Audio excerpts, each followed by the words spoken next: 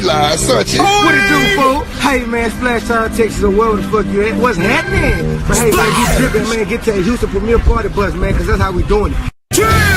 Sometimes.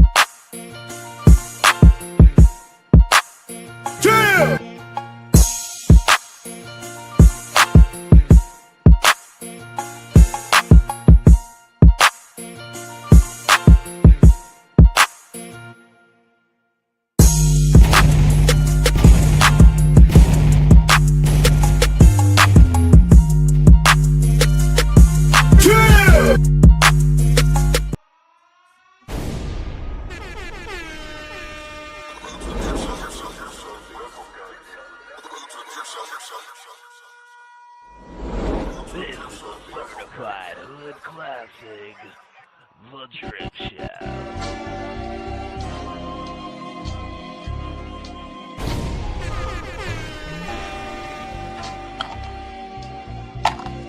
You hear me?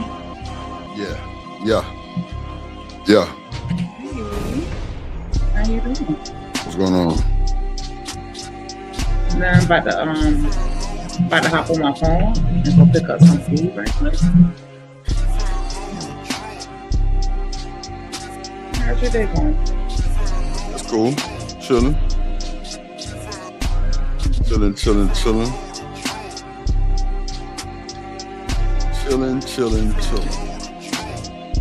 How your day going?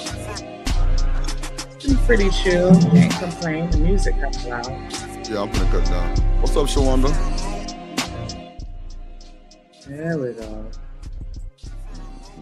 Now we're cooking with gas. We got Hey, gas. Sharon. Yeah, I got 35 too. You got 3.5? Ooh. Shit. I'm gonna match you with a 3.5. What you mean? I'm gonna match you with a 3.5. She said I got a 3.5 too. Oh. That shit came Saturday? Yes. As it was supposed to. They said Friday or Saturday. Shit. What I was gonna say? What you think? You spoiled me the last time. What you mean? But this time it was like, cause the last time, like, I don't know, I felt like you sent me a baker's dozen. Nah, I only had 2 flavors. I sent It's like it's on some other next level shit though. I ain't even gonna hold you, like. Oh no, it's super gas. Like extra super duper.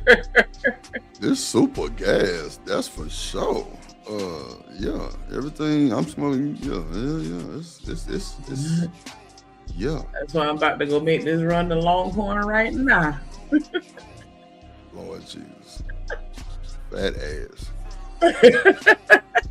Yep. I ain't even gonna hold you because I don't know, for whatever reason I want a steak right now, but I don't have no steak in my freezer, so I ain't really been eating beef like that to keep it a stack. But so yeah, I'm finna go get this steak and this potato and this broccoli and this stuffed mushrooms. The Longhorn got good mashed potatoes. I A used to whole eat them, fat ass, yeah. I I got the bacon stuffed in it. potato. Got like bacon Yeah. in this shit. The mashed potatoes. Yeah. I should have got a sweet potato like I normally do, but I'm like, nah. I Bro, want stop the all cap, the fat, bro. all the Stop fat. No, I do like Yeah, sweet potatoes. bro. You don't be getting no sweet potato, bro. Yes, I You be do. getting regular white potato, man. Nah, I always ask for sweet potato. I love sweet potatoes. But no, this time it just hit different. Like I tend to go like more sweet with sweet potatoes. Like I want something because like I got this little thing, this little concoction with like some marshmallow fluff and some and some and some cinnamon and some what's that shit called? Some a little sweet condensed milk. I mean, wait, is that what it is? I ain't made it in a while, but like I have this little concoction that I make when I make it at home. But it's like they sell it at Flanagan's too. And so I usually get it from there. Oh, they don't have a Flanagan's in Texas? Oh man, it's a restaurant, bar, sports bar, you know, whatever. Like a Chili's almost? Kinda, yeah. And they sell sweet potato fries and they have this dip that they make with it. And it's so good. But yeah, it's like marshmallow cream puff, a little bit of vanilla, a little bit of the sweetened condensed milk. But I feel like that's not what I'm thinking about. Not sweet. Is it? I think it is sweetened condensed milk. Yeah, it is. I'm tripping. The sweetened condensed milk and a little bit of vanilla. Like that's what because I asked them for the recipe because I get it so much or whatever. So that's why I don't know it by heart because I don't make it at home, but I got the recipe on deck. But that's what I like on it. But yeah, sweet potatoes are good. They good. I'm sorry. I think I'm I have an altered state of consciousness right now. What's up, Sal? What's up, Jen? What's up, I feel like I'm rambling. Yeah, a little bit. JD 1975, what up, boy? So one day. What up? Jen say you light and bright, and I don't mean your spirit. Yeah, I got that. I'm telling you, Drip really put that shit on. I'll be fresh to the beach. Like this a cool you know what I'm saying, polo with the purple label. See, niggas don't know about that purple label. You know what I'm saying? You got to be able to get that shit. You got to be able to know where to go get that shit. Shout out to goddamn Nordstrom's for always having sales on it though. Nordstrom. Man. But yeah, I just got on a little athletic wear today, some tights and a little top, you know, looking like That's I'm going to the gym, and I'm not. I ain't going to no gym. Nah, gym, but I'm looking good though. It looked good on me though, so I'm gonna wear it. Let me see. I'm gonna wear it. Nah, you should have been looking before the show started. Before the show started?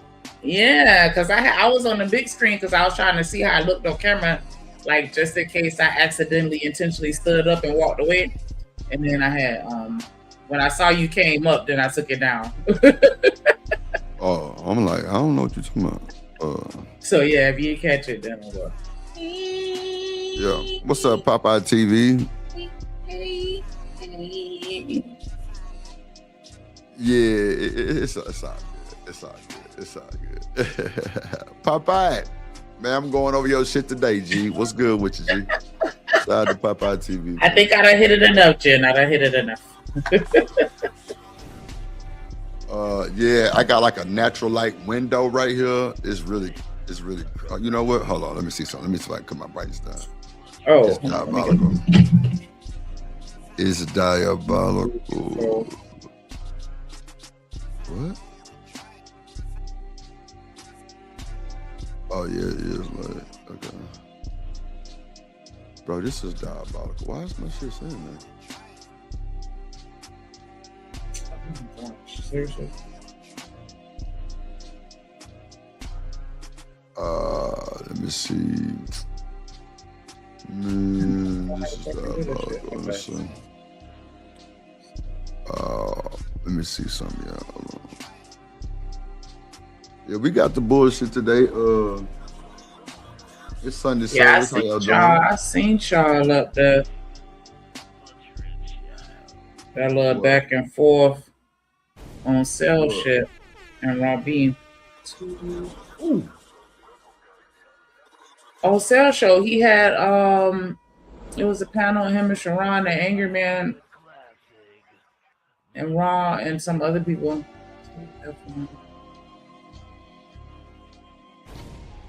I thought that was an interesting show.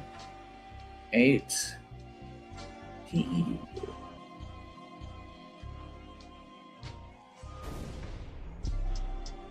Oh yeah, I I don't know. You talking about? I just said it. I said Cell had a show, and it was him, Angryman, Sharon, um, Raji. It was like a whole bunch of other people too. Oh, okay, And I said I okay. thought it was an interesting show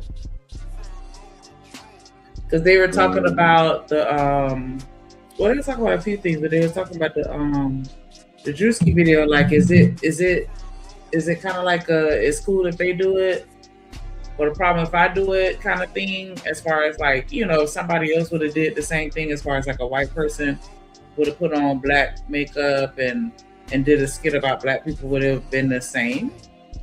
And I'm like, I don't know. I feel like we would have laughed at it. And then like, because it was that other girl, that white girl, she did like a black face or whatever, but she got canceled because she wasn't making no skit. Like, she was just on there talking shit, trying to be funny. Like, but it wasn't really like skittish. Like, I don't know how to explain it, but like, you know what I'm saying? When other people have done it, it's always been, I feel, a little more derogatory. Oh shit, hold on.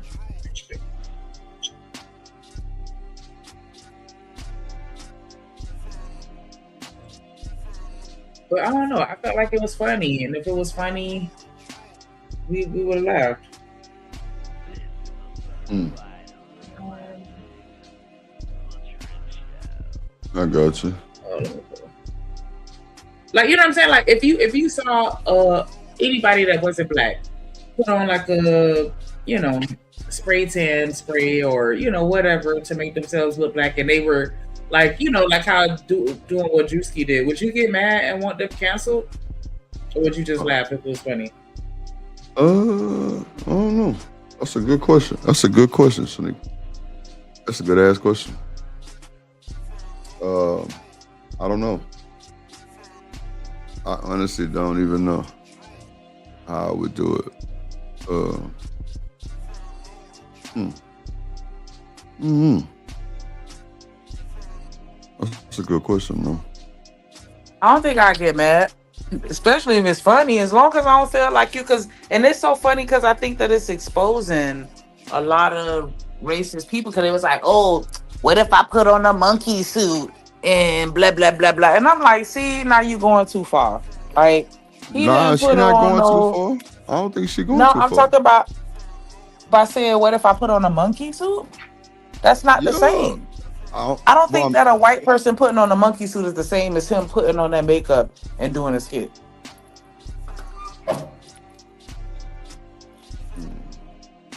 A monkey suit, like, I guess.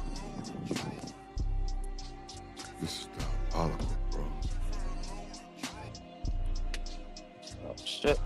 I'm just saying, like, if she feels some type of way because cause y'all, you know what I'm saying? I think she got all right to do what she did. But he wasn't talking about. Well, okay. Allegedly, he wasn't talking about her though. She took it personal because it was in her likeness. Hmm. But that is me kind of reaching because it did look exactly like her. Like, he was gonna hold you. So what you expect? I mean, yeah, I get it, but I was just saying, as far as like the people trying to say, the equivalence of that is them putting on a monkey suit. Like, I don't think that that's equal. And like I said earlier, if somebody put on some, because I've seen some really dark spray tan sprays or whatever, and so if they put on some tanning spray and it makes them look like they black, and then they just do some skits on funny things that black people do, I wouldn't get mad. I could laugh at us.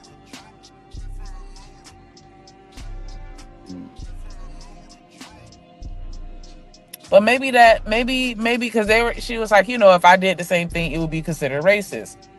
And I'm like, I could understand that. I'm not invalidating what she said, because I could see how people would absolutely, do the most.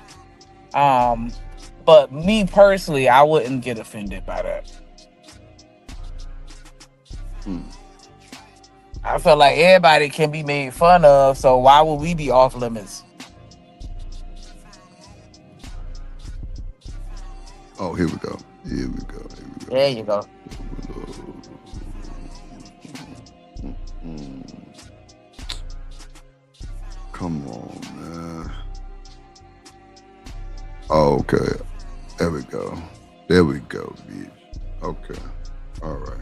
All right, rock. My bad, Sneak. I'm over here trying to figure this shit out. Okay. Yeah, I don't know. I think it's wrong, Sneak. You don't think it's wrong?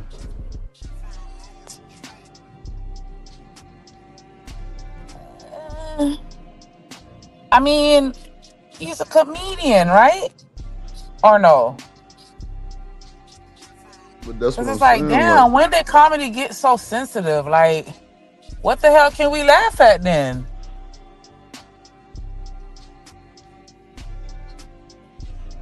But I get it though. I mean, it is what it is. But I just felt like it's just gotten to a point where comedians have gotten so silenced that they have no content anymore. Like, do we have to go back to telling actual jokes like is a rabbi and a priest at the bar, or limericks, like, or what did the cat say to the mouse? Like, do we have to go back to that because we can't make fun of life anymore? I don't know. I got to restart my computer real I quick. guess I'm reaching. You hear me? You hear me? Damn, what the fuck going on? That's why I like TV shows like Family Guy and South Park, because they literally talk about everybody. Nobody's off limits.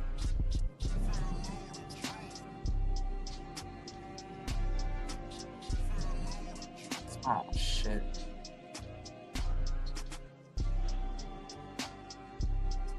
Oh, it's just me. Damn. I ain't even realized that till now. Hold on, let me try. I'm just up here running my whole mouth, thinking he looking for a video. That nigga done left. Or fell off. Hold on, let me. Okay, I'm trying to open up the comments. All right, here we go. It was a pretty good show. Support. What's up, Deuce? Motherfuckers don't know what a limerick is. That's funny. They know what a limerick is. Or at least I hope so. Shit. Like, man, y'all know what a sonnet is? You know what? I wanna add that to the game night. I know we got the Jeopardy and we was talking about like the Wheel of Fortune and all this other shit. But I've been like, me and my kids, we be watching YouTube channels where they be asking a lot of general knowledge questions. I was just watching one the other day where it was like, you got like, they played like 5 seconds of a movie, all the popular movies from the 90s or whatever, and they were like, you got 3 seconds to name the movie. Like, I don't know, me and my kids, we be having a little, fun like that. Like, and then there was another one, it was a vocabulary quiz or whatever. We be doing shit like that. Like, I be on that with my kids, trying to, get them to watch those type of videos so we could just stay on top of, what I'm saying, current events and shit like that. But yeah, I was thinking about bringing playing some of those videos so we could test everybody vocabulary and general knowledge, movies, like, but just that particular style where it's like, maybe we could just play it and then they ask the question, and then everybody got like, chat got 15 seconds to answer. And then we could just see who get it right. I don't know, child. But yeah, I definitely do want to get into stuff like that, having more fun with stuff like that, little educational fun, because, child, I want to say that I heard where, because I can't quote a study. I don't know if they did a study on that. I believe they did though, but they were saying like, if you were to go to another country and start speaking their language and stop speaking English for 7 years straight, just no English done whatsoever, that you will forget English. Like it's that serious as far as, and they were just saying that to make the point of if you don't use it, you lose it. You know what I'm saying? Type shit. So all this stuff, all this facts and information that we've absorbed and learned over life, you know, we ain't waste our time. You learned it for a reason, you know, and let's get back into that. Let's tap into these words. And I do remember they said that there was a study that they did, and the average person uses about 20 words to communicate their every thought. And I thought that was so interesting because I'm like, damn, do I only use 20 words? But if you really sit down and think about it, it do be like that sometimes a little bit. Like, child, very limited vocabulary set. And it's like, nah, it's a million different words. Like, that's why we have the thesaurus, because there's so many different ways to say the same shit. And I mean, and every word is different, even though they're very similar. Like they all, you know, it's very specific and concise. Like we gotta build our vocabulary set up for real, for real, for real. Uh-oh. I thought Drip would have got back by now. Cause I hope it's not loud in my car. Yes. Okay. Okay. Yeah, we on board. We on board. That's why I said everything can't be diabolical. Exactly. Everything can't be diabolical. Yeah. Absolutely right. And it's so crazy because I feel like he be having me. Oh shit. That's the wrong exit. I feel like he be having me say that shit. Like, yeah, that was diabolical. Like, okay, okay, okay. Let me try nasty word. That was nasty word. That was crazy word. Like, that's still the same shit, but I know what I'm saying. What up, Kojak in the mother building. Glad to see you here, bro. Glad to see you here. I'm just over here driving to get some food because I'm greedy. And Drip was downloading a video and I don't know what happened. So, you know what I'm saying? Y'all just chopping it up with me until he get back. If he get back, I don't know. Something probably child. Don't make me lie. Don't make me lie. That nigga ain't shit. Yeah, we finna turn this to a drip bashing session while he gone. And I'm gonna say everything that I won't say to his face. Cause he rude. No, I'm just kidding. Shit.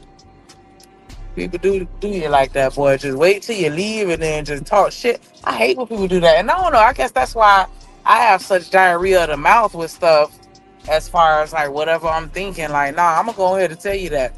Oh, shit, I'm about to pass it. I'm going to go in and tell you what I think. That way, when I say it behind your back, it ain't a surprise.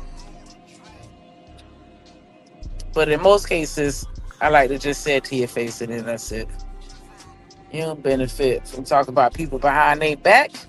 Not unless there's a situation where you feel like the person you talking to can learn something from that other person's situation. Other than that, what's the point? You a lie. But oh no, they was talking about where am I going? Oh my god, I'm lost. Oh, they're going down.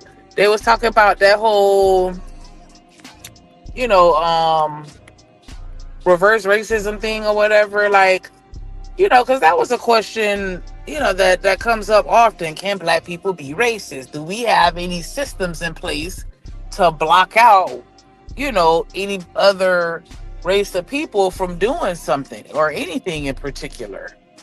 Because, you know, even we think about stuff like rap music, are we really blocking them out of it? Nah, because Eminem was pretty big. Like, he one of the greats. Definitely one of my goats on my top list. Oh, he definitely, you know, I fucks with him. Hold on. See, I gotta pull low before I look at this comment. Okay. But yeah, like I don't know if I can necessarily say that we are blocking anybody from doing anything now. Like, right, exactly, Kojak. Like, I do feel like we could be pretty prejudiced. Because I ain't even gonna hold you. I have certain, you know, biases that I can't necessarily substantiate, but I think what I think, and it is what it is. Like, you know what I'm saying? And I don't even have to know you to have an opinion on you. Just off how you look. So I do feel like we can be very prejudiced, and I feel like we often are just as bad as everybody else because I feel like everybody is a little bit.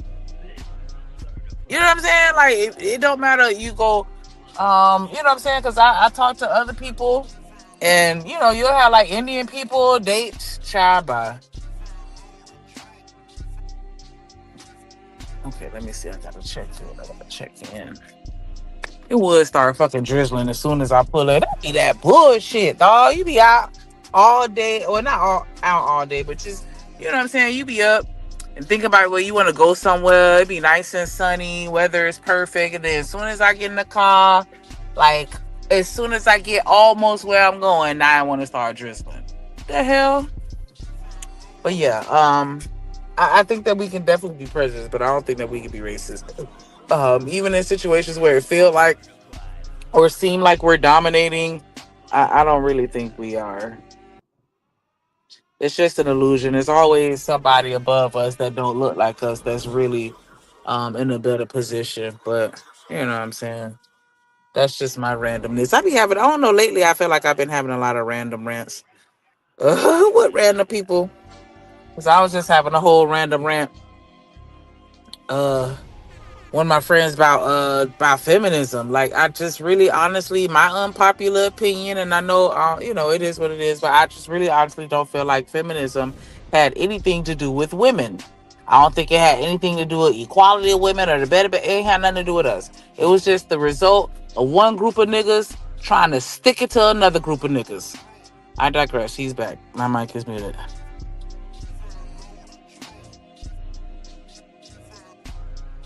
Where your ass been, nigga? I can't hear you if you talking.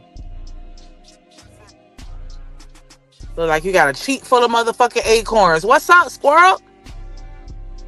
The hell happened? I don't hear you. Oh, okay. Yeah. Yep. Oh, wait.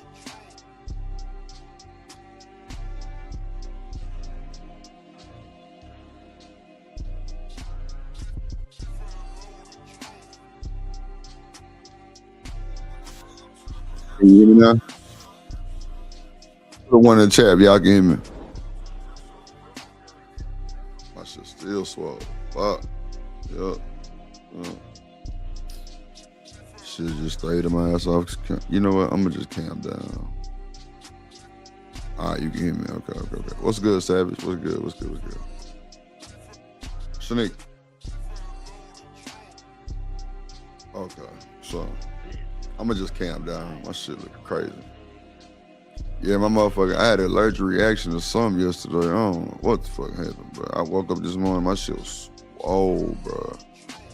I'm like, what the fuck? So I took some Benadryl, and yeah, my shit cool. It's going down, but you can still see that shit. Look like. What's up, G? I'm gonna drop the link. We're gonna get to the bullshit. Let me see.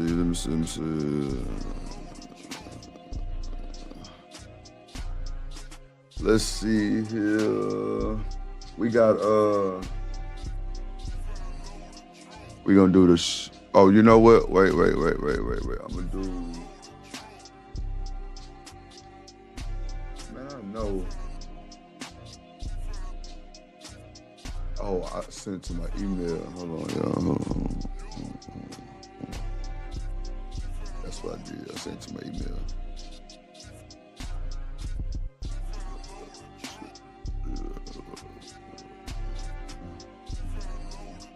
Okay, here we go. Let me download it real quick.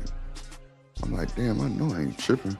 And shout out to Pop Out TV, man. Shouts out to Pop Out TV for the good clip. Yeah,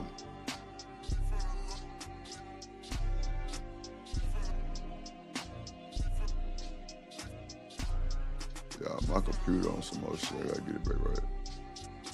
All right.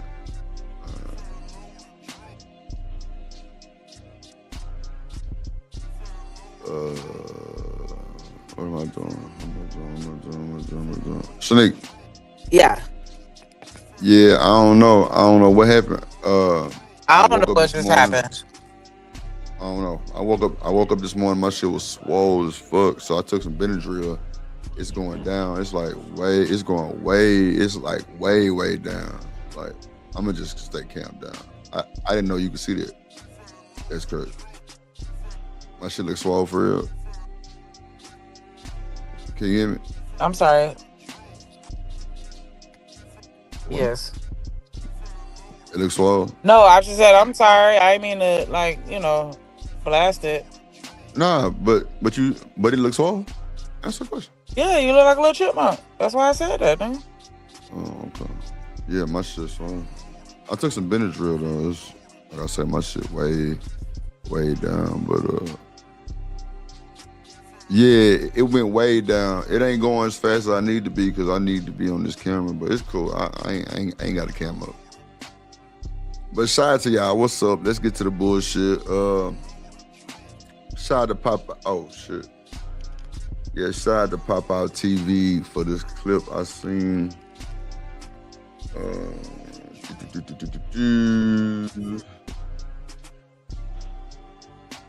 Okay. Oh shit. All right, let's do this conversation.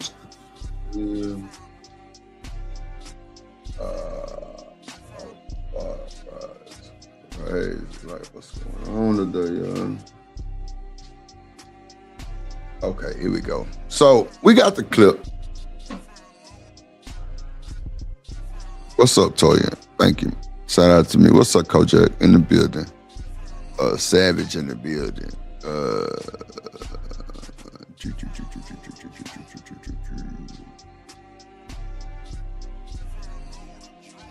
What's up, Deucey in the building? What's up, boy? Genesis in the building. Did you read the super chat, Shanique? Yeah, but you could read it. Put it on the screen. Shout out to Deucey with the $2. He say it was a pretty good show. Support. Yeah, we're gonna drop the link early. We're gonna drop it really in a minute. Really in a few. All right, that's a bit. Kojak. That's a bit. Okay. You on your phone, Sneaker? I am. Oh, okay. You at the Longhorn place? They ready for you? I don't know, because now I'm getting pissed off because I can't even find my fucking order, but I see the order. What?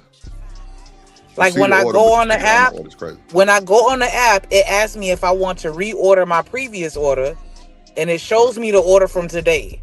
But then when I go to find the order, I can't find it.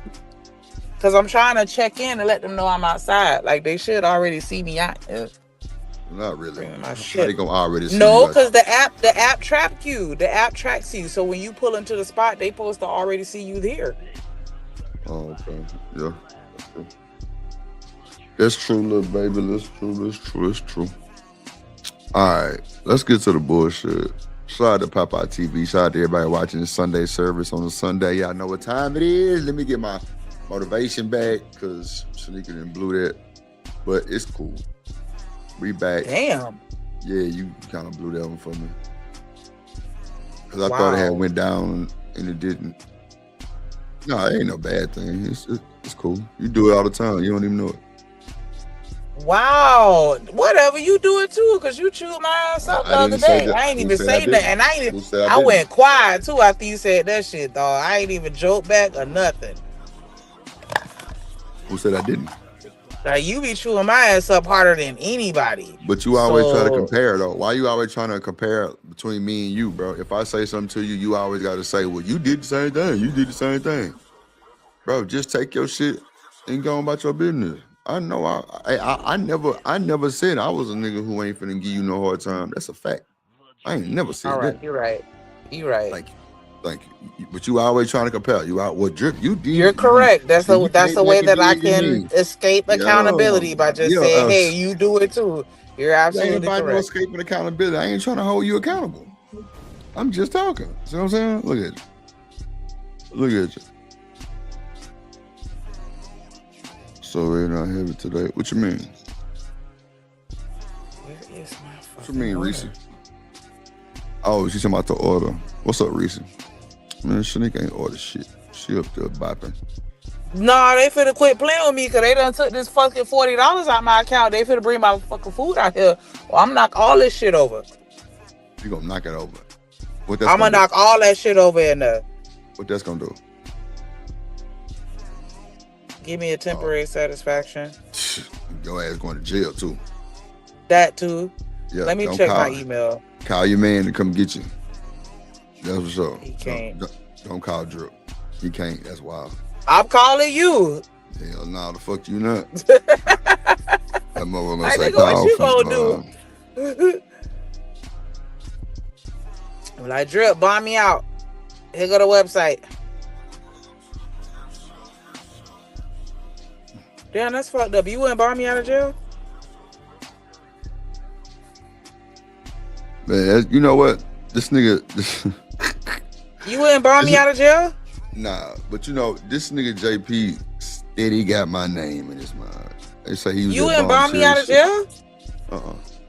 Not if you went over there and knocked them niggas shit off the thing.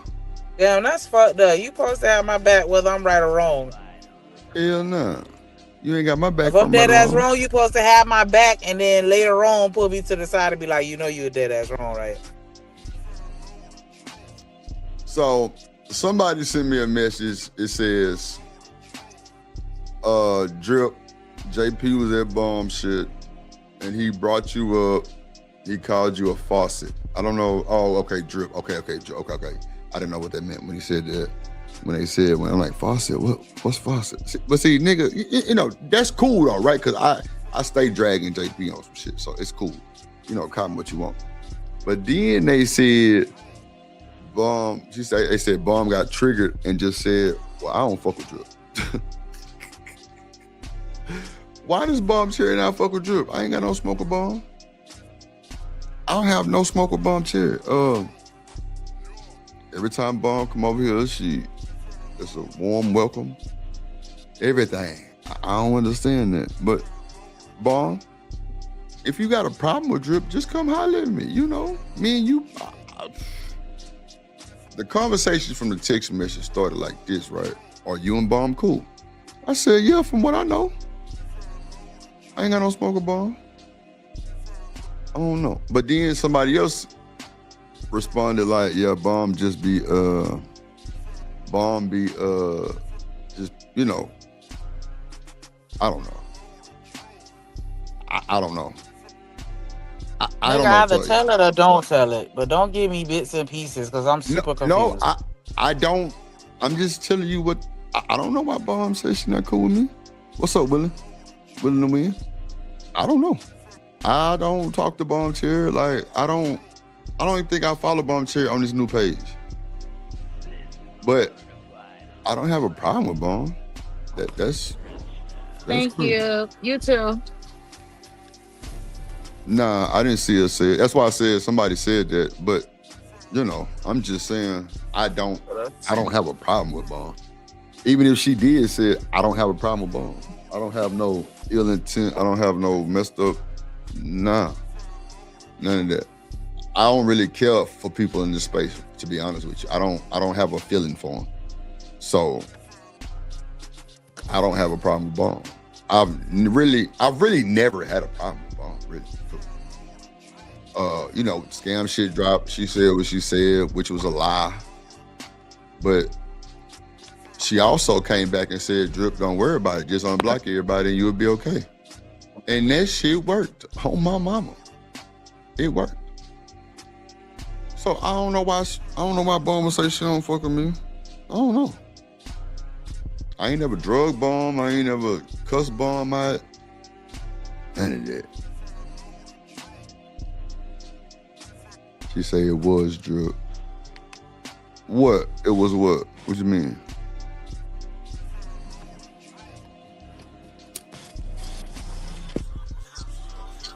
But, you know, yeah, come on, man. Y'all know that scammer shit wasn't fucking what they was saying it was. Hell nah. People was coming out telling their truth and all kind of shit. I'm like, I knew I ain't shit. You know, but nah, still though, I don't know why Bomb would say that though. I don't know. Well, Bomb, How if you you know she listening, said it?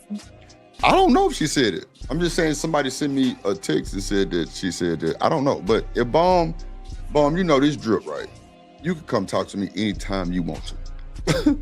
Anytime you want to. Anytime. Yeah, I don't know. I'm not saying yeah, Reese, that's true. Reese said you can't take people work. And I'm not. I'm just Yeah, that's what I'm saying. I'm Like, just saying, like, no. Like, I'm not even addressing Bomb because I know I don't have a problem with Bomb. You know what I'm saying? Like, I don't have a problem with Bomb. Every time I see Bomb on another panel, we speak, it's cool.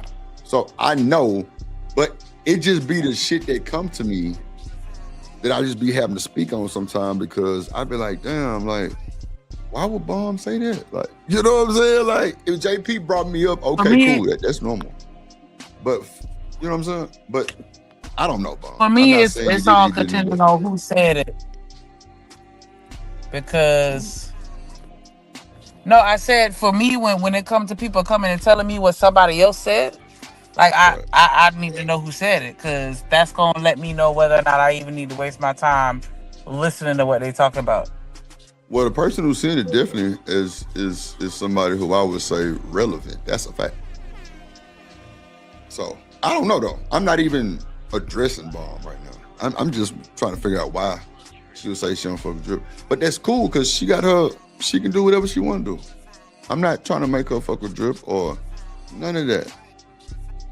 I just be and maybe I need to stop worrying about why people say shit about me. And I'm not worried. I'm just like, damn, Bomb, okay. She don't fuck with Drip. Okay, cool. That's fine. It's a long line of motherfuckers that don't fuck with Drip, allegedly. But I ain't got no problem with you, Bomb. I hope you listen, because I really don't. But, you know, I don't know, people just want to stir up the pot or whatnot, but That's what I'm saying. Like, that's why I'm like, who said that shit? Because but Bomb, no, I ain't no problem with Bomb. She should know that. Ain't no problem with Bomb.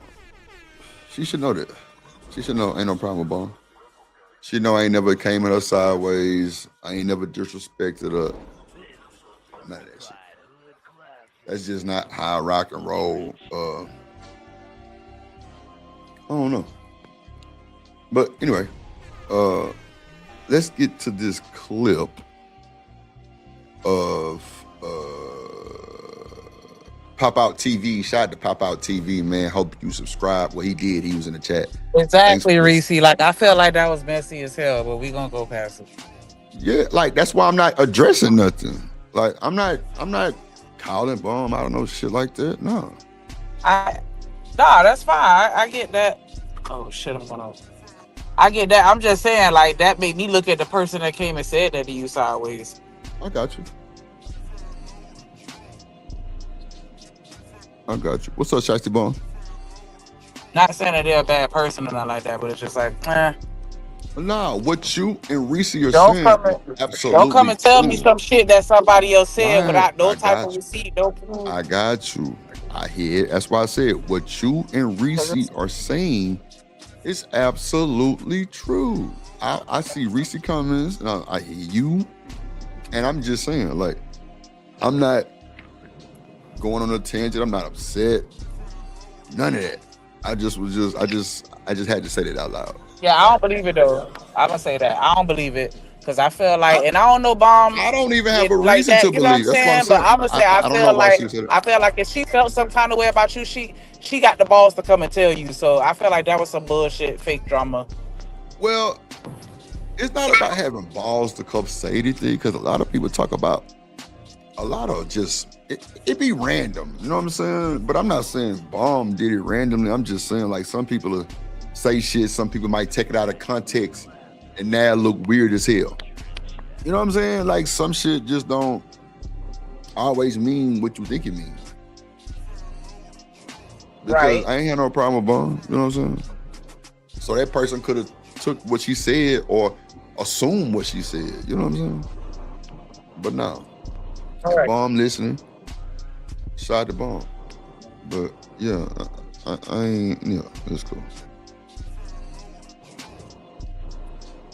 Yeah, bomb. I definitely put my name on the title, thumbnail, all that good shit. Right, that's how I was saying. Like, that's what I meant by that. Like, you know it But from her no, they directly say without okay. you So having to look, hear it. this is what was said, right? And shot the bomb in the bomb squad. I know Reese bomb squad, right? So they said JP was up there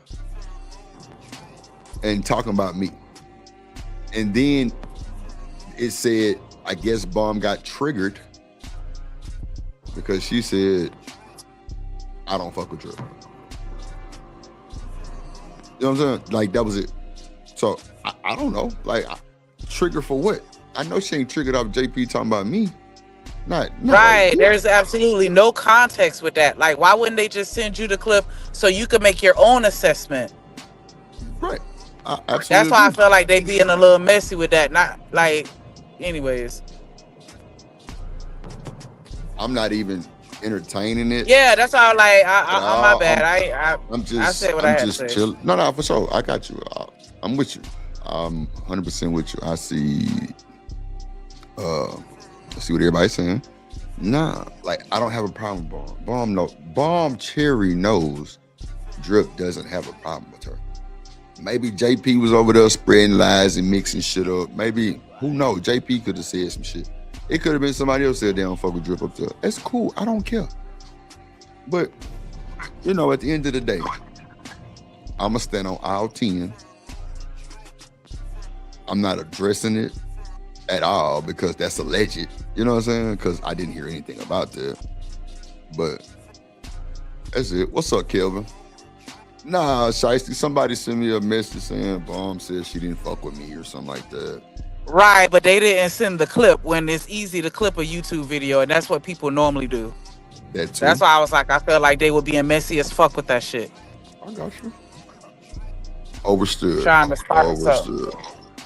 Because what are you supposed to do with that information? What was the end goal in telling you that? Like, you know what I'm saying? Like, what's the motive? But yeah, I digress. So whoever the person is sent me this must be watching the show because they said it's in the video. The madness in March, timestamp 4 hours 28 minutes and 20 seconds. Oh, So okay. there's a clip right there. Well, there you go. There you go.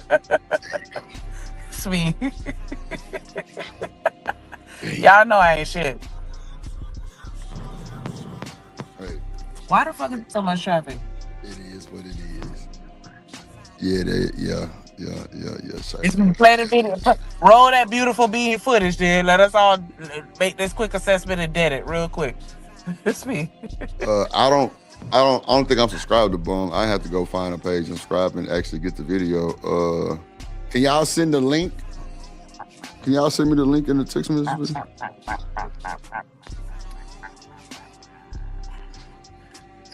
Oh my gosh, it takes me forever and 6 days to get home. I'm starving like Marvin. Who's Marvin? And why is he starving? Oh shit, hello? Mm-hmm. Why you say Marvin? Damn, I felt like I was just doing the whole. Oh, you did hear that? Oh, okay, my bad. I thought I was on route. Why Marvin starving? Hold on, let me play this clip. I don't know. Who is Marvin? Like, where did that phrase come from? Starving like Marvin. Like, who was Marvin? And why was he always known to be starving? Because I've heard of the Mikey. Give it to Mikey. He'll eat it. Like that one, too. Okay, I'm done.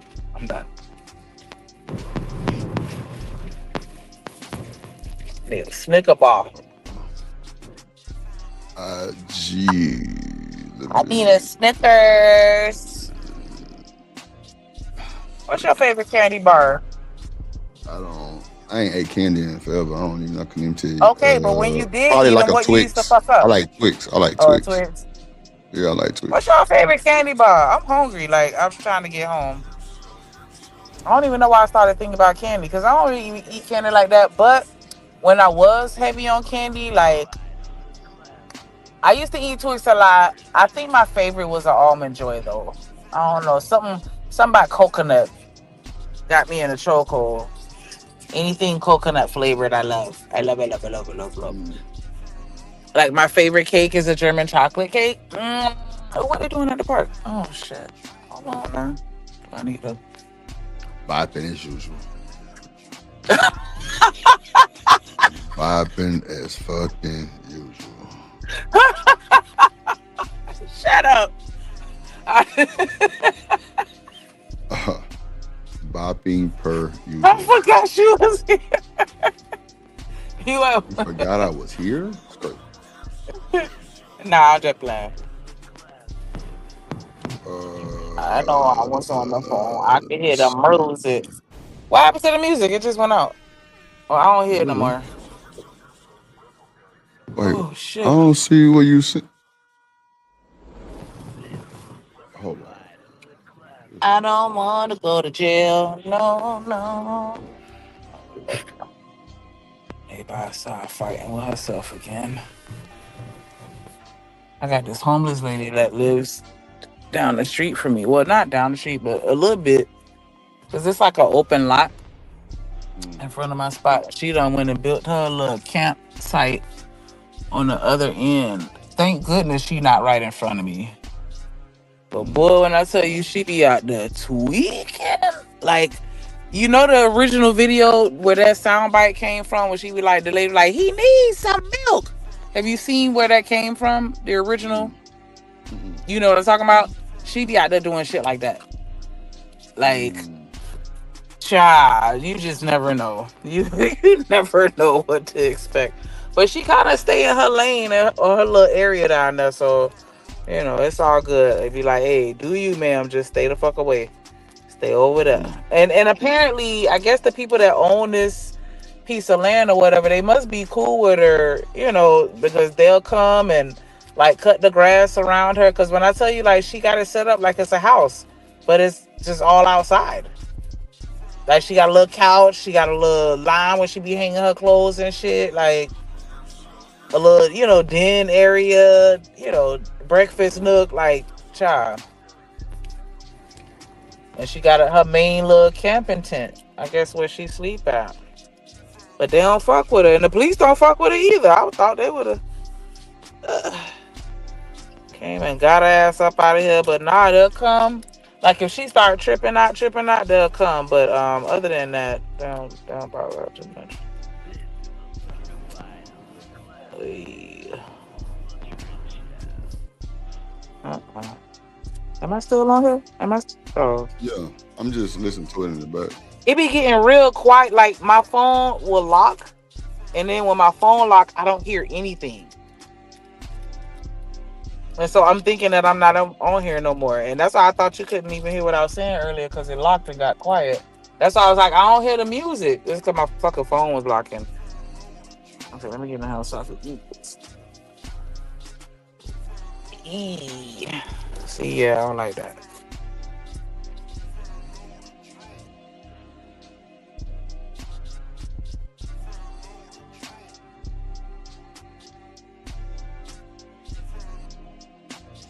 Ooh, I love Kit Kats.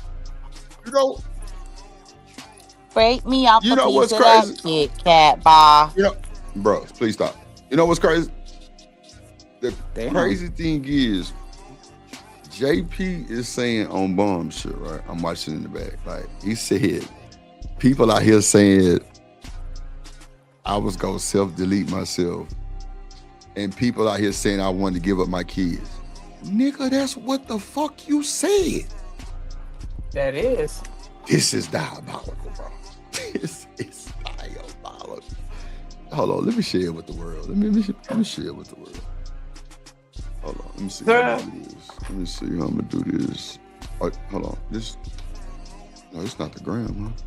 Oh, that's which? Hold on. This is Discord. Let me see how I'm gonna do this. I'm gonna do this. Oh, I can just. Okay, I know what I can do. All right. Brain. How long was this? Yeah, I just well, no, she ain't got no ads, so I can just share it. That's what I do. I'll share it. Ba-dum, dum, dum. Hold on, y'all. I dropped the link. I Let me think grab, y'all want to come up here. Hold grab on. my What's seltzer up, water. ADS? What's up, ADS in the building? What is JD I in the got all this building? food. All right. Let me see. I'm going to share. I still ain't played bro clip. Lord Jesus. You at your computer? Yeah. I got it.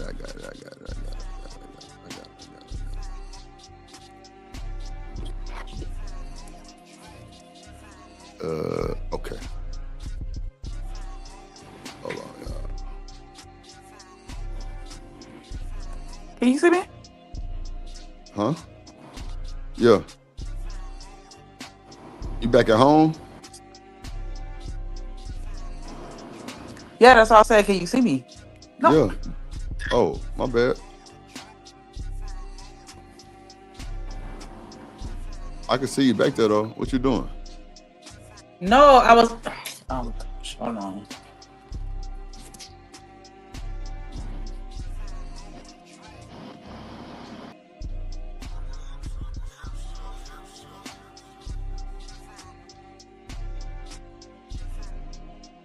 Well, just pull yourself up whenever you ready, bro.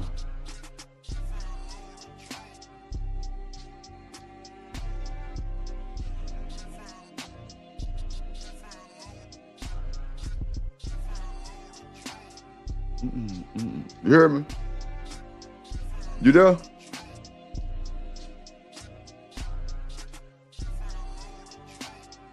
Oh, let me get the music down some more. Hold on.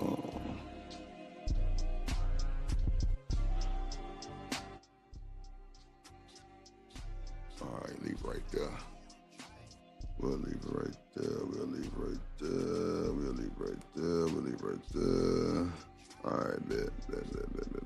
Okay. Let's see. Okay. Let's all right. Let me know if y'all hear this. Oh, brother, we need you in this world, man. You can't do that. We need all our. Want to give up my. Yeah, they. What's the top of the day? Kulu. But you said some people did something on you last week. I wasn't. Where was I? I wasn't here. You know. Yeah, they run around here talking about I'm trying to self-delete myself. I'm doing all kinds of shit. Want to give up my kids. I mean, they just did they big one. No, brother, we need you in this world, man. You can't do that. We need all our best soldiers.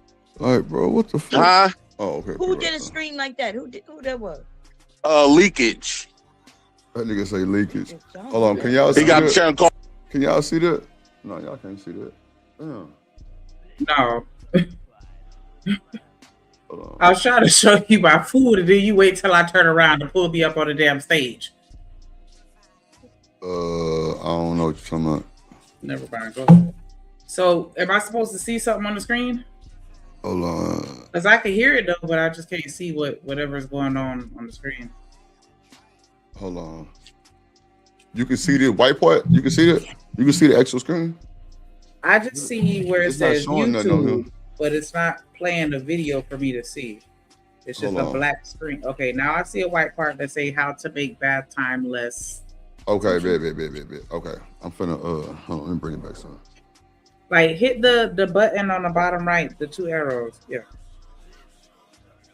Thank you. Huh? Who did a stream like that? Who did? Big one. I'm trying to separate. But you said some people did something on you last week. I wasn't. Where was I? I wasn't here. You know. Yeah, they run around here talking about. Can you see that? I'm trying to see it on my screen. Myself. I'm doing all kinds of shit. Want to give up my kids. I mean, they just did they big one. No, brother, we need you in this world, man. You can't do that. Okay. We need all our best soldiers. So wait, didn't he say that, y'all? Chat, let me know. Didn't he say that? Or am I tripping? Didn't he tell T, I don't want to be here no more, and I think I want to give up my kids? Didn't he say that? And did.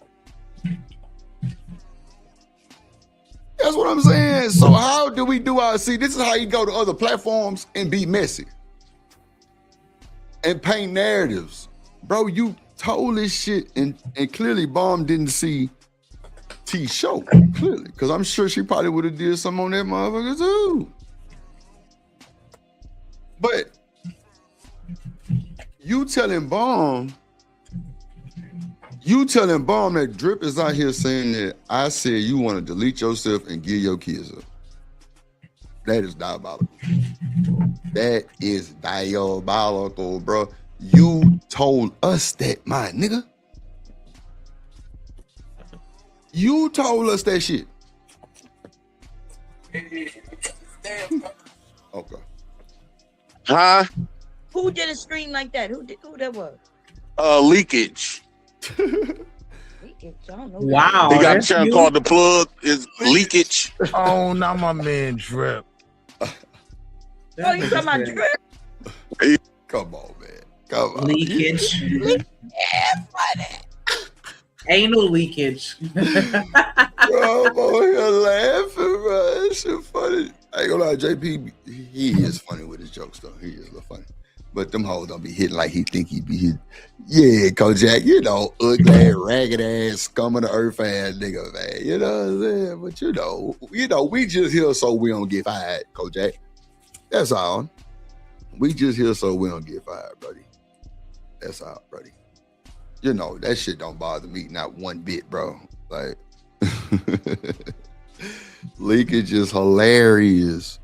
But guess what? You couldn't leak in Florida, nigga. Oh, Lord. You're shooting blanks, nigga. Yeah, I'm talking about lily pad, nigga. You through. Let's get back to the Bomb Cherry show. Yeah, and some more other people. Oh yeah, Drip be over there look like he on crack. That meth. Oh, what I said. He on that powder. He on that powder. I already told y'all. Oh shit! I told y'all he on that powder. Hey, yo, Bomb, chill out. He do look like he owns I something. ain't gotta chill out on no bitch ass niggas. I don't give a fuck about no bitch ass niggas over here. Okay? I'm telling you, Bomb. Wow. I'm curious to hear Jay's perspective on the conversation we're having. What y'all having? What's the convo? But we be talking about bathing and well, go ahead. Bathing. Yeah, you need to bathe this nigga. Yeah, so You took showers with your kid like Hold on, at a hold young on, age, hold on. 2, 3 years old. Let's give the context before, because it may sound weird just hopping in. So basically, this Okay, all started so with the Houston. I'm guessing that was it. So that was it when she called you a bitch ass nigga? I guess so. Let me see. Hold on. Let me see if I can bring it back. Rodeo with men in this space, the red pill space, basically. When they were 0, when they were 1, and they were 2 years old, they could barely stand up. When they were 3 and they still a little wobbly, they sliding all over the bathtub. Is that Genesis up We're there? talking about that age. Specifically, we said up until, I think Hulu did say up until 4. I just simply We don't wash care my about the shot. rest I want to ask you that. Regarding the body hygiene. Damn. Interesting. Yeah.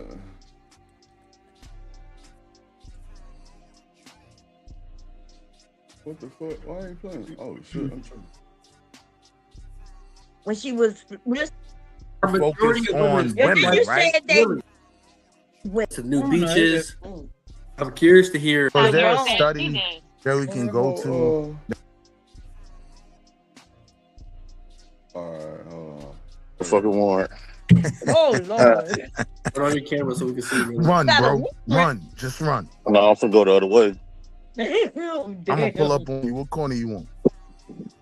Damn. I'll come get you because Kulu gonna call the cops on you. You got a warrant. You gotta go. Nah, it's Jay. Yeah. I'm What's the topic messing with you, today? Kulu. But you said some people did something on you last week. Where was I? I wasn't here, you know. Yeah, I took a week off. they run around here talking about I'm trying to self-delete myself. I'm doing all kinds of shit.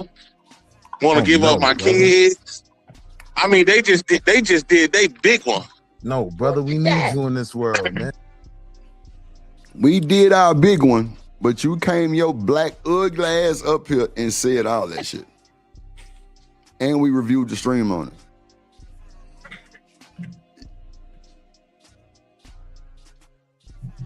Willie, I think that's Wall Street Willie.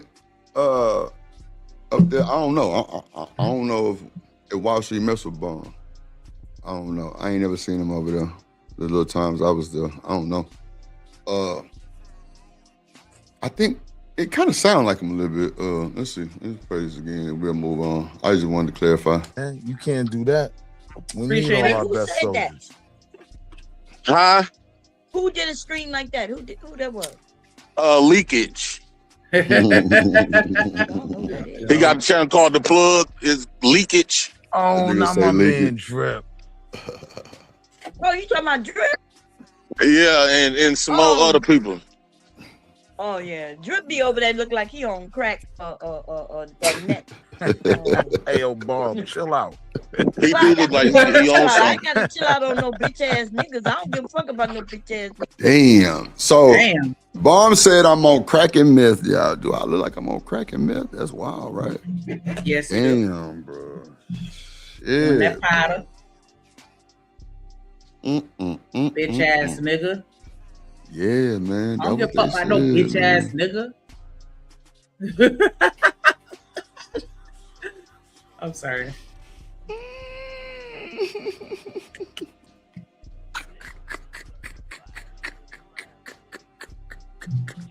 So I take back what I said. Oh shit, I don't know bro. anybody. I don't know anybody and what they would do or what they wouldn't do. So I'm gonna just be quiet. Yeah, you should. Because I told you the person who sent it to me was relevant. Yeah, I should have listened. Yeah, you know, but you always run your fucking mouth. You always overassume. You know what I'm saying? Hell yeah, JD. I'm on Percocets, powder, everything. Nigga over here getting healthy, and now I'm on crack and meth, I guess. I was hungry in my defense. Damn. I'm not me when I'm hungry. Damn. Well, I'm glad I'm looking good than a bitch. You know what I'm saying? I'm glad I'm dripping on the beach. They I'm said glad drip I'm on super Ozempic. healthy. Yeah. That's cool. Drip on that Ozempic. Yeah. Okay. Let me go take some more then. How you take it? What is it, like a pill or something? What they It's do? a shot. Oh, you gotta take a shot? Yeah, it's a needle. Ain't it? I don't know. Never took Ozempic in my motherfucking life. I think You when I see, seen the commercial, this is it the looked thing. like a needle. But wait, this is the thing, right? It's funny how like whatever. Well, I don't know why she would say crack and meth though. I honestly don't know why, because I don't look like I'm on crack and meth at all. Like I got all my teeth. That sounds funnier. It sounds funnier. That's all it is. Oh, okay. Well, Rishi say it's a shot. So even if I was trying to just say I had health problems, a bunch of health problems, a bunch of shit that, you know what I'm saying? Like I'm just it's a lot of overweight problems, right? A lot of problems like that, right? If I was to get on Ozempic to lose weight, what's wrong with that? What would be wrong with that? I don't understand. Oh, wait. You there? I have nothing to say. Oh, okay. I just wanted to make sure. Other than, you on that powder. Yeah, powder, cocaine, fish scale is platinum too. Well, I don't think you a bitch ass nigga.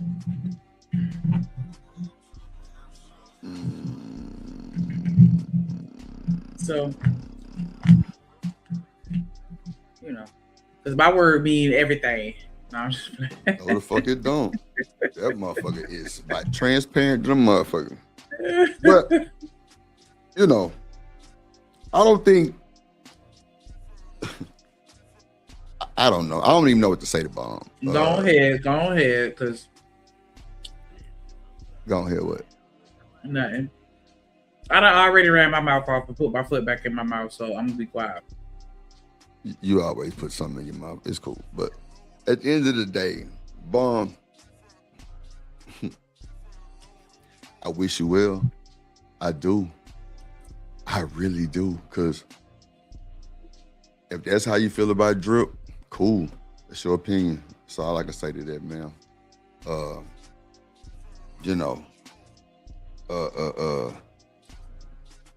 don't know. I don't think I've ever did anything to you to make you feel that way. I was And just it about to could, ask you what you did to her. bro. Stop eating with your mouth and on your microphone. It sounds crazy, but this is the thing.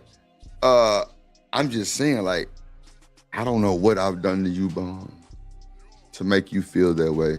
And in my mind, I want to say this, so I'm gonna say it, right? JP and Bomb are cool, right? Or am I tripping? JP and Bomb cool, right? They got big history. If I was to go tell Bomb, JP out here saying I'm trying to self-delete myself, Bomb, JP is saying that I'm trying to give up my kids, she probably would say the same thing about Mr. JP for president. So I'm gonna just leave it right there. You know what I'm saying? Like that, like that was a narrative spent that was a lie. And Bomb, you're more than welcome to pull up, come over here, and I can show you where the man said the shit on another channel. I wouldn't dare make up no false accusations on a man about him giving up his kids and self-deleting. I've never done that. That's not my MO. That's not my style, Bomb. Sorry, wrong guy. But of course, everybody think they know each other on here. So, and Bomb don't know me from a can of paint. I've never been to her panel, like none of that. But no, wrong. No. Coming at, I can't beef with Bomb. I'm sorry, I can't do that. I can't beef with Bomb. I can't beef with none of these motherfuckers on YouTube on the cool. Like, if you don't like Drip, that's just it is what it is. Thank you. You're welcome. That's it. That's all I can say. If you don't like Drip, cool. That's fine.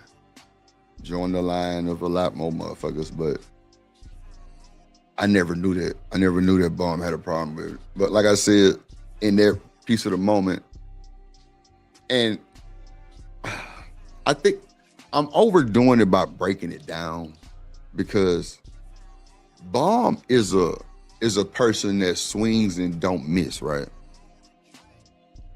And that's cool. I think if Bomb really had a problem with me, she probably would have said way worse. Then she said, when she said the bitch ass niggas, she said niggas. And that just stood out. But if she was directly talking to me, that's fine too. You know what I'm saying? But I know Bomb and JP do have a good relationship, or a decent relationship, to where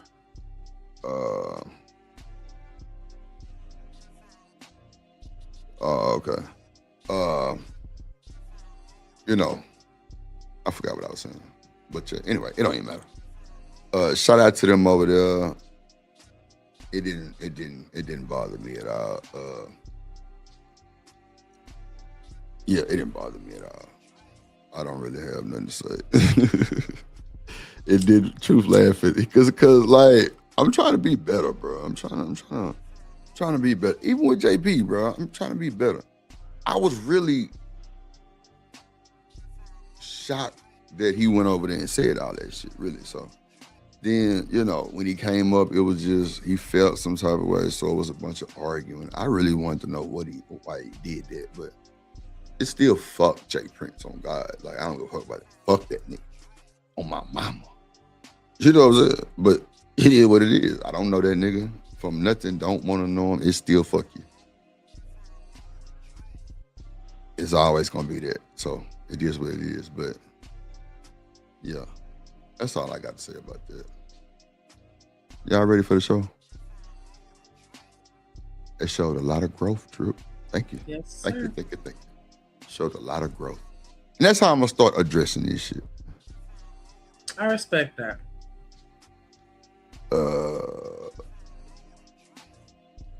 I'm not shocked about JP Bomb. I mean, oh Lord, I'm calling him Shiesty Bomb. Shiesty Bomb. I'm not shocked. Shocked for what?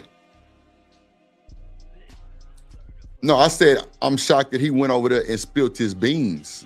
Being a clout chaser is not going somewhere and spilling your beans. You know what I'm saying? But That I was think that I just liquor. did. Huh? I said that was that liquor. What? What you mean? Because she said he was drunk. He looked drunk. And I mean, definitely gotcha. seemed like that to me. Like, that's what that was. What up, True? What's up, True? Yeah, I'm just like 2026. Like, good luck, bro. You can say what you want. I don't even care.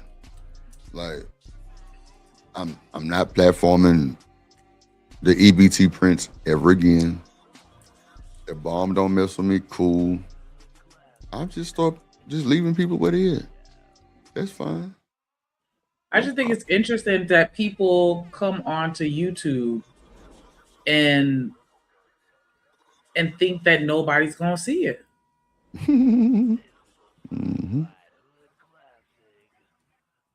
Just like, and that, I mean, just social media in general. Like, people tweet shit, people post stuff, and it's like, y'all act like people don't have access to see this shit. No matter how small the platform, you can have one follower. And if you tweet something and then they get retweeted, it's in front of everybody and you didn't have an audience. And I think that some people feel like, if I go somewhere where the audience isn't as big as something like an Anton or Angryman, that it's just going to fly under the radar. And I think that was an unintentional moment that he can't take back because he can't take it back because it's on somebody else's show, so he can't go and delete the video. And he was just hoping that nobody would have seen it. And you caught him off guard when you actually played it. Because I'm like, was somebody else talking about that before you did? I don't know. No. I think you kind of. I don't know. You might have exposed it. You know what I'm saying? Like, I don't know. Nigga, you exposed your goddamn self. Shit. You exposed your goddamn self. I ain't exposed shit. You exposed yourself. That's why you like, nigga, I was going over there to holler at my homegirl. What they had to do with y'all? Nigga, you know what they had to do with us. Yeah, because he was responding like it was a private conversation. Yeah, and that's why I'm like, you acting like that when you on a whole fucking panel, like what on the internet? Like, what are we doing here? Live that's why I was getting so fucking mad. Then he like, yeah, you sick. Don't do that. That shit pissed me all the way off. He called himself, and I felt like he was talking to you. I don't know if he was talking to both of us, but in my mind. In my mind, he was talking to both of us. Because you spoiled and you always protected. You don't think he'll say nothing to you, which he always does. He never says nothing to me. I don't understand how you would feel like that. I'm talking about when he was talking about when he first came up. He said he was going to say somebody like, and he is what it is. Then he got to go on too in Genesis. So if you can bust that down. He didn't preface it like he came up here to check you. That's what I just said. Did you not hear what I said? No. Yeah, and you got checked. See, clearly. Drip didn't get checked. That's not nothing I'm in the business for. But yeah. Nothing was really directly addressed to me because y'all was screaming back and forth with each other. Yeah, but anyway, Drip is known for holding his own. That's for sure. I don't need extra backup, none of that. I'm going to hold mine at any given time. I rumble with the best of them. It just don't hit like they wanted to hit. That's all. You know what I'm saying? Like, it just don't hit the way they wanted to hit. But it's cool because the fact that Jay Prince lives off a lie with Drip. He thinks that I'm this and I know this and I know that, and I don't know, like it's really stupid. He's a fucking mental patient. And he can stay that way. Cause I don't care at all. This is Drip. 1000% every day. If you think I don't know this or know that, well nigga, prove it then. You say you always say you got something, drop it. Put it out there. I'll wait. You know what I'm saying? You and the other nigga said, yo, you say, man, somebody nigga wins. Prove it and show it. Not one. But you know, I don't know. It's been several times JP come over here calling this, saying he finna do something and get his ass put right in the mud hole. In the mud hole every time. It never fails. But we not platforming ignorant niggas ever again.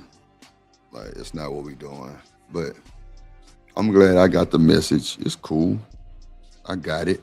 I'm gonna go hit my pipe so I can lose a little more weight. You know what I'm saying? Yeah, I got a goal. So when Drip get a little smaller, we gonna say he on all kind of shit. God damn, Ball. That shit hurt my feelings. God damn it. Shit. Well, I'm gonna just say, I know you need backup. What? I don't care. What? You said what? See? I said, well, I'm gonna just say, generally speaking, I know you don't need no backup, but I don't care. I'm barking every time. I know. But this was, you know, this wasn't. It wasn't. Nah, I'm not even. This wasn't that. I don't think so. But you know, if that's how Bum feel about Drip, that's cool. Ain't no thing. I definitely don't feel that way about Bum. I don't. Not at all. You don't feel that way about nobody, child. Nah, because when a person asked me, was you and Bum cool? I said, yeah, from what I know. And then that's when they went to the spiel. So I don't know. What's up, Lauren, Alabama? I don't know. But nah, I'm good, bro. That shit not even pinching me. Like, it's cool. So let's get to the clip, man. Let's get to the shit. We've been talking all goddamn show about this bullshit. Yeah, me neither, Reese. I've never disrespected none of that, but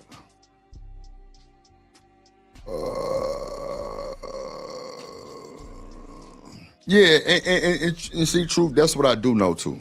He said that's how Bum be talking, don't take it personal. No, I'm not. That's why I said that ain't it.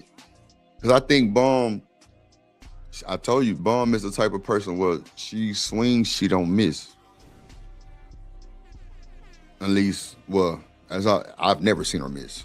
So I think she would have went hell if it was really, you know what I'm saying? I don't know. What up, LA? But if she do feel that way, then that's cool too. That's cool too, because I'm not finna be, nah.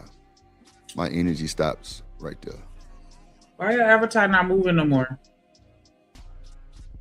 Oh, I told you something wrong with my computer. Like, it reset everything. Like, it signed me out of everything. I gotta re-sign in. Like, I gotta use 2 different profiles. Man, it's diabolical shit. Like, I don't know what the fuck going on. I got a backup, but I'm gonna lose a lot because I did a lot after all this shit happened still. But man, it's just, if it ain't one thing, it's another. But when I have time to sit down and fuck with it, I'll fuck. Probably Tuesday I'll fuck with, since I ain't gonna stream till like 4:30 on Tuesday. Tuesdays and Thursdays streams at 4:30. Thank you. So, nigga, that wasn't cause of you, motherfucker. But let's get to the business. You could at least faked it. I just did. Tied it up. You know what I'm saying?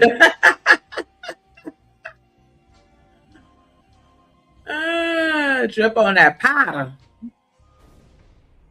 Crack and meth. What else? I don't know. He on the acid. Powder.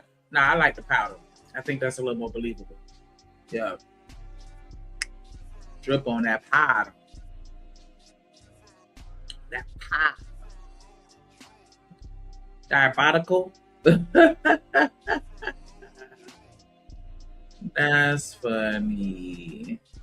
I don't know, man. Like, what kind of attracted me to YouTube is just being able to engage in what I thought was adult conversation.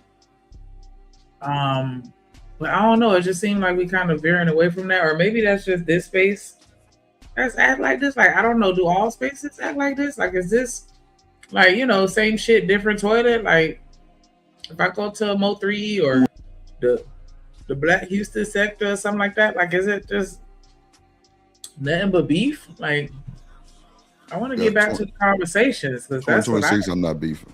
I'm not beefing. Not even. It's not even beef with JP. It's just truth telling about this nigga because he said what he said. And when we say it, it's a problem. Nah, nigga.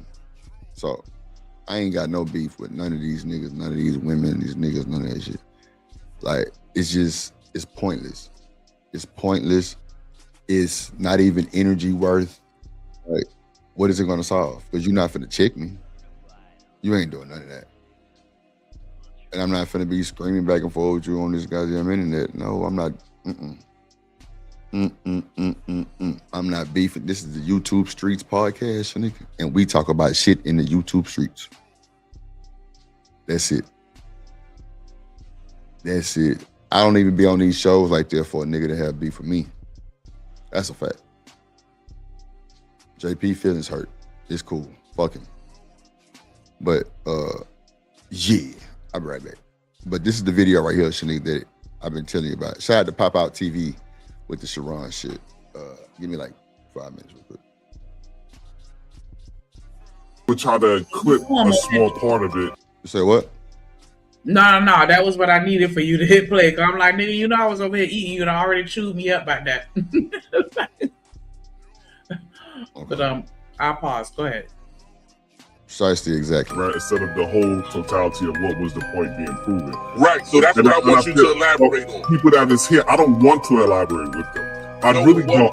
I'm gonna tell you why I don't want to. I'm gonna tell you why I don't want to elaborate with them, because they are liars, and no matter what I say, what I do, they are going to try to flip it, no matter what. And so I do not owe those people any kind of respect to even clear up something that was already clear in the first place. And whoever that I did offend, I apologize for. So this way, people could be my children out here. Well, it could be misconstrued, right? I don't care no more because I know you don't care, but just no, I don't want to, because I'm not giving up. So, cause I don't want to give them any more light. Now, in my honest opinion, do I think that people feel some type of way about Sharon and treat him a certain type of way? I think so. And I mean, and I don't have no dog in this fight, but sometimes I do be feeling like, damn, like y'all being a little extra towards him. Like, I don't know. I feel like some people really do have an axe to grind with him, and it shows with the way that they interact with him when he visits other people's platforms or when he on his own platform. But I don't know. I didn't see the whole video, but it's to my understanding the context was more so around the nudity than the kids, right? It was just more so just about our perspectives of nudity, and that I think somebody might have thrown a monkey wrench in, and then they were like, would you take your kid to a nude beach? And I do get that we view sexuality and nudity and things like that differently here in America than in a lot of other countries. You feel me? And I do, because I kind of went back and forth with regards to how much I may want to actually share. But I've had personal experiences with regards to like, because I'm not gonna, gosh, okay, fuck it. So like when I was back in my 20s, I wasn't necessarily a nudist per se, but kind of like, in most cases, if you came to my house, I would only have on underwear, and that was about it. Maybe sometimes you'll get a bra. I don't know. It's up in the air, like, and then when I had kids, that had to change because I learned the hard way that they don't process it the same. Even if you sit down and have a conversation with them about our bodies and things like that, they still don't get it. And I say that because, what I'm saying? Like, that's why I learned I had to start putting on clothes. Because at first I was one of those, I'm gonna be me, blah, blah, blah, whatever. But then one of the kids starting to get a little too handsy. And then that started getting awkward. You know what I'm saying? Because I breastfed my baby. So, anyways, but yeah, we also had a situation where my baby got kicked out of the swimming program because he was just, undressing in front of everybody, and then he didn't understand, that's only for inside the house. Even though we had already had conversations about it and things like that, it still just didn't register the same with him, despite how mature of a conversation I tried to have with him. And so I just said all that to say that it's always going to be different, in my opinion, when you're dealing with children, as it relates to nudity. And that's why, I feel like people wear whatever they want to, but if you're going into an environment where you're definitively going to be around a large volume of children, I think that out of respect, we should just try to, cover up, because they don't, even when you're a teenager, you still not processing life the same way that an adult would. You feel me? And so, I get it, and it's weird because, you go down the beach to Miami, you finna see every thong, you finna see all the titties, all the bellies, and the love hate, like everything. Like they, you know what I'm saying? It's gonna be out there. So you can't hide it from your kids either. But at the same time, even at the beach, even though they may be scantily clad, I still don't see your actual genitals as I would in at a nude beach. It's the parents' job to move around their kids. I don't even know what the hell that means, but yeah, and I do think that we could stand to do better at the beach, because I've had come on now, no, we're not doing that. We're not doing that, Shiesty. But you're living in the world where other people have to look at you. Yeah, like it's not some I could just walk outside and 2 nipple pasties and 2 G-strings. If you don't like it, just look the other way. It don't work like that, sweetheart. I know that in theory it should be like that, but nah, you got people that are going to regular places where children are. Like, no, you are. It don't work like that. It don't work like that. That's why these schools are putting up dress codes, and that's why people are implementing dress codes, because it's not appropriate. Like you could wear a bikini at the beach, but I'm saying like the ones where I think that the G-string bikinis, I really wish that we wouldn't, but I don't have no issues with that. But like, you know what I'm saying? Like some of the bikinis that they be wearing is like dental floss. Those are the ones that's so far up your vagina where I could see all your lips and stuff like that. Those are the bathing suits that I'm talking about, not just, you know what I'm saying, a regular bikini. Like you come on now, y'all should already know that they going above and beyond down here on these beaches sometimes with some of these outfits, and it's just a regular beach, and you gonna feel like you at a nude beach. So I mean, yeah, I think that we may be a victim of context. I don't know, but I'm gonna play a little bit more. What up, Candy Cane Lane in the building? Because yeah, when I go to the beach, I'm wearing my little bikini too. I sure am. It's gonna be high waisted, because I'm a little thicker, but yeah, I'm gonna have my 2-piece on too. Best believe, and some of my cheeks may hang out a little bit. It is what it is. I can't contain them all the time, but so I get that. I don't think that what he said was the absolute worst thing I ever heard, but I definitely see how people could take it out of context and turn it into something, what I'm saying, that it shouldn't be. Because I wouldn't take my kids to a nude beach. I just wouldn't do it. I don't think that they're ready to process that. But I don't know. I don't know how much I want to judge somebody else if they decide that they want to do it. If because you got a lot of people, like, I'm telling you, social media, if anything, has exposed the fact that you just really never know what's going on inside your next door neighbor house.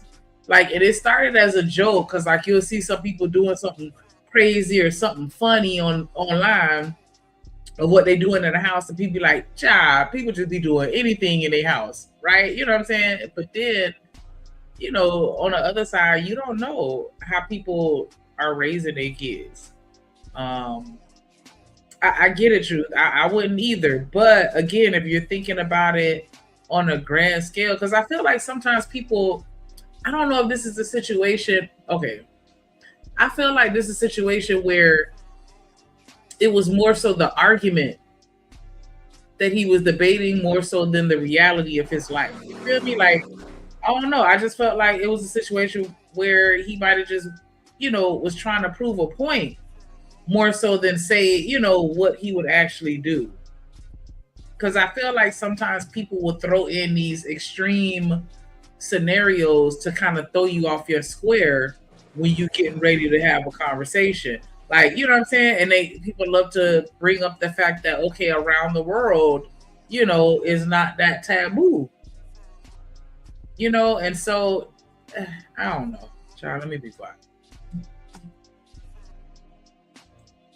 Than what we already did. We gave them way too much. Gave who way too? Do you advocate for people to take their children, their little 5-year-old, 6-year-old? That's what I'm saying. Like so the problem is the conversation wasn't really about that. I know, but I'm asking you just for the record.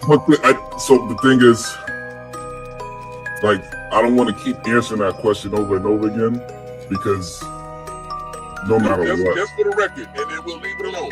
But I answered it for the record, and it's making me upset that I have to do it again, right? Because it's going to make me hurt somebody. I promise you it will. I promise you it will, because I do not. It's going to make me hurt somebody. Right?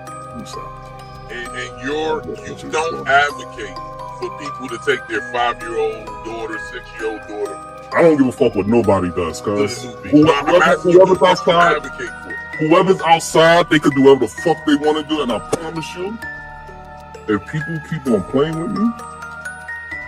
Yeah, man, so y'all heard him,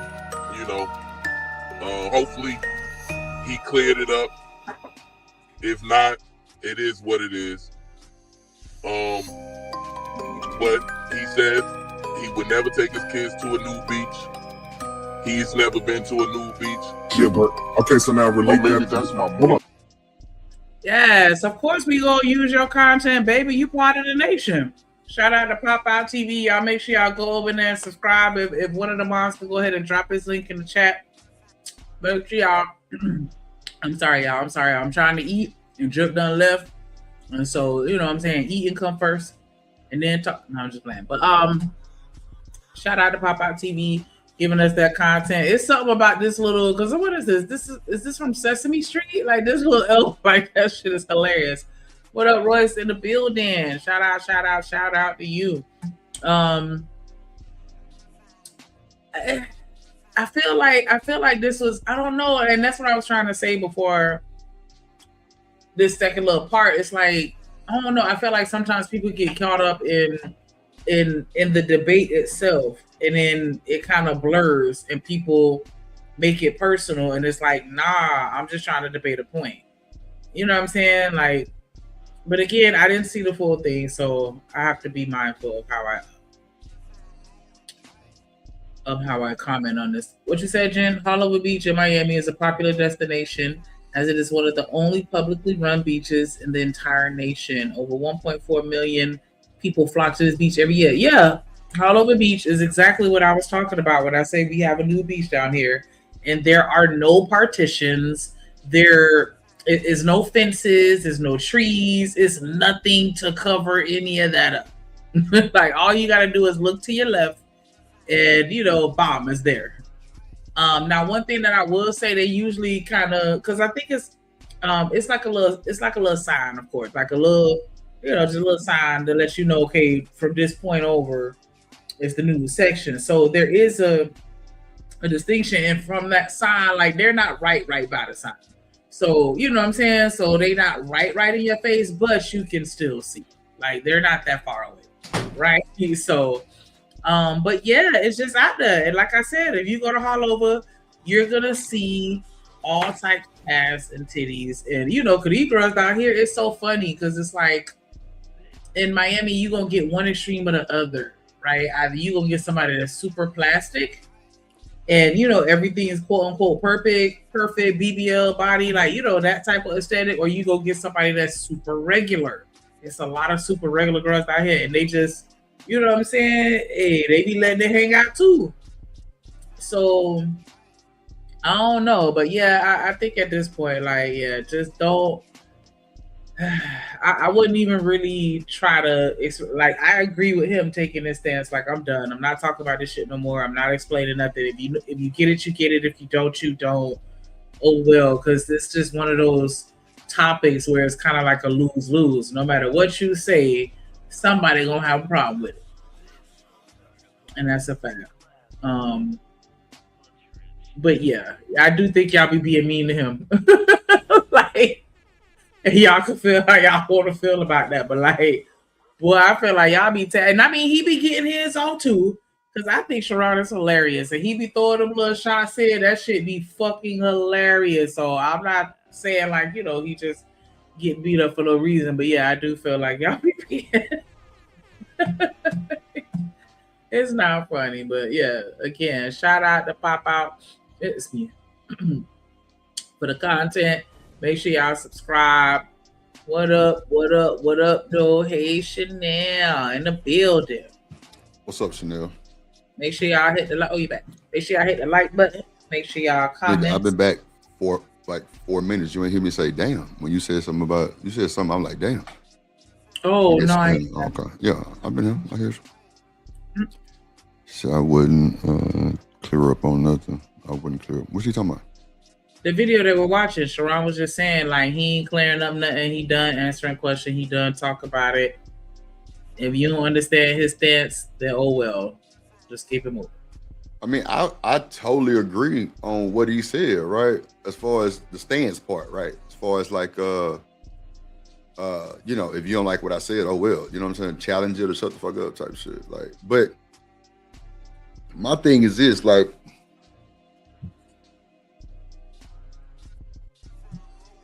I don't know. It's diabolical. It's Nick. Huh? Oh no, I was about to make a joke about how often you saying diabolical. Like, I mean, shit. Clearly everything is diabolical, nigga. But yeah, I guess. But what's up, Chanel? Mr. Drip. So now I'm back to Mr. Drip. Next week, nigga, I'm Uncle Daddy Drip. Yeah. Getting back in the light. What's up, Pop Out? See, he said it was the backtracking to him saying he didn't say it. Yeah, see, that's another part. Like he was on other platforms saying he didn't say it. That was crazy. You should say diabolical.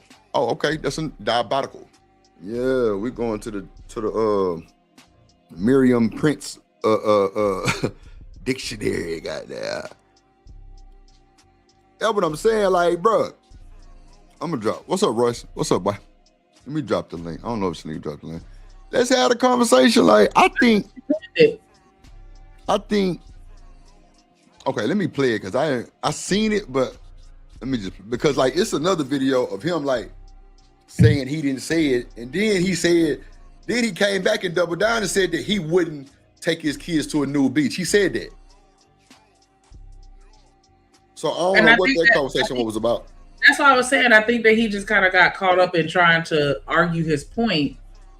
That things kind of got a little blurred. Yeah, but I mean, I should get blurred by you saying that you would. I mean, see, this is the thing. When you say kids, like, I don't know how old Sharon kids are. I don't know, but if you ask me about me and my kids are 35 years old, no, I'm not going to a new beach, even with my grown ass children. No, I'm not finna be out there all like that in front of you and your wife. No, but all I'm saying is, I feel like sometimes people can throw in things into when you're having a debate, and then they take it to a place where what you're saying can easily be taken out of context to attack you as an individual when they can't attack your point. That's kind of like how if we having a conversation, I'm like, oh, should it be legal to marry somebody when they 14? And you be like, no, right? And then I'll be like, okay, but in other countries, the legal age to get married is 9 or something like that. Like, and so now it throws in a monkey wrench, and then you be like, oh, well, I guess in that context, maybe, like I felt like it was kind of one of those situations where maybe the conversation got shifted. But I definitely do not agree with, I I'm not a fan of taking kids. Me neither. Around So those Sharon, times. you gonna have to, yeah, boy, you gonna have to do some PR cleaning up on that one. So Popeye ain't shit. Popeye TV ain't worth 2 motherfucking nickels to rub together. Look at this nigga tell Shiesty. That nigga say, Shiesty, I watched the stream in real time. So hush, sir. Damn. Bro, this nigga ain't shit, bro. Y'all ain't shit. My mama.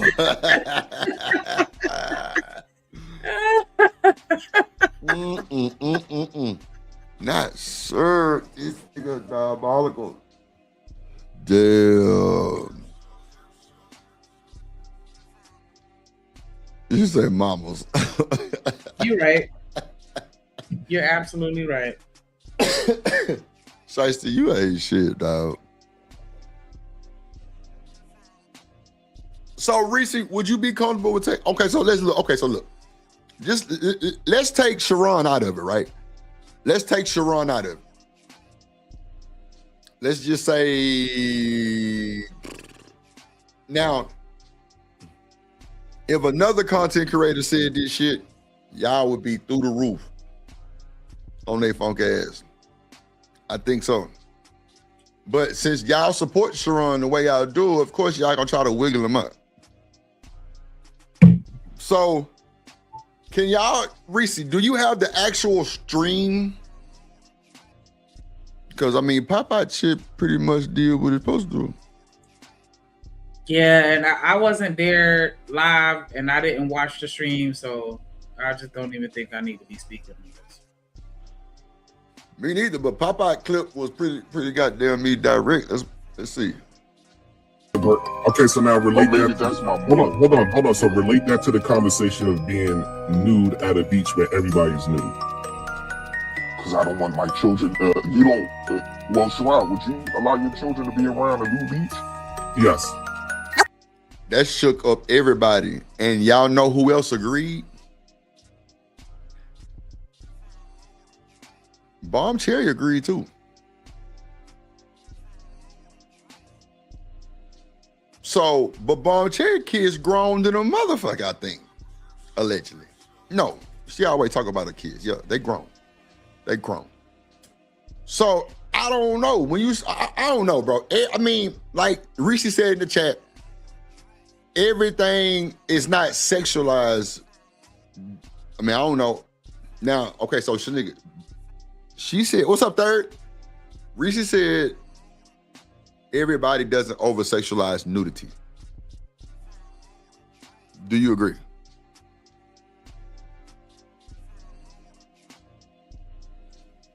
Snick. It depends on the context. Are you talking about America or the world? What? It depends on the context. If you're talking where we at right now? I'm talking about in America. Like, what the fuck is talking in America, yes. In the world, no.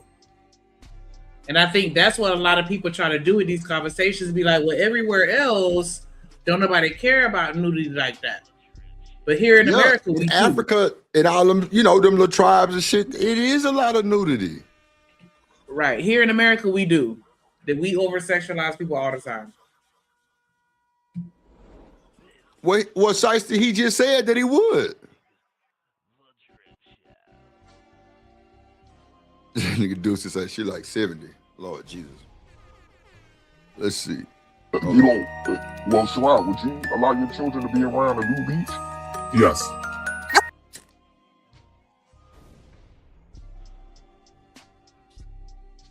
That's what he said.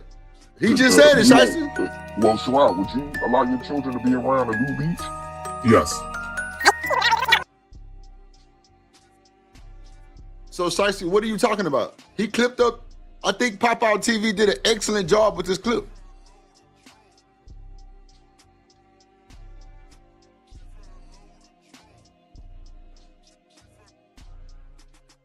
Okay, Reese said I wouldn't do it. I got you. I got you. Okay. What? There are nudists in the United States, but that's a small population to the extent where they don't impact societal acceptance of it like that, to where people are okay with children being in those environments. Shiesty, you just said so. Like I said, he answered the question. That's what the fuck he said. The man said, "Would you allow your kids at a new beach?" He said, "Yes." What are we talking about? Like, Shiesty, you wild. What up, Third? We know you drag Sharon. Not drag. We know you one of the cheerleaders over there at Sharon's shit. It's cool. It's cool, Shiesty.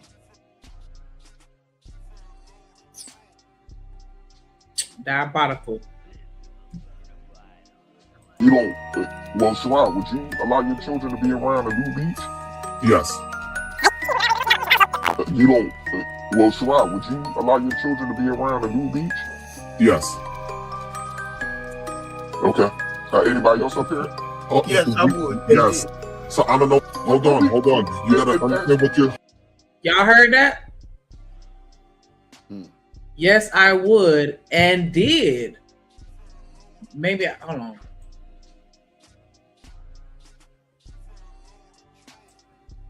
Children to be around a new beach? Yes. Okay. Anybody else up here? Oh, Yes, I would. Yes. So I don't know. Hold on. You Okay, because I thought I heard it wrong. Okay, so she just said it. gotta understand what you're. Hold on. Slow down. So you don't have no Hold on, please. So we have understanding. When everybody is there naked, why is it inappropriate?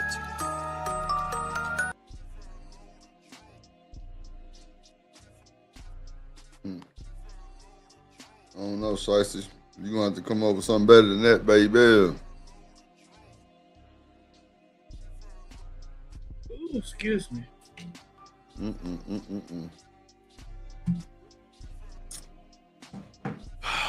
Yeah, I guess everybody think they Yeah,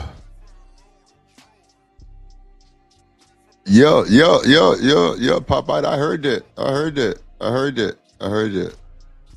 Yeah, she definitely said that too. Yeah. Sharon and Bomb said they would.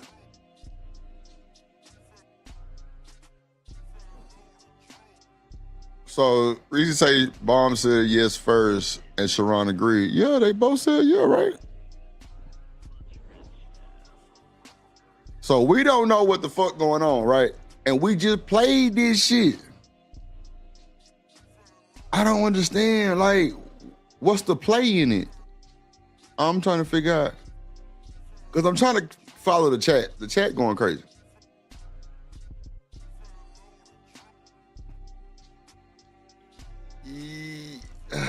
Reese say it ain't that serious. Yeah, I mean, it's content for me. I don't really give a fuck what they do.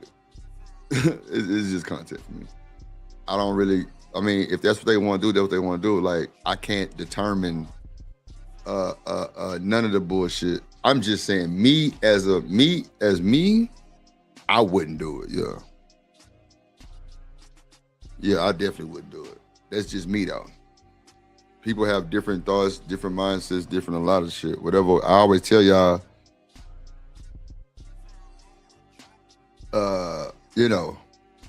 whatever works for you, works for you. You know what I'm saying? Type shit. Yeah. Play it back. Cause I think Sharon said it first. Play it back again, Shanique. Shanique. Oh, she on mute. Hold on.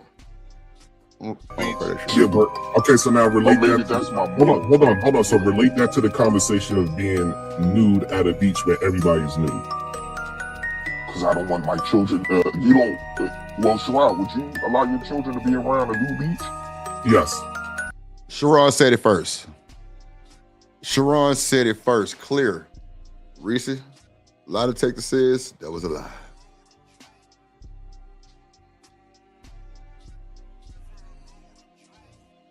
Yep. Then he doubled down. And said, if everyone's naked, what's the problem?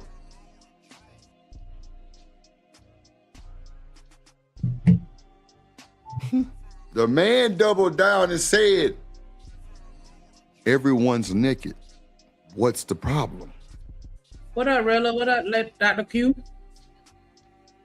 That what the man said. What's up, Rilla? Man, why you always trying to drop me, bro? I'm just saying. The man said yes. And then came back and said, well, if everyone's nude, then what's the problem? There's a big fucking problem if you out there with young kids, fool. Like, why would you want them to see that shit? You got a little girl, 10 years old, is an old nigga out there walking around with his shit. Come on, man. Come on, bro. That shit is not right, bro. And that's to whoever. That shit is not right. Talking about if everyone knew what's, nigga, common sense, nigga. That's what it is. Common sense, Sharon Bracy. You're a very smart individual, young man. You know that shit crazy, bro. But see, this is why I don't really bother with the whole call-out culture, right? I might entertain it while we talking about it, but I never probably bring it up ever again. Like, cause everybody, man, it just ain't nothing real around here. Ain't nothing real. This shit can be a whole play. But they want to slander Sharon for what he said, and this can be a whole fucking play. That's why it's so hard to really believe a lot of this shit on YouTube, because it is.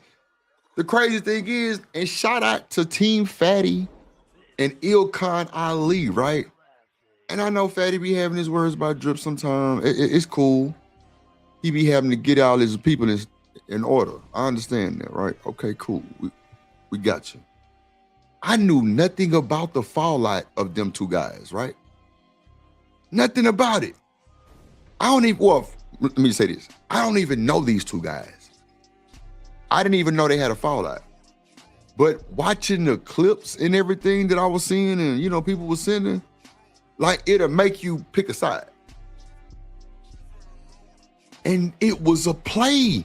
A lot of people start running their mouth and it just exposed them to them.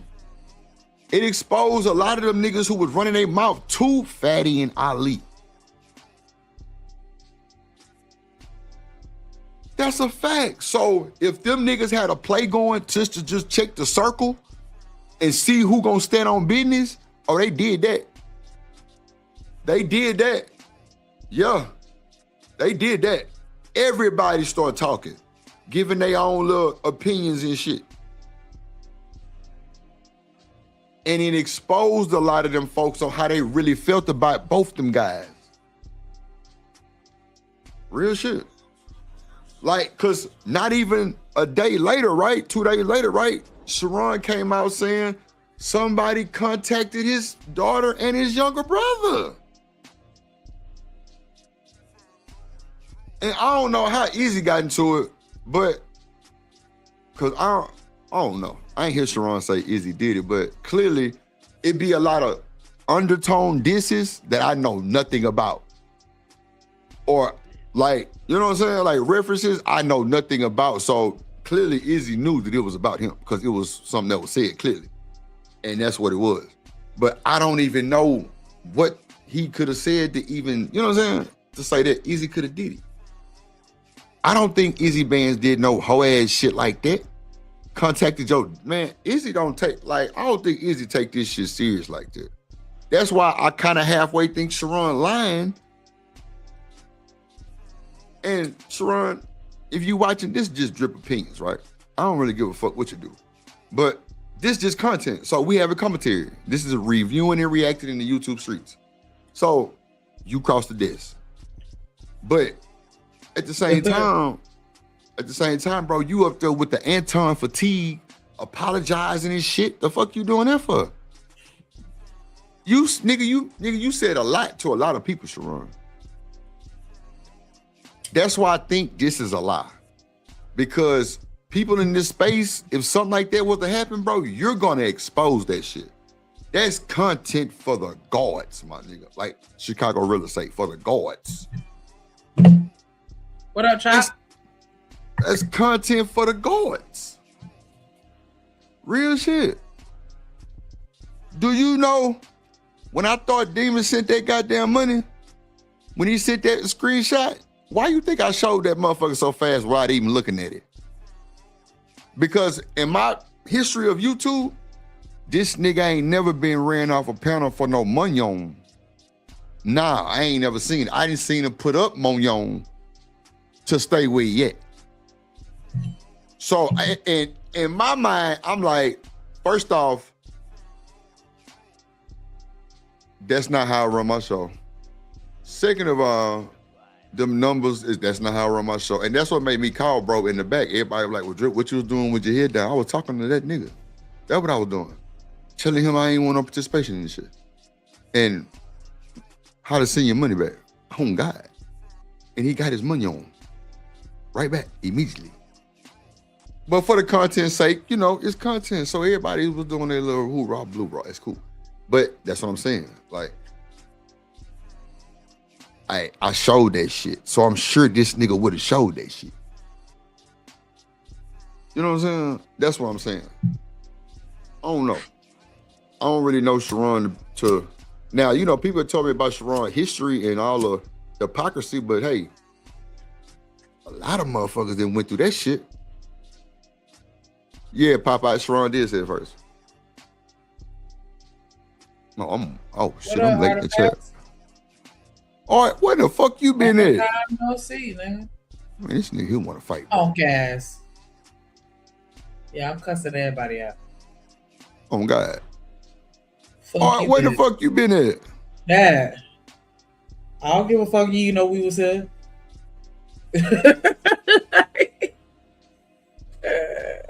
Yeah, bro. I'm telling you, bro. That was on me, Popeye. I can't even lie to you, Brody.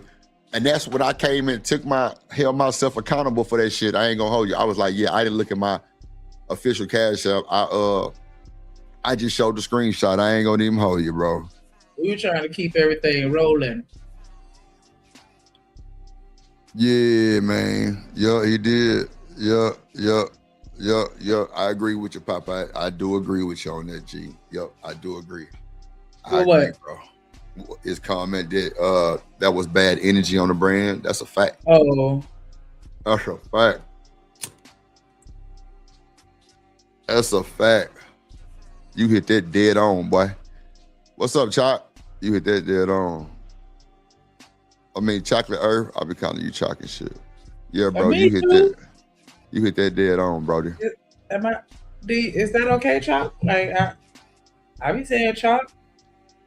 When I call you Chocolate Earth, if that's the preference, I thought we was permitted. You say we want music. Oh, okay, it's cool. It's cool. We want music. MRUSIC, music. Man, really? Really, you know, me and Ron Mac got one. Me and Ron Mac got a cooler hit. Like, bro, I could play some beats on this motherfucker for you. On God and them. I could play some beats from my, you know what I'm saying, from the stash, you know what I'm saying? Your arsenal. Mm-hmm. From the stash, you know what I'm saying?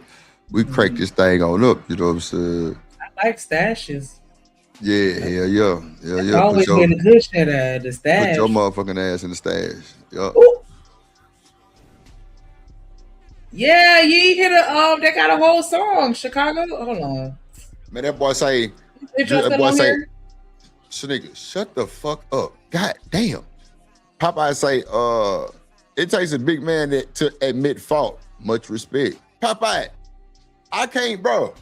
That's why I was unbothered, bro. I swear to God. If you watch me on my journey with that, bro, everybody was like, why he ain't come back and said nothing? Because I was streaming on the weekend. At that time, I didn't stream on the weekend. So that Monday when I came on my normal time, bro, I had 24 super chats before the show even really got into a full 15, 20 minutes. That's a fact. And I'm talking about big ass super chats like, nigga, we fuck with you, nigga. We know you went on that type of shit. Bro, and I gave it to him uncut and raw. Didn't blame nobody. None of that. Took my full accountability and took that shit and kept moving. Fucking right. Fucking right. I appreciate you though, Popeye. I appreciate you pulling up and everything, my boy. All that good shit. Yeah, hell yeah. Me and Run Mac. Man, really hit the link, bro. Like, man, hold on, bro. Let me Shanika, put the link. Let me derail a little bit for my boy Rilla. You know what I'm saying? You can get the chop the screw version, or you can get the regular version. Hold on, do I have the regular version? On here, I might have to go get the regular version, but because I think the one I had on here was the chop the screw version. Oh no, I'm lying. Hold on, let me see.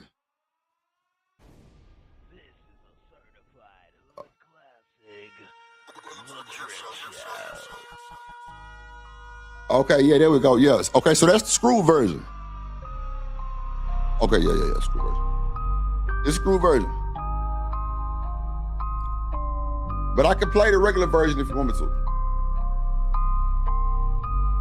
I'm telling you, it's official.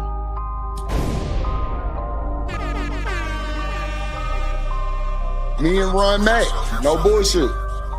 You hear the beat tag? Welcome to the Drip Show. Let's go. Let's go. Let's go. This is a certified hood classic, The Drip Show.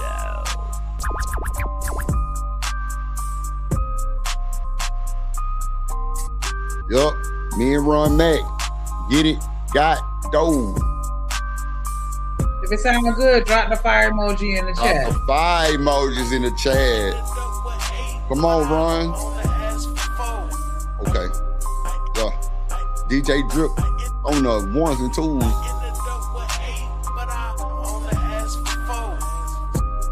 Come on, man. Let's go, Ron Mac.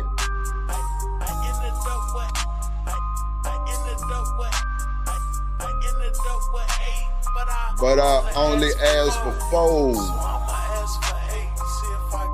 Shake a little more.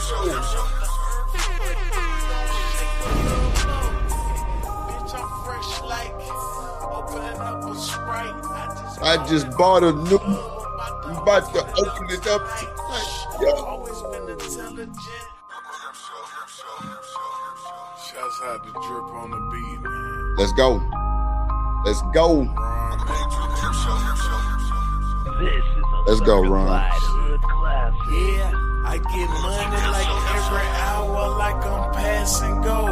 Hey, if you knew the answer, What you asked me for? I give a game, but then I have to go. Cause the move I just made, I gotta make some more.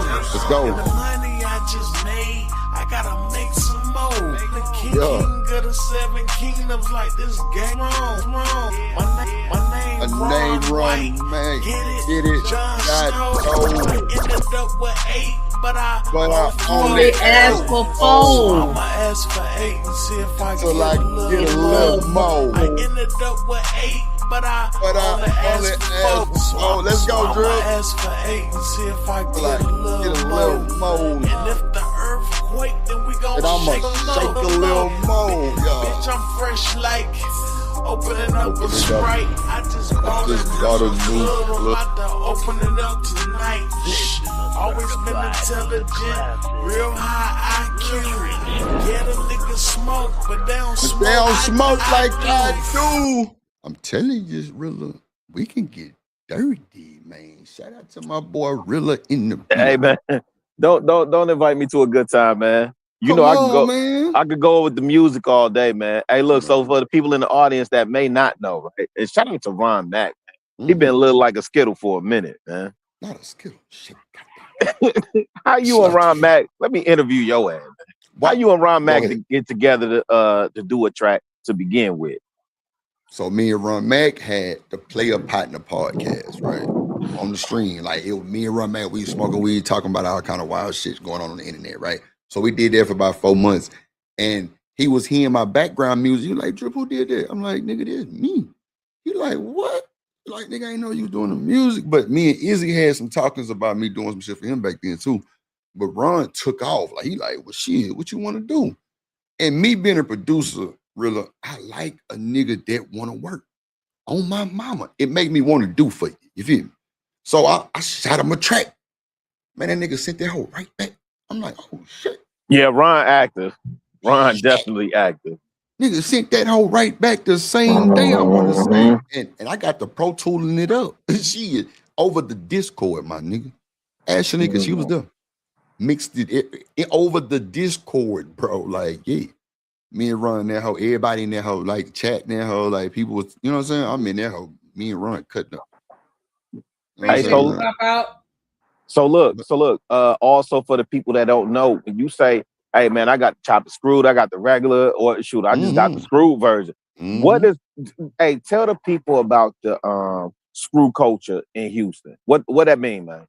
Why it hit so hard like that, man? We all swinging and banging on them things, man. Bro, that's all we listened to was slow down music, right? That's it, bro. Screw was a phenomenal individual, really. Bro was so cool. Big heart, bro. Did shit for everybody, bro.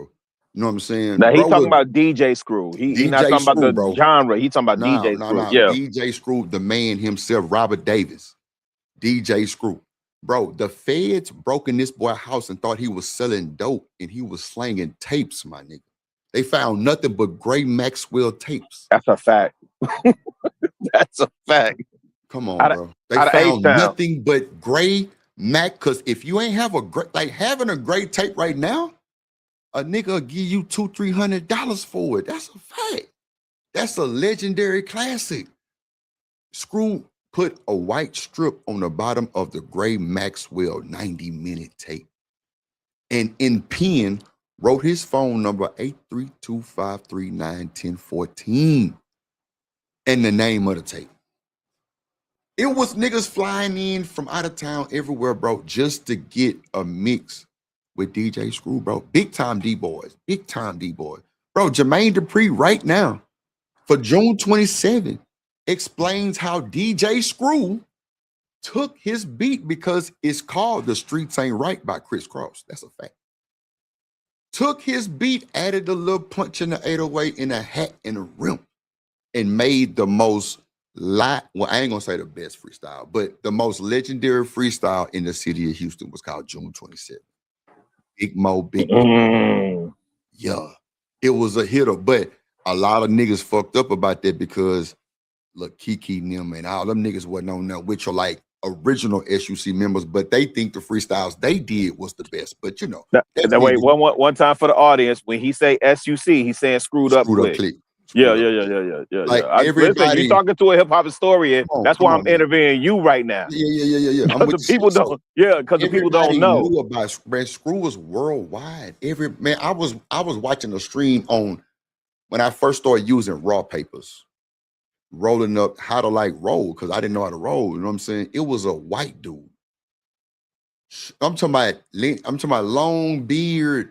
Like gray, old, about 67, 70 years old. Boy, had a picture of DJ Screw in the background. He was from Cali. Matter of fact, DJ Screw was born and raised in Cali. That's a fact. He is not from the city. He was born in California. Yay. That's why a lot of the music you hear on the Screw tapes be California, E40, Big Mike. You know what I'm saying? E40, man, like nigga, you hear Kumo D on it, man. You hear a lot of NWA, Cube, Ice Cube, West Side Connection. You hear all that on the DJ Screw because Screw is originally from Cali. That's a fact. He was not born in Houston, Texas. So that's why, like, you heard a lot of West Coast music on the Screw tapes too. But bro was a crate baby, man. I'm talking about, bro. He ain't on no digital shit, Shanika. That boy on wax, man. He's scratching and everything, double beating and what causing reverb on like a little box. Come on, man. All the Screw tapes, Shanika, had his sound in it, like some air. That show you the nigga was that's analog. Yeah, that's analog. Yeah. So hey, Drip, let me ask you this. Definitely analog. Let me get your opinion then when you hear people say black people don't have no culture when you specifically laying out Screwston, right? You laying out Did culture. you just say Screwston? Yeah. Screwston. That's what y'all called it? Hey, Screwston, Texas. Hey, that was an era. Like, it's still Screwston, Texas. Don't get that twisted. And look, for the record, hey, and I was in the A for 20 years, man. But shout out to Lil Flip too, man. Flip too, yeah. Hey, shout out to Flip, Nigga man. was just talking about Flip ass yesterday. Yeah. For real? Yeah. She was saying Yeah, she I was was banging, listening to some music Game and they Over. played that Game Over, and I was just reminded of how much of a jam that shit was. Like that shit go hard as fuck. Like Hey, Flip was up. It just the time that he picked to go at T.I., it wasn't the right time. Yeah, I mean it's cool because like the whole King of the South thing, that shit really could have been played better. I think it was all a play because on that Tip album there was a skit that had Scarface on the album really that said you the real King of the South. I think that was low. I think it was a play. I think that shit was just for the tabloid. Yeah, because Scarface was in he was in Atlanta at that time. Def Jam South. Remember he did. Yeah, you're right. Remember when Ludacris came out? Ludacris on Def Jam South, man. Yeah, they had a building over there on West Peachtree. I was up in that hole.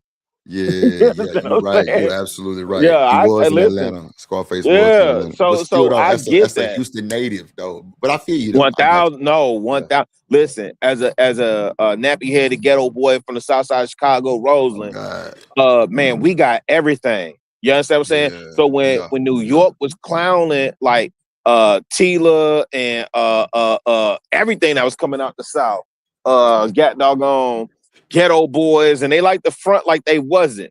And they don't even remember the original Ghetto Boys with Ready Red. Ready Red, yeah. Ready Red was a beast. You understand me? Yeah. Could compete with any New York DJ. Yeah. But bro, yeah, that nigga Diddy got a song with Big Pokey. These niggas don't even know. Oh God. Like I'm telling you, P. Diddy and Big Pokey put up on YouTube right now. You put it in there. From New York to H-Town, from down south to, you know what I'm saying? Yeah, they on that hoe. They on that hoe. Diddy. Hey, man, I'm gonna drop down. I want to deviate from your show too, but I just like to get you, when y'all be popping it, I like to get y'all in y'all music bag, man. And shout out to Ron Mack too, because I know he be on the road. Shout out to Ron Mack. I ain't seen him in a minute out this camp. You understand me? But yeah, man, I gotta find my joint, man, and get into this music bag, man, because y'all be playing out here, man. It be so much that these babies don't know about. And listen, we not carry a tradition, Drip. Hey, who keeping Screwston alive? You see, Shanika just said Screwston. Kiki, Thugger. Oh, Kiki still active. Okay. Yeah, that boy just dropped the album. Zero just dropped the album. It's a lot Shout out to Zero. It's an argument about who the greatest rapper out of Texas and awesome. You know what I'm saying? Yeah. And people don't even know. Man, they don't even know. Greatest rapper out of Texas. Well, the argument is Zero, right? And I'm not. Well, the obvious competitor would be Scarface, but I think Thugger just said that.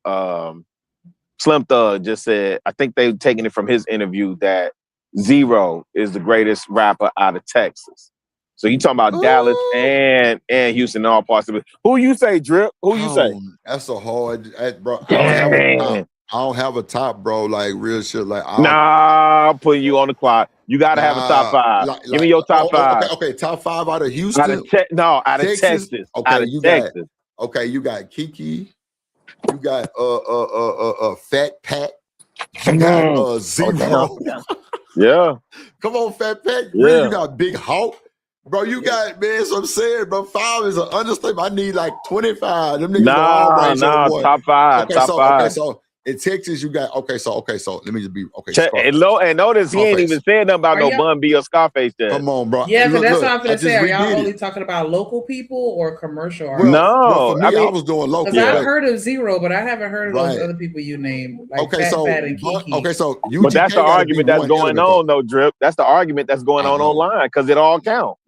You talking about Texas, fam? Yeah, man. It's a lot of good rappers in Texas. And people sleep on that. Yeah. Yeah. Listen, I personally like Big Mike. Big Mike, yeah. What you player, mean, yeah? man. Hey, Play. Come on, man. I listen, used to hey, see people them don't too. even know. Listen, I used to go to and that's what I love about being from the crib, right? I used to go to Flame James on 100. They was on 107 in Michigan, and they moved to 108 in Michigan, man.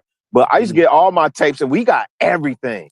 Everything, We got New York, LA, we got the South, all that, man. Yeah. Yeah, That's how it is in Suave Florida House. too. That's how it is in Florida too, bro. Man, them niggas had screwed them out, all kind of shit. Like, yeah, Now, the man. only thing I couldn't get with, and I did want to get your opinion on this before I drop. Are you familiar with drag? Like that's Naptown, drag, and I think it was a DJ Screen. It's the Indiana version of Screw. A screw, yeah. It's the Indiana version of Screw, and I never really fully got a Texas opinion on how they perceive drag, because Chopped and Screwed is different. Bro, we just accepted Michael White's 2 years ago, so you already know. Wait, no. Hey, rest in peace. Rest in peace, Michael White. Well, Bro, that nigga Zero been trying to get this nigga Nick for 15 years, bro. Like they don't respect that shit. I gotta hear this story. Oh, yeah, they don't respect hey, that wait, shit, bro. You gotta tell me this, and I gotta drop, man. I gotta hear this. Talk about why. You know, bro. Michael White started in King's Flea Market. That's what he started on the north side, but he would bring his tapes because he had a vendor in King's Flea Market, and the tapes used to be clear with like a green, red, or like a blue tint to them. You know what I'm saying? Almost like he put like a little cover on it. Now his shit was a little bit better looking than Screws, you know what I'm saying? But like, plus he had like a cover for the outside part. Screw just gave you an actual tape. That was it. It is what it is. But bro, legendary out the mud. The great tapes. Hey, for the people that may not understand, when you talk about Watts, right? You talking Michael Watts. Swisher House, and you talking about Mike Jones, Paul Wall. You really talking Thug and all that. Yeah, all that. Yeah. So don't get that twisted. And he recently passed, but and they had a monumental celebration for him. You ain't never lying, boy. See, listen, you talking to a hip hop historian, fam. So he's kind of like a Jermaine Dupri, like how he was with Is he like a producer, the Michael Watts guy? No, he's a DJ. Yeah, he's a DJ, mixtape DJ, but he was monumental in carrying on that legacy. He came up under Screw or after Screw. Correct. And like if Screw was still living, you probably wouldn't hear too. Well, I don't know, man. Them boy might have linked up because it's a lot of collabs going on. Because ESG and Slim Thug did it a long time ago.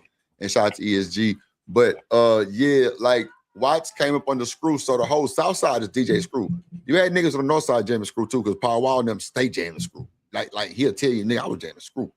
But he would rap on Michael White shit, but he still jammed Screw. And you could tell he did because he was always rapping what the Screw was saying. So that's cool. But on the North Side, that's what Michael White's. The North and the South was fighting each other. We never got along. Like every time I go to my cousin's house on the North, I end up getting into it with some niggas. You know what I'm saying? Like some of his friends or some shit. I'm like, bro, these niggas is gay.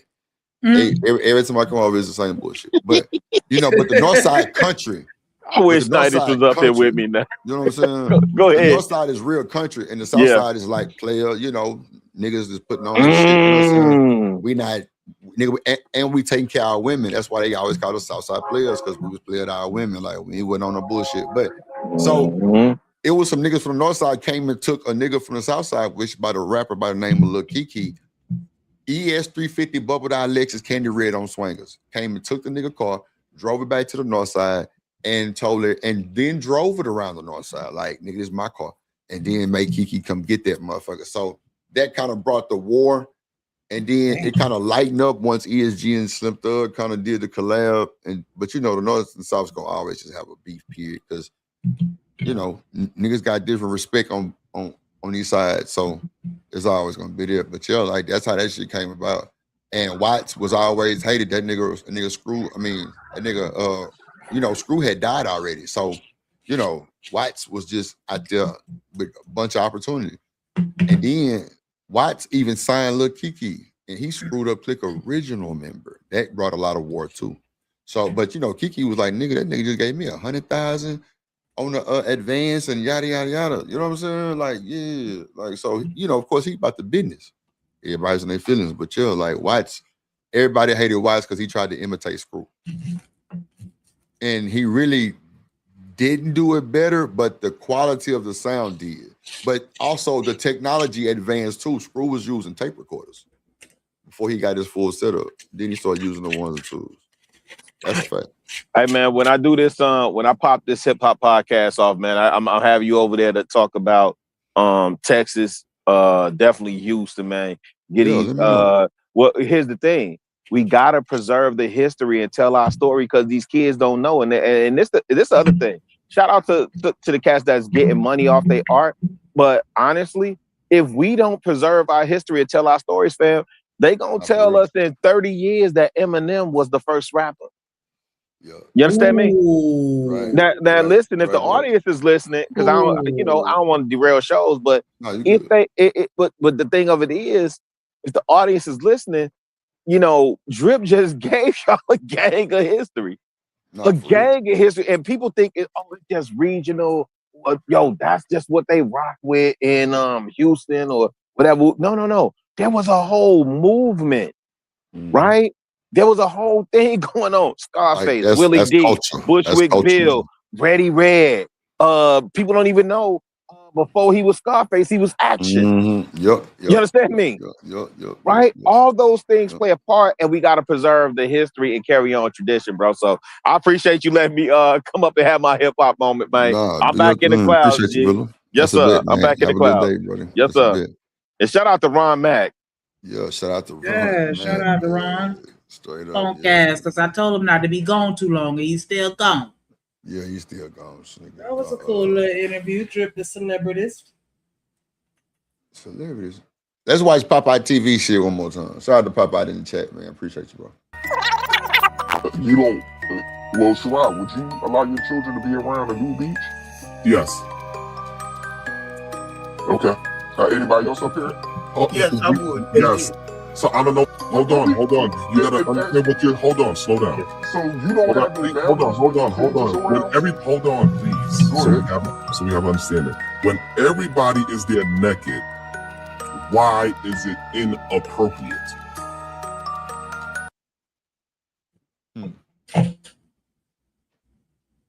Know what he said? If everybody's a nigga, why is it inappropriate? God damn. One more again. What up, Gore? What up, JD in the building? People would try to clip a small part of it, right, instead of the whole totality of what was the point being proven. Right, so that's what I want you to elaborate on. People that is here, I don't want to elaborate with them. I really don't. I'm gonna tell you why I don't want to. I'm gonna tell you why I don't want to elaborate with them, because they are liars, and no matter what I say, what I do, they are going to try to flip it, no matter what. And so I do not owe those people any kind of respect to even clear up something that was already clear in the first place. And whoever that I did offend, I apologize for. So this way, people could be my children out here. Well, it could be misconstrued, right? I don't care no more because I know you don't care, but just no, I don't want to, because I'm not giving up. So, cuz I don't want to give them any more light than what we already did. We gave them way too much. Brownsville little egghead. Yeah, that nigga there. All face, no neck. What's up, girl? Yeah, this nigga here, hypocrite at his finest, bro. JD was good, boy. Yes. Gave who way too? Do you advocate for people to take their children, their little 5-year-old, 6-year-old? That's what I'm saying. Like so the problem is the conversation wasn't really about that. I know, but I'm asking you just for the record. Man, hey, moderators, make sure y'all put my boy Popeye TV link in the chat, man, so we can all everybody go sub. I'm sub. Check my boy out, man. For real. This is the content we playing now. Then we gonna move to the next one. Shout out to Popeye TV, man. Make sure y'all go sub, man. Yes. Real shit. There you go. The thing is, like, I don't want to keep answering that question over and over again, because no matter what. That's for the record, and then we'll leave it alone. But I answered it for the record, and it's making me upset that I have to do it again, right? Because it's gonna make me hurt somebody. I promise you it will. I promise you it will, because I do not. He ain't whooping nobody ass. Not nobody. This nigga cap. He look like he about 130 pounds soaking wet. He gonna hurt ass you somebody. whooping. I'm just saying. That nigga Sharon. It's gonna make me hurt somebody. Right? I'm sorry. You don't advocate for people to take their 5-year-old daughter, 6-year-old daughter. I don't give a fuck what nobody does, cuz whoever's outside, they could do whatever the fuck they want to do, and I promise you, if people keep on playing with me, yeah, man. So y'all heard him. You know, hopefully. Yeah, he wildin'. He ain't gonna do goddamn nothing to nobody. Brayson, come on, bro. Come on, bro. It just chill, bro. Just bow out. You know what I'm saying? I don't know what you got going on over there, but whatever you do got going on, bro, I hope you get through that shit. Because right now, your ass is looking like you're through. You over there sad and dying and acting shit. Fuck that. Use some spirit fingers and get that energy up, boy. Fuck you talking about. I know you lying to me, Sharon. I know you ain't finna let these boys take you out like that, man. Come on now, G. Come on, man. Come on, man. Corey, you ain't shit. He could put his pinky up if he wants to and still be a thug. You know what I'm saying? What's up, Corey? I ain't even see Corey in chat. My bad. What's up, Corey? What's up, C-Love? I'm just saying though, like, bro, you out there, I don't know what's your stats, you know, your height and shit, but yeah, bro, you ain't. What's your stats? What? I'm saying, like, man, y'all wild. I need your height, your weight, your arm span. I'm just height and weight type shit. Like, I'm just saying, like, you know, bro, but you better have you something that's gonna help you, boy. Shout out to Bracy, man. This nigga crazy.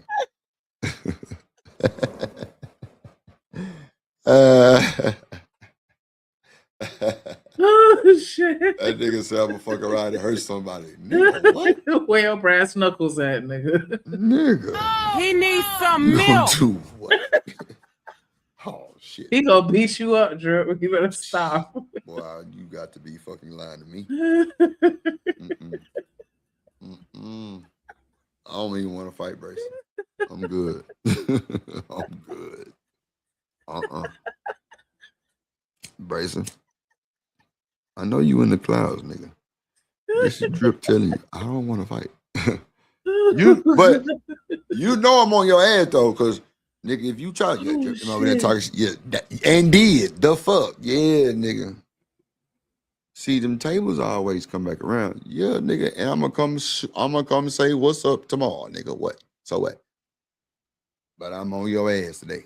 And I ain't really on your ass because I don't really give a fuck. Whatever you do, just be safe with hurting somebody, bro. Don't go get no motherfucking switch from my side and try to hurt somebody, bro. You bet not. Well, Kyle Brownsville, ain't he the police? Oops. Ain't he nah, for real. Don't the nigga work for the police?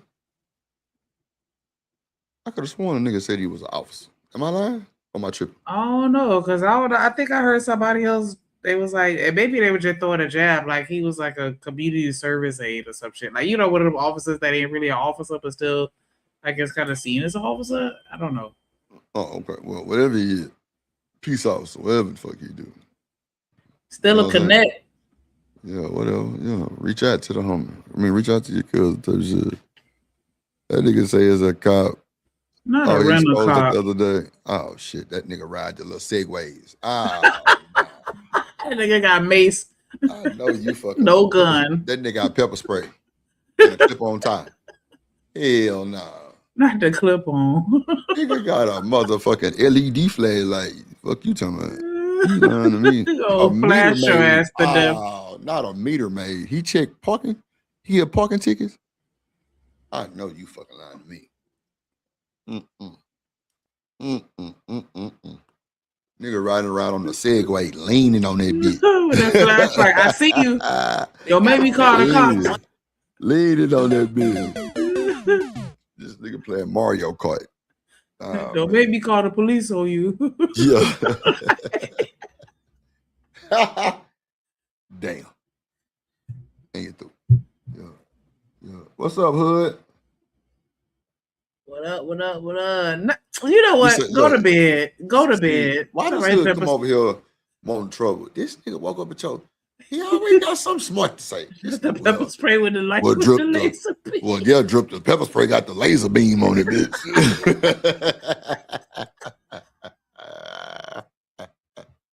Oh, shit. This nigga ain't shit, bro. I swear to God. Got that bell spray. Who fucks, boy? This nigga crazy. I ain't worth two shits, Hood. You already got some smart stuff. But yeah, drip, get the one with 3 beam, not 2 beam. I'm telling you, I gotta give up. I'm gonna rent you up, Popeye. I just gotta go to my other side of the YouTube and do it. I got my computer, man, on some more shit. Separate these screens and shit. Hold on. But yeah, man, we're gonna move to the next topic, man. Okay, let's go. Let's see. Ah, did I remove the wrong one? Oh man. Okay, we'll do this.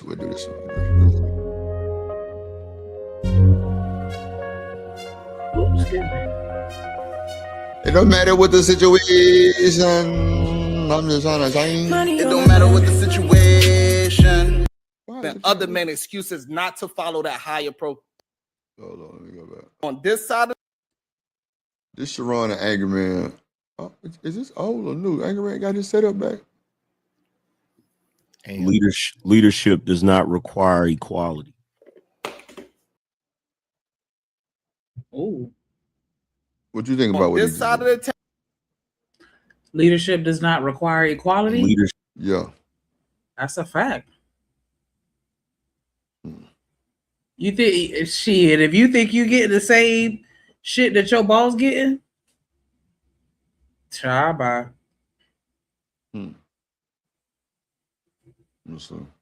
Leadership does not require equality.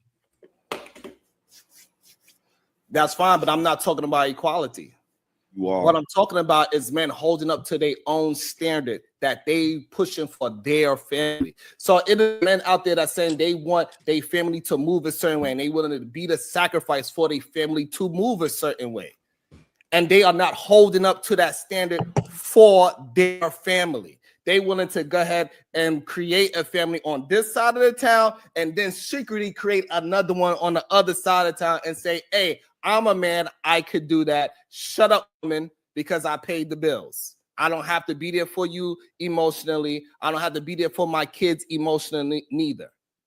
That is a problem. Men need to hold up to the standard that they want their woman to hold up to. It's God, man, woman, child. So therefore, if the man is holding a higher standard, which is supposed to be God, not his own, he's supposed to be holding a standard that is higher than him. So this way he's holding himself down to what's really going on in life. Because if he just deciding things, it's just willy-nilly. But no, he's supposed to have a higher purpose. And for some reason, men are giving other men excuses not to follow that higher purpose. That's an issue for me.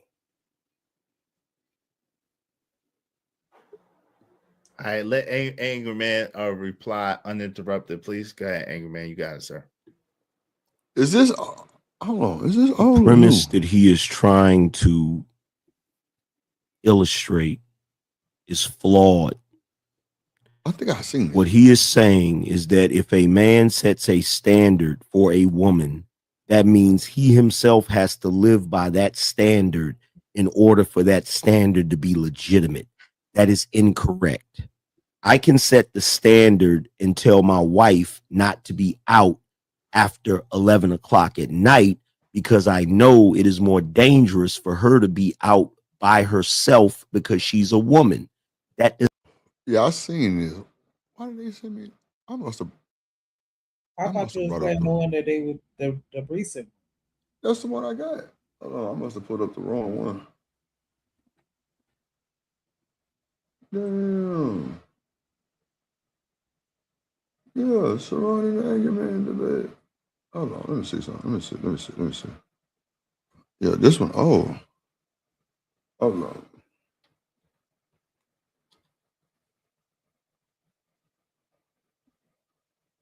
That's the one I pulled up. Let me see. Yeah, that's the one I pulled up. It don't matter. told him Nobody to sit sit out. down. I just told him to sit out. Relax. Hold on. No, hold Bro, why is he playing this one? I don't know, but his eyebrows are funny. Yeah, them hoes got arrows in them hoes, like little points. Yeah, this ain't from last night. Nah, send me the link, Shanique. It look like his eyebrows dick hard. Oh wow. Okay, I'm done. Yeah, that was a bit much, Shanique. Huh? That was a little weird, but okay. Dang! Oh, you took it down because You took it down? No, I was talking about the freeze frame because I was going to show you. Okay, I'm done. I am blind. This was from what date? Not yesterday. I don't know what day. Last night they said. Oh, last night.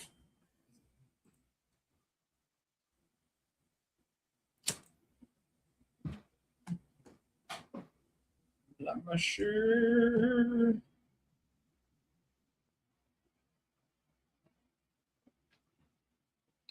Money on my mind. Money on my mind.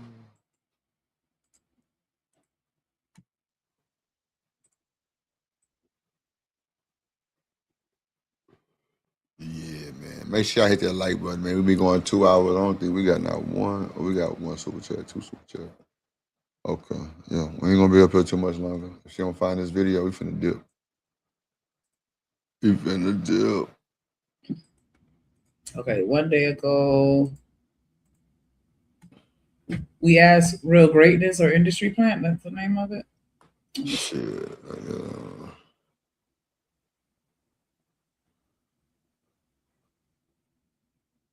Look like you're talking about Anton Daniels and Stephen A. Smith in this video.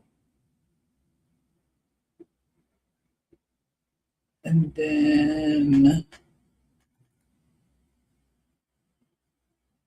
nah, it couldn't have been from last night. Hold on, let me go back farther. So look, just pull up the Aisha Curry. I gotta go get some on my doorstep. Just pull up the Aisha Curry one right here. Cause yeah, we ain't gonna be alone. We ain't getting no support. I don't wanna see this shit.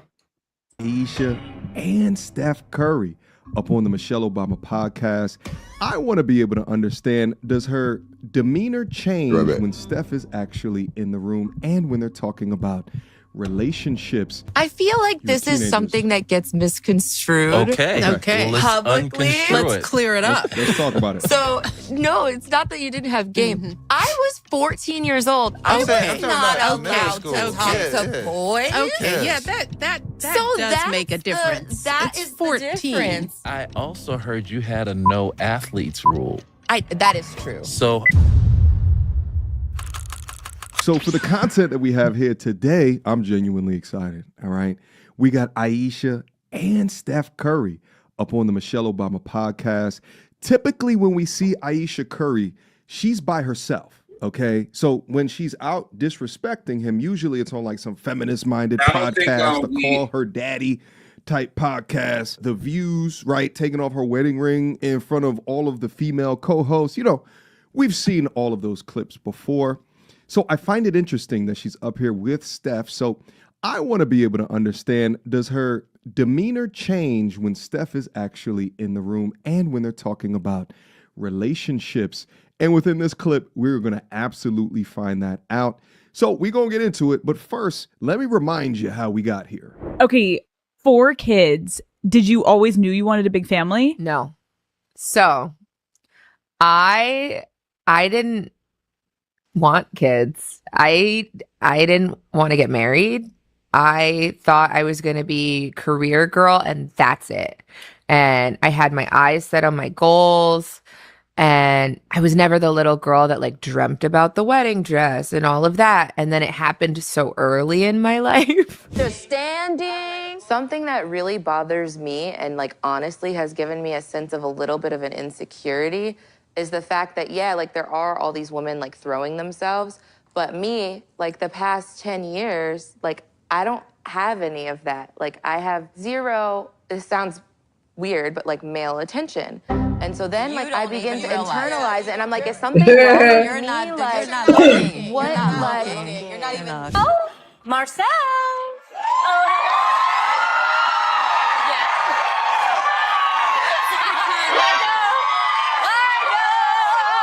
Now let's all watch together Aisha address the disrespect within these clips together. So sit back, relax, and let's get active. Without further ado. It's kind of in the same circle of Friendly. friends, but all our conversations in high school were about either church or what are you going on Wednesday or Canadian candy. It was like talk about sweet tooth stuff. So it was no rap, no.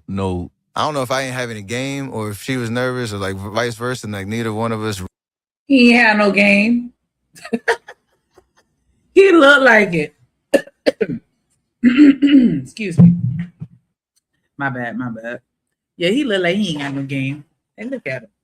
Look at him. Dork. No, I'm just playing.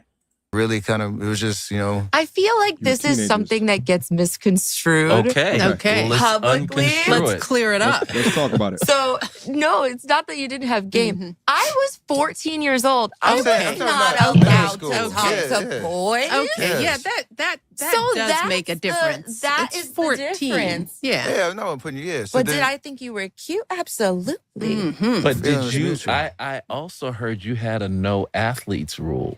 That is true. So tell me about A that. very disrespectful comment also on my part. It's so Okay. honestly, Okay. Thank you. No, yes, That's really nice of you very to rude. straighten that Why out. is that disrespectful? I had Of all of the things that she said about Steph and done about him and besmirched his name, for that to be the line. But it's the line because Steph is there. Pay attention. very textbook. Is that really disrespectful though to be like, no, I'm straight off athletes? I don't think so. I don't think it's disrespectful. I mean, yeah, you can't put them all into the same category or the same box as if they're a monolith, but there are a lot of similarities amongst athletes and how they govern themselves and dating. Like, I don't know. Maybe I'm just being biased because I don't know. But yeah.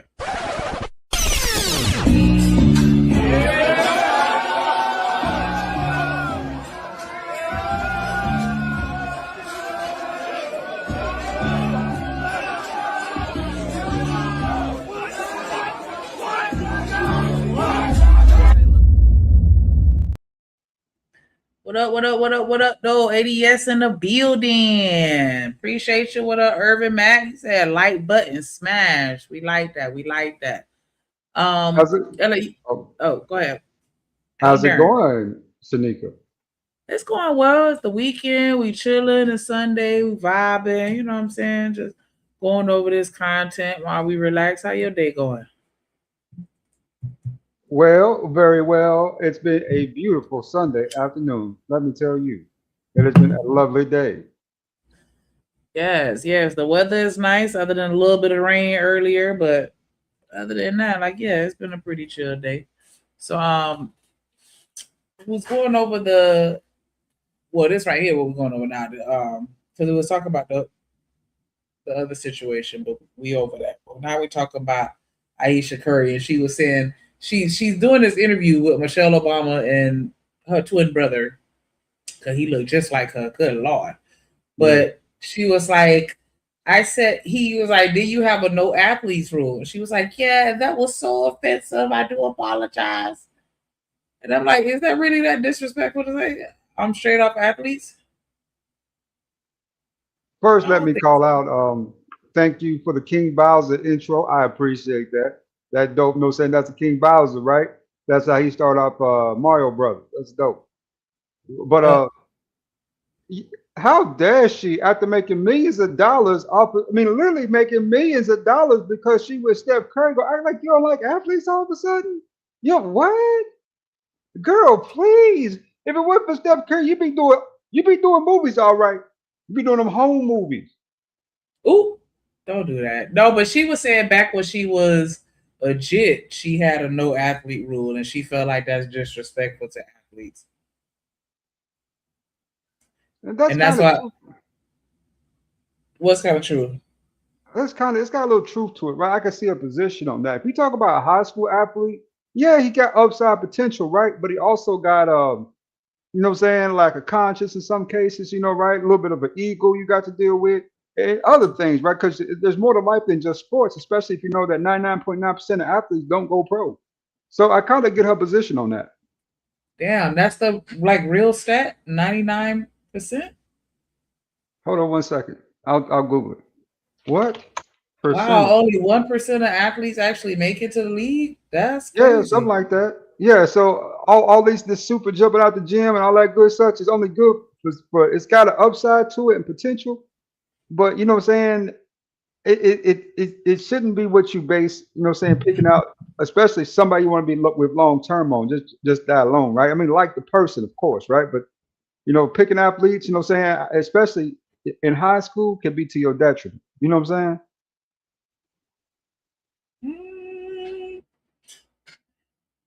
Oh, no, it seems like that's the time that you should catch them if you're going to catch them before they get to college and before they go pro. Like, you got to be, you know, with them before their name ring a bell, seem like. Well, it's like a lottery almost, right? I mean, you know what I'm saying? I mean, getting a guy out of high school, you know what I'm saying? And, you know, you got to see what his future potential going to be. I mean, if you're doing anything, at least see what college you're going to, right? Or you're going to a D1, D2, or D3 school. You know what I'm saying? Let's start with that, right? You know, and because most of the athletes end up at D2, D3 schools, right? Most don't go to D1. So, you know what I'm saying? When you see that type of stuff, you want to make sure his brain work. You don't want some cat with CTE from the third grade, you know what I'm saying? Can't read nothing like that, right? Just run. You know, just different things go into that, right? You know what I'm saying? In that way of thinking, you know. Now me personally, you know what I'm saying? I don't mind, you know what I'm saying? I dated a girl who was in track in high school for about a year and a half, 2 years, named Nitra. She was sweet as can be. Mm. But she was smart too. She wasn't no dumb girl. You know what I'm saying? She's real smart. She's just really good at track too. Drip, as the athlete on the panel, if you approach a girl and she like, oh, I don't date athletes, would you think that that's a disrespectful comment to make? No, not at all. What up, Irvin? Not at all. That's a thing. Did you think so? That's what I was saying. I don't think that that's necessarily disrespectful because I think that that's. I mean, I don't want to say every, but I feel like every organization or sport or entity or club or group or whatever, they have their stereotypes. Because I know, band folks definitely we had our stereotypes. You know what I'm saying? Cheerleaders had their stereotypes, and But that'd be more of like grade shit. Like I ain't gonna date a freshman type shit. Right? nah, I'm saying I had people that's just like, nah, I ain't fuck with a cheerleader because the cheerleaders is hoes. Oh, At okay. our Yeah. school, You got your motive on, you got your shit on that right. And too. so, like, you know what I'm saying? All the groups, and they used to, talk about the band geeks, even though at black schools, you ain't a geek if you're in a band. But, you know what I'm saying? This one time at band camp, like, everybody had a little stereotypes, I think. But I wouldn't be offended or mad at her for saying, like, I wouldn't date an athlete because she was just apologizing for it. And MTR was saying, like, that's real funny. Like, out of everything that done came out your mouth, this is what you choose to apologize for, which is apparently the most or the least disrespectful thing that you said. And so that's why I was just, asking the chat, like. I mean, she capped if she said that because she clearly got one. Oops. Right? I mean, clear. Yeah, that's absolutely a fact. Okay. Don't Michelle Obama brother look like? Okay. I'm gonna leave him. Athletes rule. That is true. You said you dated athlete before, right? Yeah, volleyball players. Did you feel like it was a difference dating an athlete versus dating somebody? I don't want to say regular, but a non-athlete. I think the athlete was a better relationship. I think the athlete was a better relationship because you could have more variety of conversation with that. But even with the regular chick, you can always introduce her to it. But as far as like just the type of women, the athlete, the athlete understood more. The athlete understood more because she was an athlete, so that made me understand too. Of just like I gotta go to bed, like it's late, I gotta get some rest, I got a long practice in the morning. Like all that shit was understood. Normally, nigga be like, what? What me? Oh, bitch, you gonna stay on the phone? You know what I'm saying? Like if you speaking in that type of time back then, yeah. Okay, so you share that common interest, but outside of that, everything else is pretty much exactly the same. Yeah, it's still, you know what I'm saying? Like I say, well, I would think that, the chick that's regular probably wouldn't get probably as much public affection as the athlete. Because especially if they known, type shit. So it'll be more attention for the athlete than the regular chick, I think. Because that's what I was gonna say, like more so their personality traits. Like, do you think that, female athletes may have had a bigger ego than others, or like they seem to be more disciplined, more stoic, less playful? Like, I was just curious as to if there were certain common or similarities that you noticed about athletes that weren't always necessarily common with women in general. Because of course everybody can be everything, right? And so I get that. So nothing but I just thought maybe it would have been like, like at least with the ego, like do they seem a little more cocky than usual? Or what I'm saying? Like, okay. What up, Chucky? Yeah. What's up, Truck? Because usually when I think of athletes, I think of people that are extremely confident, borderline cocky. Mm-hmm. That's something that I attribute to athletes. So that's why I was curious of like when you dated female athletes, like do they seem like, like they had a different mindset? Or Yeah, what I'm saying? I just told you, like even Lauren said it in the chat. She said more in common. Yeah, because they're athletes. So it's like sport talk now. We can understand injuries together. We can understand healing together. We can understand training, condition, workouts. Like we can work each other out type shit more than just one way.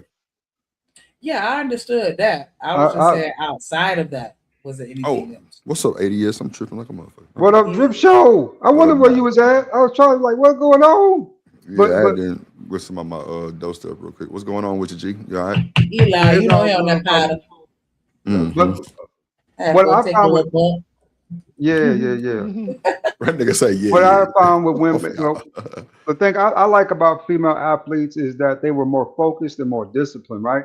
A female athlete to me was always more trustworthy than just a girl who was doing nothing after school. You know what I'm saying? Okay. Yeah, you know what I'm saying? Because she was out there, she trying to run, you know what I'm saying? She trying to do her things, she trying to get a scholarship. You know what I'm saying? Plus she getting her grades up.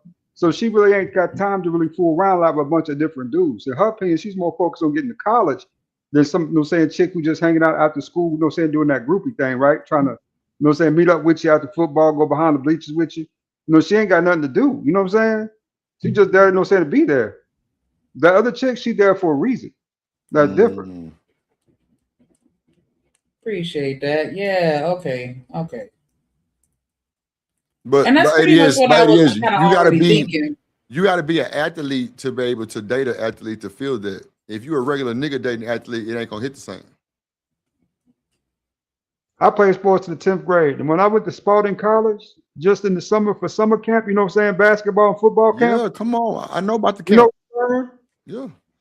That I wasn't good enough. Nigga, I need to find another profession and quick. You stupid. Well, I played on the junior varsity team, football and basketball, man. But I got there, started playing with them cats, man. I saw 6'3" point guards, bro. I'm 5'11". Yeah, I was through. easy. I'm Easy. through. Yeah. Yeah. Yeah, easy 6'3", yeah. Yeah, them boys was collegiate level, NBA level, yeah, for sure. Yeah. So tell me about A that. very disrespectful comment also on my part. It's so Okay. honestly, Okay. Thank you. No, Yes, that's really nice. Very rude. Why is You said what? I don't think it's disrespectful. What? Well, she was saying she don't date athletes. She was like, that's a very disrespectful comment. Yeah, like, well, probably now, but they got to go back in time to when she said this, when, she was a little young thing. I don't know why they always try to compare it to right now. No, this is when she was 20, 30 years ago. 20 years ago. I'll drop the link, truck. That disrespectful. I had Of all of the things that she said about Steph and done about him and besmirched his name, for that to be the line. But it's the line because Steph is there. Pay attention. very textbook maybe misconceptions. Like kind of frame like movie plots. And Movie like, plots. Yeah. Like the one again. the jock Stereotype. stereotype. I was a theater nerd, so I think I was protecting my peace and just, I don't know, the teacher, it was an activity one day in class and she said, write down what Irvin say he did it, now she did it. you would look for. And it was in capital like God is funny.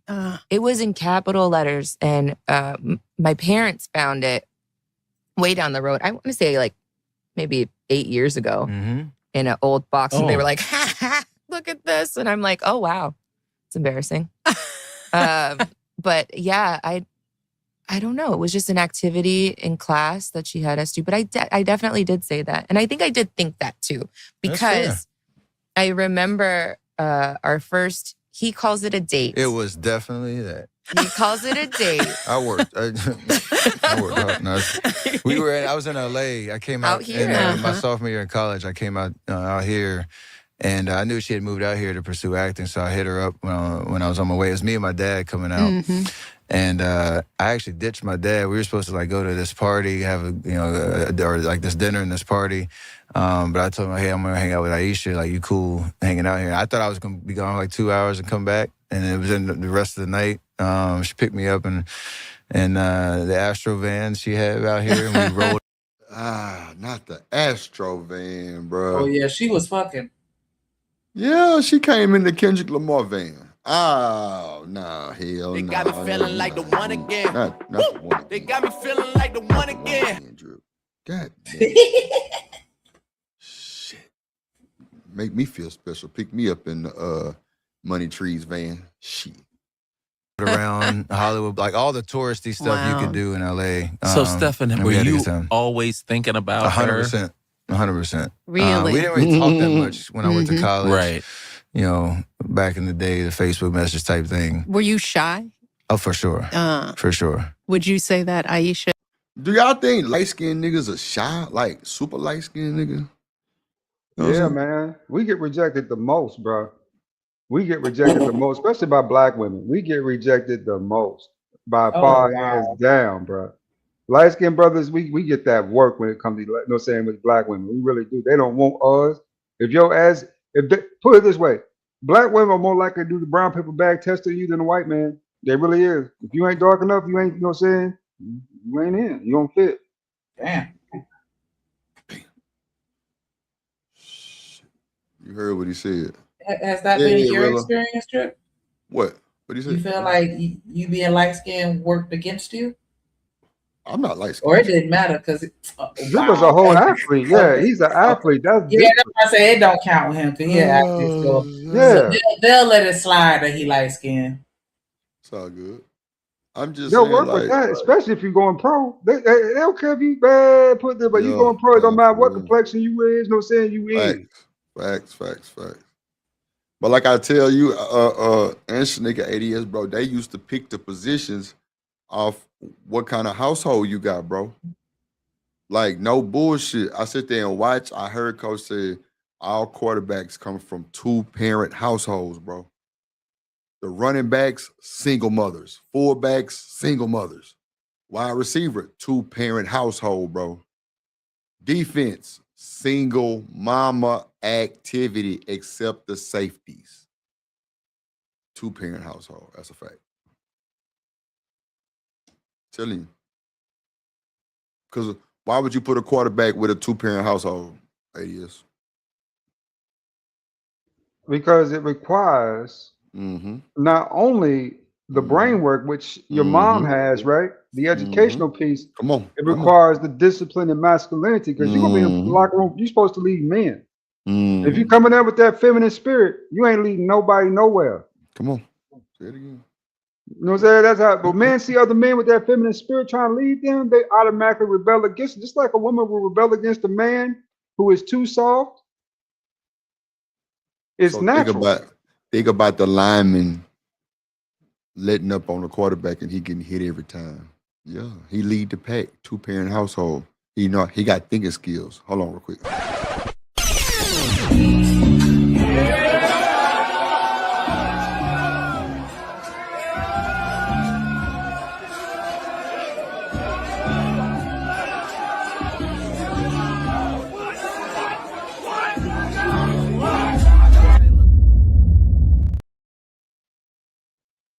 Yeah. Besides my boy Trucker Yell in the building. What's up, boy? Hey, Hit the link, what's going LA. on, She say fellas? that's interesting. Hey, ladies. Yeah. What's going on, Hey, G? hey, Drip. Hey, Yes, sir. what you said was 1000% accurate with the positions in football. Hell yeah. Cause same thing was told to me. Matter of fact, when I used to play linebacker, I used to say, I can't trust you if you eating steak with a fork. Mm-hmm.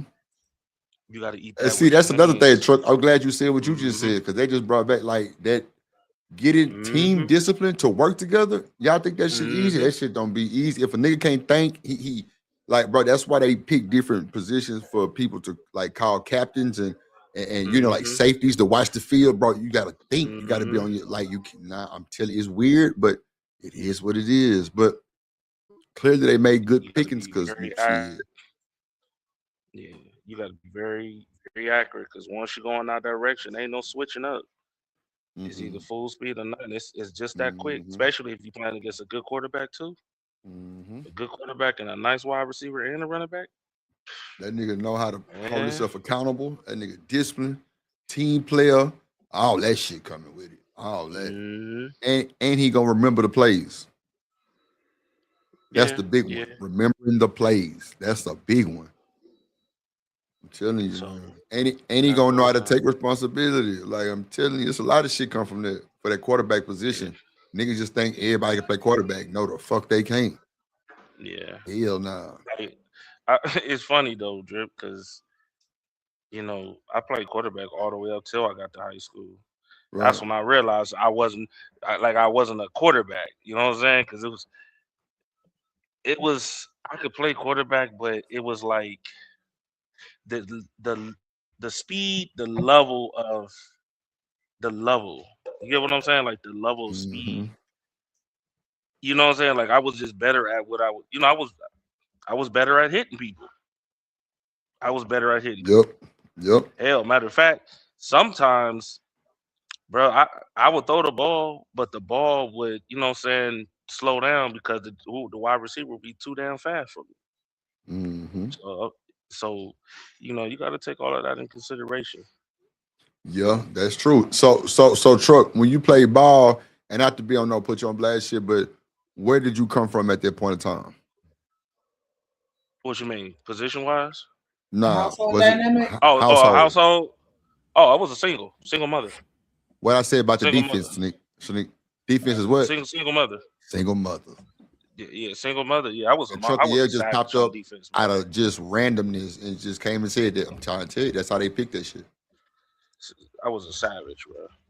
That's how they picked that shit. Single mom, them niggas got a little anger built up. They can hit, they can run.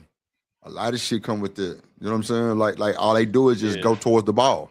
That's it. They ain't got to think too much. You know what I'm saying? Shit, I wasn't no small dude either. I'm talking about like at the time I was 211 pounds with 8% body fat, and I ran a 4.32. Oh yeah, you was Hitting a big your old ass. fast nigga. Yeah, I was not a small dude. I was putting niggas down for real. Nah, for real, for real. I can Me and see my that. and it's crazy too that you said the safety thing, because my homeboy that grew up with me, we played on the same football team since we was kids, and he was from a 2-parent household, and he played safety, Mm-hmm. and he was the Telling damn you. monster too. Because them niggas got to know how to read the play, read the field, analyze a quarterback at the same time, look at his eyes, see what he going. Like it's a lot of, risk that you got to take with that. You know what I'm telling you, man. You got to Man, be listen, disciplined for that that shit. safety position ain't easy to play though. I tried it. Mm-mm. I ain't gonna lie. It's too much. You know what I'm saying? It's too much space for me. It's wide open, especially you being the last man of defense. Somebody Yeah, break loose. yeah. Ooh. See, I ain't gonna lie. Mm. I played defense all the way up to college, and they moved me to guard, and I was hell, boy. I was like, damn.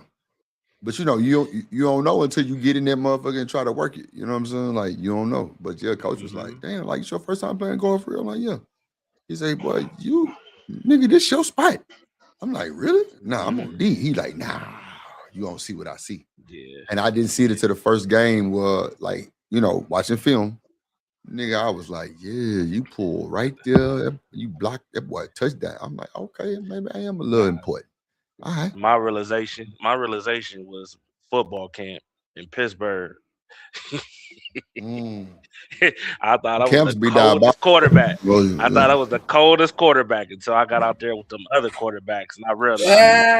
yeah, Nah, I'm, yeah, I'm yeah. not on that level. Then I started playing linebacker, defensive end, and then it was, I was holding my own. I'm like, well, shit. I mean, I'm already good at this position anyway. So I went back to school, and I told them, I'm like, yo, not playing quarterback. I'm going. Y'all been trying to get me to play this position anyway, so I might as well stick with it. So I got that other video in the back, by the way, too. Which So one? The, the one that we were looking for, because I forgot that wasn't on Izzy show. That was on Cellulite show. right, what right, y'all right. talking about? Angryman and Sharon. Angryman and Sharon, when they was having a debate, because they were talking about that Drewski skit, and Right. What and you think like about that shit, Truck? I don't got no problem with it. It Me don't bother neither, me. bro. Okay. I'm do gonna you be think real that with if you. If anything, do you think if it were reversed, if it was a white person in like black spray tan or makeup or whatever, and they were doing a skit, like not being what I'm saying, you could tell that they were just poking fun at things that black people do, would you have been offended if it were the other way no. around? I only get offended when they do it the wrong way. Like when the Iron Man dude played in Tropic Thunder, that shit was hilarious. That Mm. shit was Robert hilarious. Downey Jr. Yeah, Robert Mm-hmm. Downey Jr. But then when they did the whole tap dancing and slavery type thing, I was not feeling that at all. You got Not to at admit all. though, the organic pup cup is wild. The organic pup cup is wild, bro. Not the organic pup cup. Hey, hey, but see, it's funny though, right? Because I saw a video of a white woman, you know, playing like she was a black person, and I ain't take no offense from it. If anything, I just laughed at it, like, yeah, she kind of accurate with it. I ain't trip about it, like it's not a big deal, man. It'd be different if it was like some very disrespectful things, like, and I mean, shit, they've been doing it for a while. We've been doing it for a while. Like, what? Why all of a sudden now everybody's so damn sensitive? Mm-hmm. Because I mean, think about it. It was fun when he was playing as a black girl. It was funny then when they was laughing. Now all of a sudden it's not funny because he played as a white woman. Come on. I laugh at it either way. If it's funny, it's funny, man. I don't be caring about stuff like that. It's just some folks, you know I, what I'm saying? I yeah, mean, I get that. That's what I'm saying. I don't got no problem with it. Bro, I done seen this fool play as a Mexican woman, Mexican man. It don't matter. If it's funny, it's funny. It don't. I don't know why people so damn sensitive. You feel me? I don't understand it. Mm. But Eee. but to be fair, to be honest though, there are people that do get offended when in Mm-hmm. reality They be I talking was hella at. shit I don't think behind she closed wrong, Chuck. doors. I'm saying, like, Who? I could understand her getting offended because even though he said that it wasn't about her in particular, it clearly was a likeness, right? But I was just saying, I felt like if it were the other way around, I don't think that black folks, I think that we could laugh at ourselves. But I don't think know. Maybe some people would have got offended by it, but I wouldn't have got offended if it was the other way around. My thing is like seeing people respond like, "Oh, what if I would have put on a monkey suit and did that?" Like, okay, that's different. That's the part. See, now that's what I'm saying right there. It be goofy shit like that right there that I would take offense to. I ain't walking around here, you know what I'm saying? Like that shit right there alone. That's what I'm talking about. Like the skits Hmm. of how different cultures act. I understand that. That's funny. You know what I'm saying? We all gonna laugh. Like I said, there's a white man who's talking about I don't even know if y'all know the black delegation and the Asian community, all that shit. It'd be funny as hell. But that walking down the street in a monkey suit, you know what I'm saying? Like that's weird. Like what kind of shit is that? I mean, where I see this now, the first time I saw the Erica Kirk thing, first thing I saw the Obama monkey thing, I was offended by both, right? Very offended by both. Except for one, we don't want to attack grieving widows, and for two, I don't like the way they call it bombs. Like, you know, what I'm saying the Obama's that way. But a couple of days later, as I cooled down and watched it again, I started saying, "This is actually funny." You know what I'm saying? I mean, you know, you can't never say it out loud, right? But this is actually funny. You know what I'm saying? So it's. I think once you get past the initial shock of it and go back and watch it again, then you can actually, you know, what I'm saying, see the humor in it. It just maybe takes a couple of times to get through. I mean, because let's be honest, first world racism is I wouldn't say it's a joke. First world racism is a joke, right? You think about third world racism, like in different countries where they put a bag over your head, throw you in a ditch. You know what I'm saying? And tell you, you know what I'm saying, say you better make some money tonight, you're gonna starve. They take you completely out of your environment, you don't know nobody there, they take you to some other country or some other part of the country where they don't really know you, and you ain't got no way, no saying call nobody. That's real racism, right? Or what you saw in the DR, that's real racism, but they were just shipping those Haitians the hell up out of there. They throw them in the back of a truck and just getting the hell up out of there. You know what I'm saying? That's real racism, right? Versus what we see here is a bunch of people doing a bunch of little crazy skits, putting on some shoe polish, you know what I'm saying? Saying weird, wacky stuff. That to me is you know what I'm saying, kind of humorous, right? Sort of funny. I mean, it's I childish and don't see what you're saying. immature. Yeah, it's childish and it's immature, but it's still a little humorous though too sometimes. Yeah, I'm saying listen, I don't take it to heart. I laugh at it and things like that. Now, what I do have an issue with recently, I don't know if y'all know this, right? Remember how we was just talking the other day about how the three countries who didn't vote that slavery was a crime. You remember that part, right? Y'all remember that? That's Hold very on. concerning.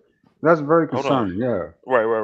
Well, yeah, they voted. Guess who was the third? Guess who one of the third country? All the other countries is paying the peoples that was slavery. They're paying them for reparations and all of that, right? 123, three voted no, and then 53 was kind of like, I don't want to be in the middle of it. Well, you gotta So understand. now, so guess who? Who's asking for reparations? Democrats is asking for reparations for the illegals. Ain't that a bit? That's so disrespectful though. That's what I see. See, and that's what I'm saying. Like that right there should be on the forefront, bro. I just found that out today, bro. That is absolutely nasty work. Hmm. That's a big. I just shook my head like, man, I can't believe this.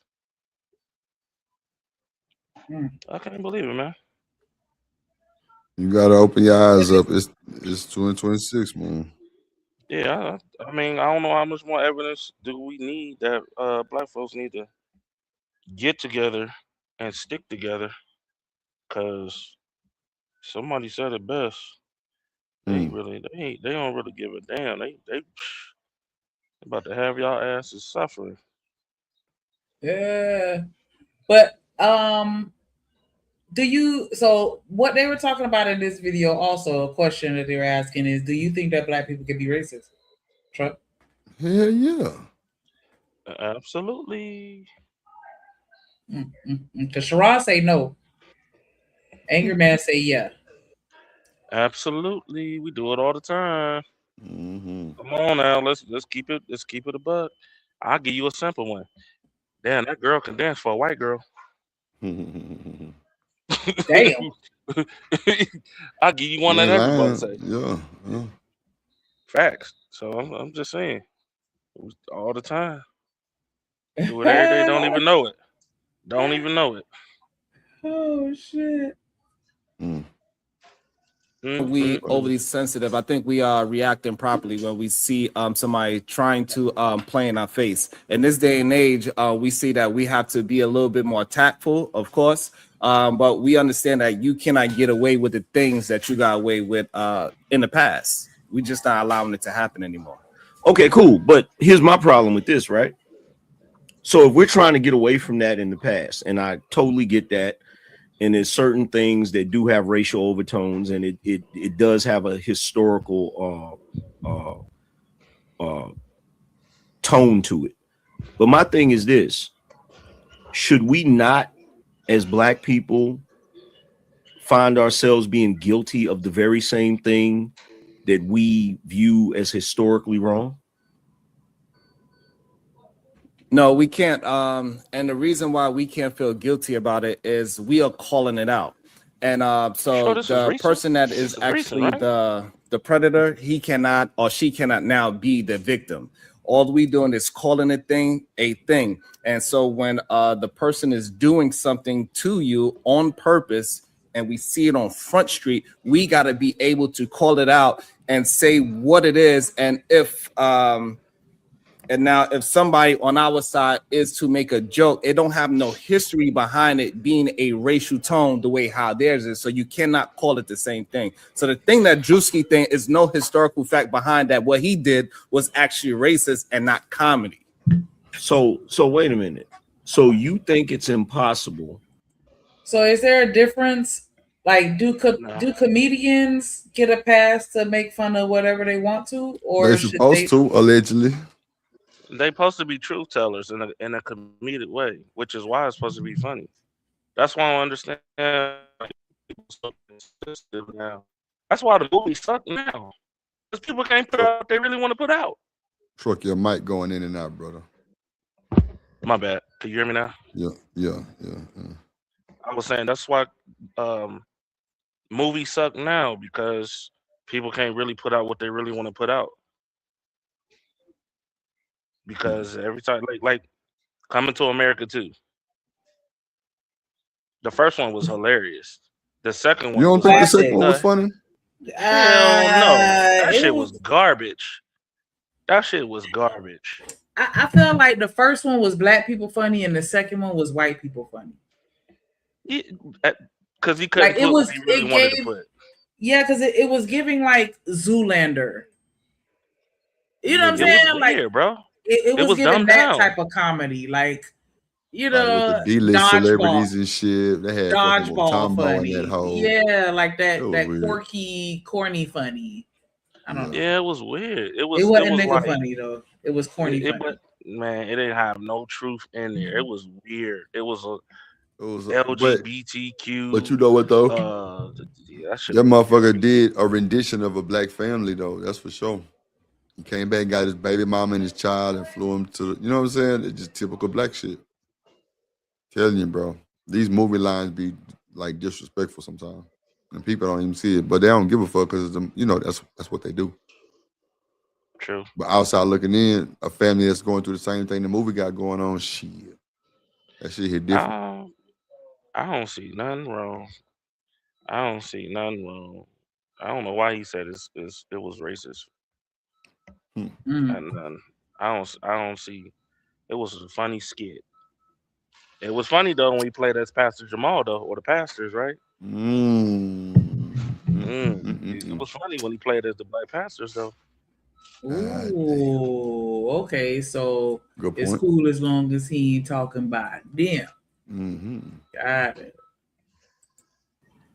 for someone that was previously the predator to become a victim?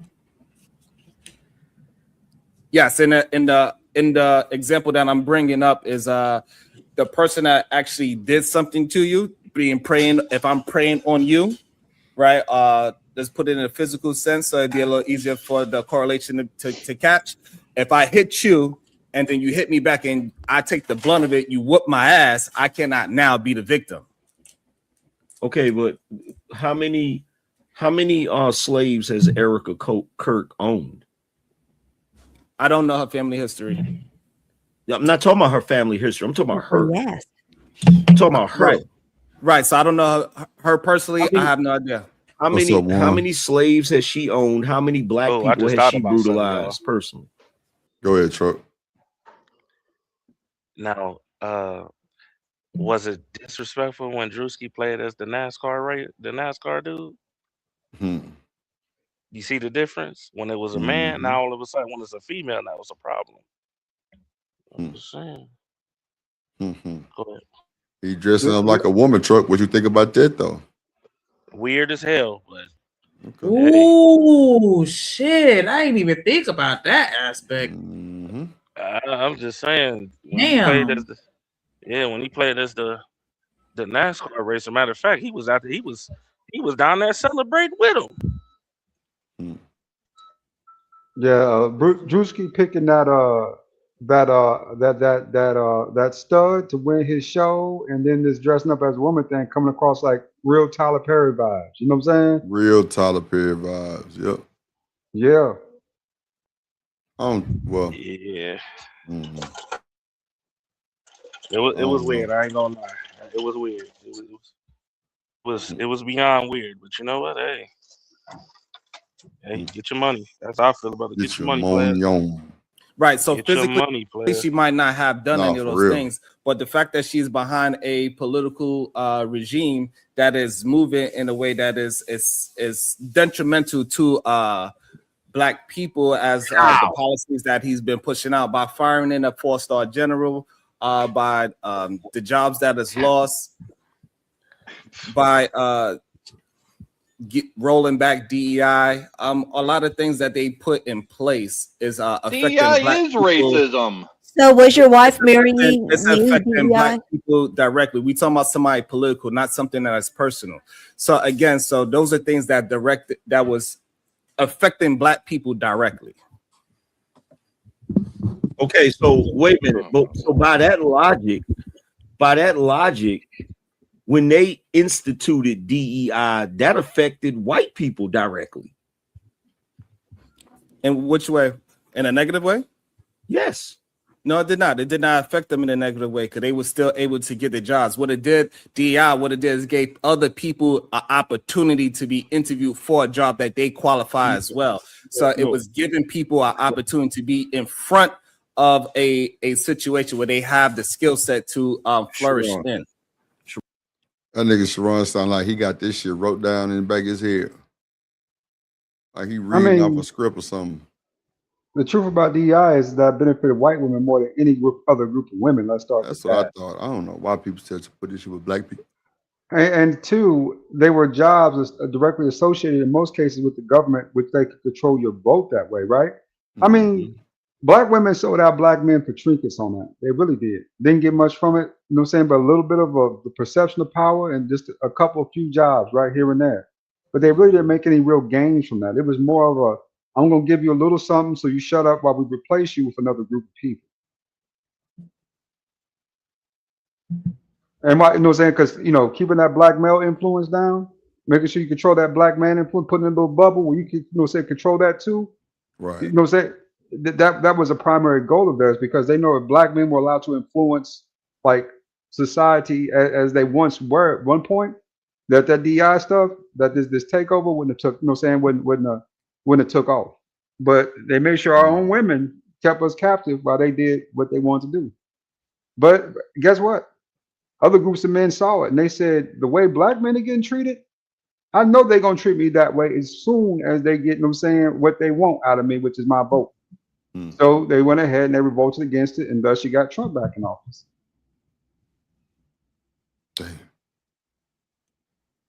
Ron, in a perfect world, maybe, but you do know two things cannot occupy the same space at the same time. So if someone is given a job based upon their race or based upon the fact that they're a minority, that does not necessarily mean that the person that was most qualified for the job got the job. There could be a person that was white that actually qualified for that job, but they didn't get the job because they were trying to meet a quota of a certain amount of minorities. That's racism. In fact, that's institutional racism. No, that's the misconception of what it actually is. What it is everybody that is sitting in front of that person to get that job is 100% qualified. Is that the fact that people of color didn't get the opportunity to even be interviewed at one point, even though they had the same qualifications or even better. For example, like the 4-star general, the first to ever get fired is a black man. He wound up getting his job taken away, not because he couldn't do his job or he wasn't qualified.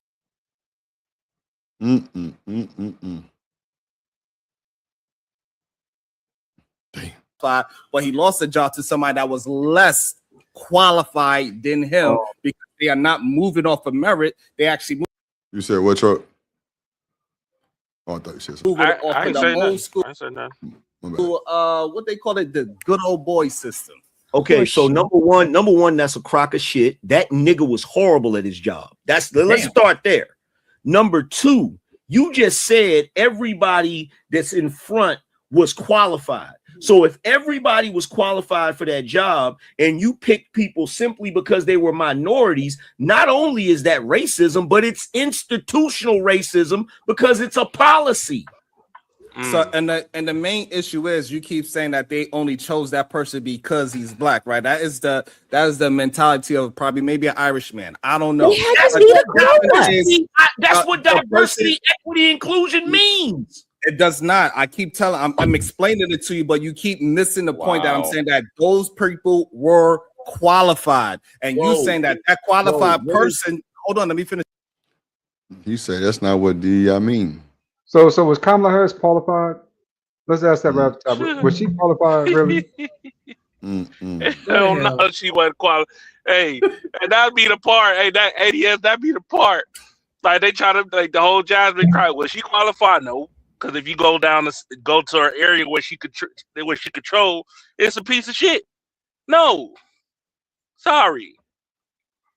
Oh my god. Her policies, her and Stacey Abrams' policies were absolutely stupid.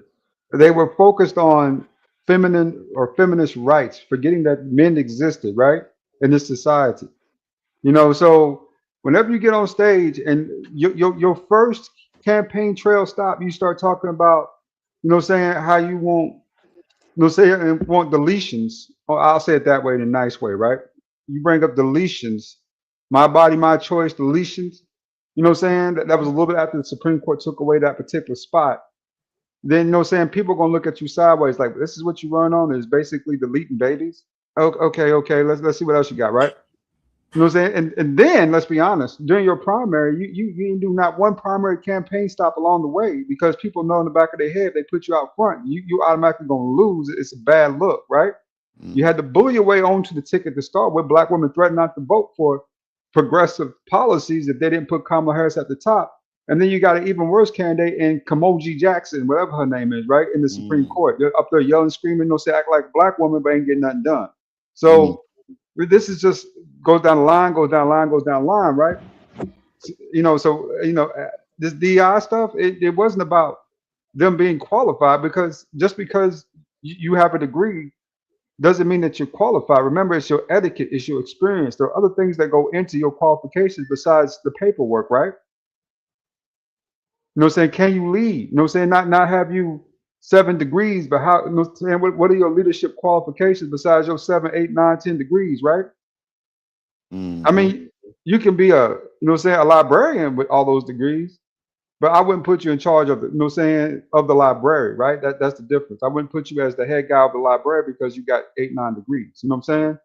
I put somebody who's been in that position before, who has some experience in that position, right? Versus somebody who doesn't. Yeah. You can be the librarian though. We respect your knowledge, Well, we know saying we know that you don't have those leadership qualities.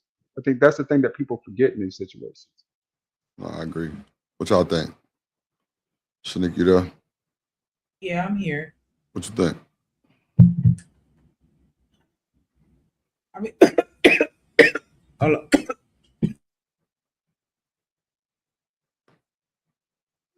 This nigga here finna die. Smoking that original. God damn. You on mute, Sneaker.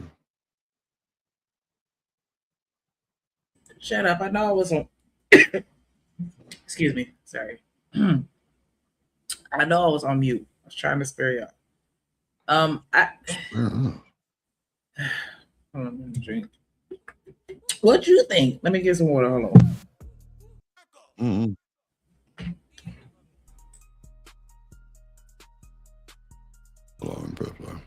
You saying that qualified? You saying that qualified person was only chosen because that person was black is the issue? What is the largest group of people in this country?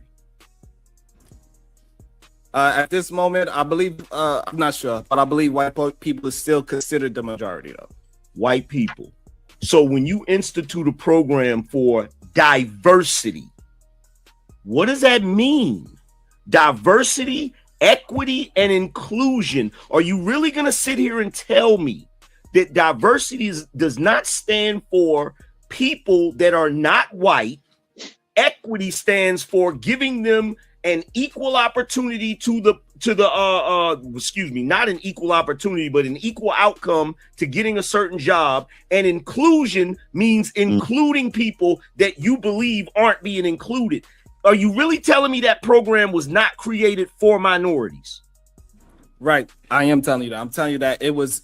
Ain't that what you just said? What was that trucker ADS said? It was for somebody else, something like that.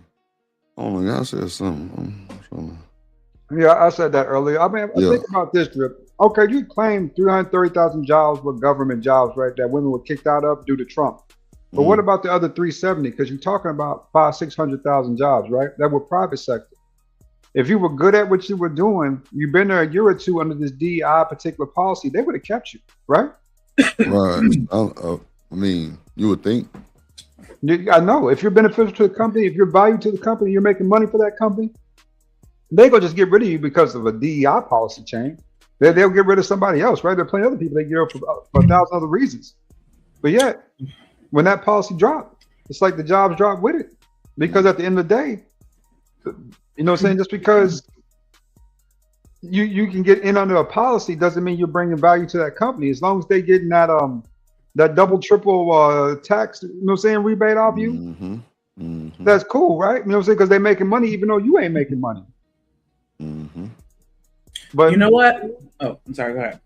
Go ahead, Shanika. No, I was gonna say I remember when that shit first dropped at my job, and I worked in the government at the time, state government, and it literally turned into like when we got ready to go do the interviews, like they would tell us beforehand, like, yeah, you know, we going through the court, like it was pretty much just the process. We were just going through the process just for the sake of having that paper trail to show where we did what we were supposed to do. But at the end of the day, they were like, we're specifically looking for a black woman for this position.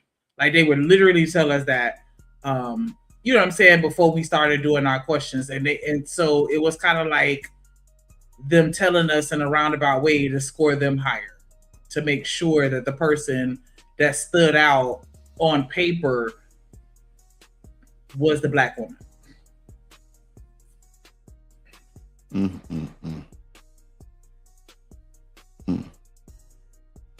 That's I mean, this is government. This is government. Like, yeah, we gotta meet this quota.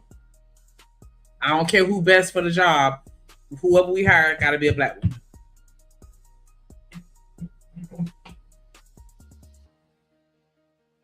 And I think that's the problem that everybody was having. That had a problem with it. Because it's like we not looking for the best person. We just looking for whoever they telling us we gotta hire. Because they saying that the numbers are off. And the numbers were off. Like, you know, in government, almost 99% white. Like white men, to be specific. But go ahead. I just wanted to say that. You know, I get that too, Shanika. That you know, what I'm saying that's under the progressive watch. They want to make sure they build up enough black women in government, where they got say so too in power right over certain items, because you know they one of their biggest supporting groups, right? So they're gonna push their agendas. But let's just keep it real. What I was reading, man, is one of the biggest reasons why a lot of black women got let go was due to punctuation and bonnets and punctuation. They said they had women wearing bonnets to work late every day. Damn.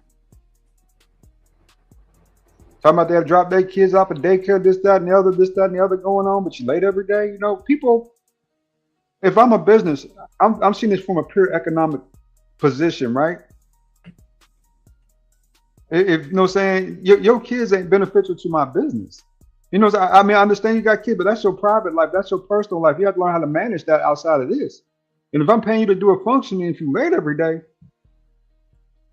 you know, that has impact on the business. But like that was an actual study, and they literally said that was the reason they're wearing bonnets to work, and they showing up late. I didn't say, you know, and now study wise, I didn't see that, but I just saw a couple of, you know, saying TikTok/YouTube videos where they was talking about it. Okay. Some managers was talking about it, right? And it could have been spite. It could have been spite. You know what I'm saying? Just them wanting to, you know what I'm saying, make black women look bad.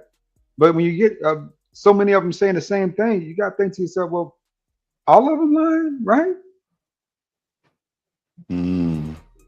Bonnets to work is crazy. Even if you work at a restaurant and you wearing a hairnet, I don't know. Like the bonnet is still an interesting look to me. But I mean, I you know, I do have that bias. My mama raised me with a bias against bonnets. Like she was like, anything sleepwear, you do not go outside the house in it. Pajamas, robe, bonnet, slippers, none of that shit. You do not go outside like that. Even if you just go to take the garbage to the inner road, she used to make me put on clothes. So, you know, it is interesting to see this shift now where it's just like, yeah, I'm just out and about, you know, walking around in a bonnet. And I'm like, is that the equivalent of a missy bun? I don't know. I mean, me personally, I ain't got no problem with if you want to wear a bonnet, whatever you want to do in your personal time. If we kicking it, especially if we've been together for a while, right? You know what I'm saying? If you wear your bonnet out to the grocery store or whatever, baby, I ain't tripping on that. We good. You know what I'm saying? I see you every day. It's okay with me. You know, this is our personal life. But you got to understand when you're in a professional setting, they want you to dress professionally. And bonnets ain't professional. You know, right? And I think a lot of women got that twisted. Yeah. So, Drip, you going out in public with your gal in a bonnet? I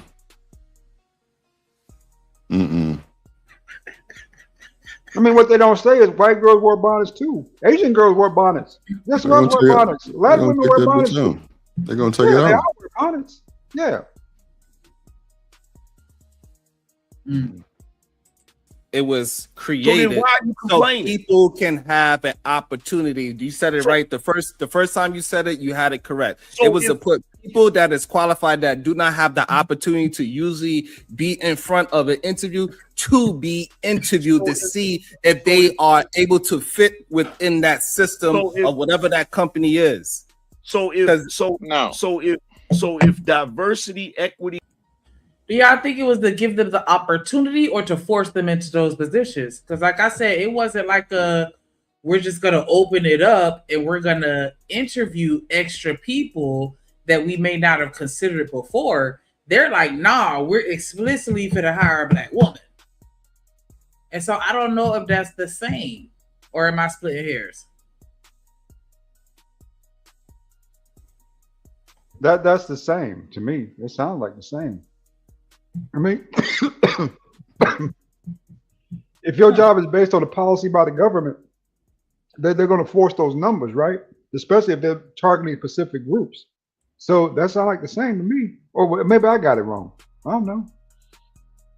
Because I thought the whole point was to give them the because he was just saying to give them the opportunity to get to the interview to showcase whether or not they will be a good fit, because before they weren't even getting those opportunities to get the interview. Because once I see Shanika on the resume, I know she black, I'm gonna go ahead and throw that in the garbage. So I thought he was saying, and maybe I misinterpreted what he was saying. But I thought he was saying like it was designed to give us the opportunity to be considered, whereas before we weren't even in consideration. It was designed to give an advantage. That's what it was designed for. Okay. I mean, the opportunity is one thing, right? But what's the opportunity if put it this way, if you got thousands and thousands and thousands and thousands upon black women going to interviews and not getting those jobs, you know what they're going to say is that DEI wasn't effective, right? Yeah, they say because that's a common complaint that we had years ago with black men, where they were saying black men were getting all these interviews with these different companies, but they weren't getting these jobs, right? They were being called out, you know what I'm saying? There was this, that, and the other, you know what I'm saying? But when they got to the interview, they was being told no. So what they did was make that a public outcry thing, and then they start getting into more of those doors, right? Because they were saying they were qualified, qualifications, things of that nature. So, you know, they started finding jobs, right? And which I actually saw a lot of that myself when I was definitely early on in the private sector. When I first got in the military, a bunch of interviews and no job, right? You go 5, 6 different interviews, no job. You know what I'm saying? Just a bunch of, we'll call you back or we'll keep you in mind or, you know what I'm saying, this, that, and the other. But after a while, though, since society started shifting that norm towards, hey, you need to hire these people in, you know what I'm saying? Because they do decent jobs too.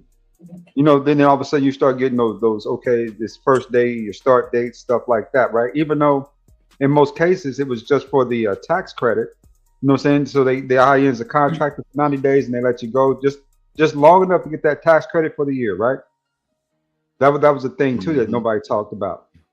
But if put it this way, if thousands and thousands and thousands upon women, because women were still getting interviews, which Shanique was my queen, they were getting interviews, they just weren't getting jobs. You know, that's the thing that I think Sharon's overlooking. They were getting interviews with the big companies, they just weren't getting hired on with these big companies. So when DI kicked in, that kind of enforced them saying, hey, you know, say you're only going to interview so many black people and not hire them. That's what it really came down to, right? And so many black women and not hire them. So companies start with what was it? I think it was a triple tax credit because you were double minority plus the DI credit policy. So that's a triple tax credit, right? Or something like that, quadruple maybe even. So these companies start hiring them in because of that tax credit offset, you know, profits, I guess, right? Mm.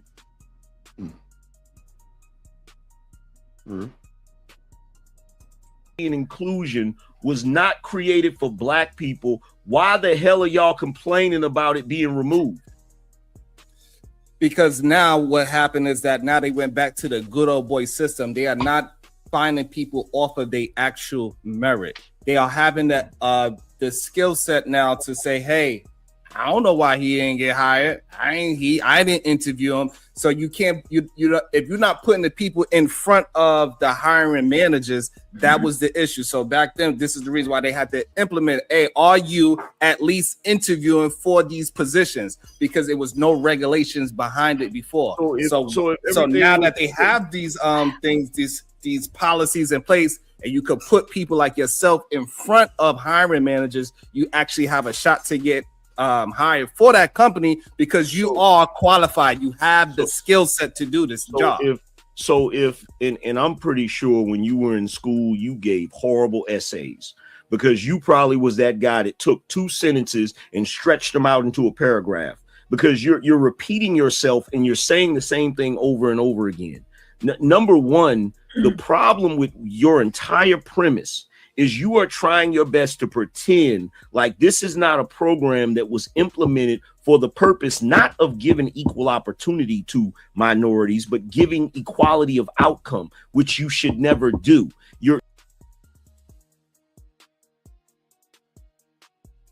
Is there a problem with equality of outcome? And was that not a fucking jab? You're not finna tell me that I'm a horrible essay writer and I stretch out 2 sentences into 20,000 words. but that's what I was asking earlier though, like, because it seems like it was more so focused on getting equal output, more so than just putting the qualified people in position or giving them the opportunity to interview. Whereas, you know, they just weren't even getting the opportunity to interview, which is what I thought it was. No. I Googled it, right, just to be sure. Okay. Before the widespread of adoption of formal diversity, equality, and inclusion DEI programs, specifically prior to 2020 post George Floyd surge, which is another black women used to step on in such initiatives. Black women primarily secured interviews through traditional non-targeted methods. These are often relied on by personal networks, specific pioneer industries, and individual persistence to overcome significant racial and gender bias. So you had to ask a couple of times, right, to get an interview in some cases. And know somebody. Yeah. But besides that, though, you know, saying you wasn't completely out of these interviews. You just had to make sure that you was built up enough to get the interview, right? You had to jump through hoops. Yeah, like we all do to get certain jobs. You know what I'm saying? To get a high paying job, people think we all. I Well, don't know if I agree with that. Put it this way. You don't all have to jump through hoops, because I've seen situations where they can't jump through nail hoop. All they did was open their eyes, wipe the crust out, brush their teeth, and they had that job. For some, yes. But we're talking about us as kind of black people in America. You know what I'm saying? I had to jump through hoops to get what I have now. You know what I'm saying? I had to do 4 interviews in order to get the position I'm in now. You know what I'm saying? I mean, and it was grueling interviews for crazy questions, right? About engineering, Active Directory, you know what I'm saying? Pacific stuff, real Pacific stuff, dealing with, you know what I'm saying? Active Directory Federation services, certificate services, you know, stand up domain controllers, you know, cluster environments, SQL environments. I was asked like crazy questions.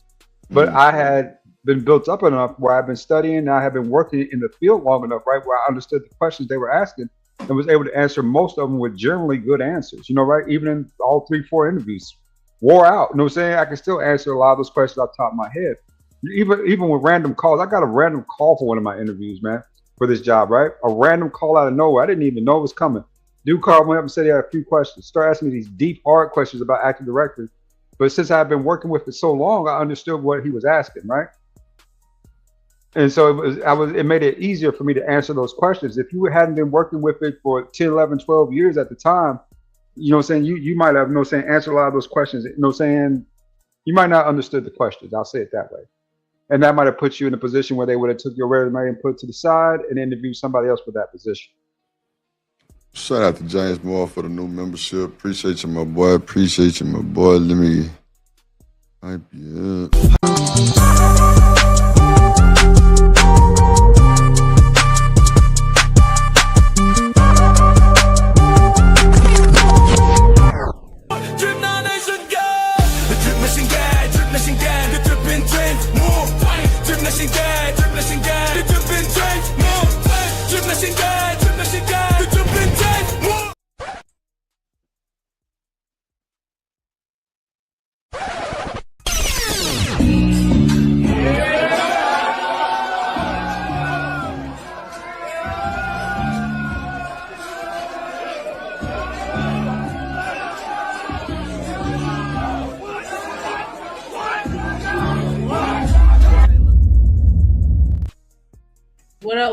What up, those?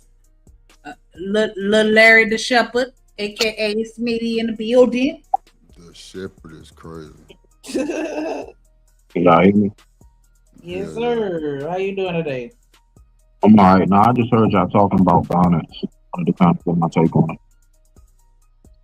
Okay. Yeah. I believe that it is absolutely despicable for anybody to be walking around with I believe that everybody be doing what? I'm sorry, it went out. This nigga got a bonnet on. It's despicable for people to walk around with a bonnet. You need to get yourself together before you step out the door, cam up, anything like that. So I just wanted to say to anybody who feels like wearing bonnets out in public is something appropriate, you need to get your mind right and you need to get some home training. I digress on my computer. I'm here. So Smitty, you wouldn't holler at a chick in a bonnet? Say what? You wouldn't holler at a chick if you see her eye, she looking right, and that bonnet ain't doing no justice. You wouldn't talk to her? Any reason why? There's only one time that I would say a bonnet is okay out in public, if you literally just came from the hairdresser, say you got your little press or your little blowout, and it's a lot of moisture in the air, and you do need to cover it, but you're on your way home.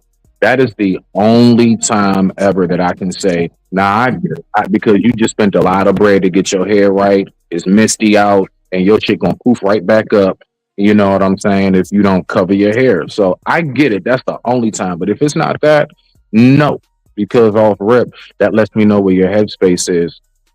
Just that right there. Little signs like that are very telling about a person. Yeah, but it can be a lot of lies with that too, though, because you can't. I mean, as a woman, you would think that a bonnet is kind of required to cover up her hair for those. Because I know in Houston, it is humid out here, and then women shit frizz up or whatever they call it. But so I understand that. So for me, seeing a woman at the gas station with a bonnet on, if she bad, I'm gonna shoot my shot. Yeah, I hear you on that. I'm just saying, like like I'm talking about, like if you just like out and about, like let's say I actually, cause see that's the thing. Say she stopped at the gas station because she's on her way home from the hairdresser. I don't know that. You see what I'm saying? So I could be wrong as shit. But my thing is like, nah, say like, I don't know, social media wise or something. I just see you be just out and about, like you be leaving out with your little checkered flannel pajama pants, your little Nike or Adidas slides and shit. Nah, man.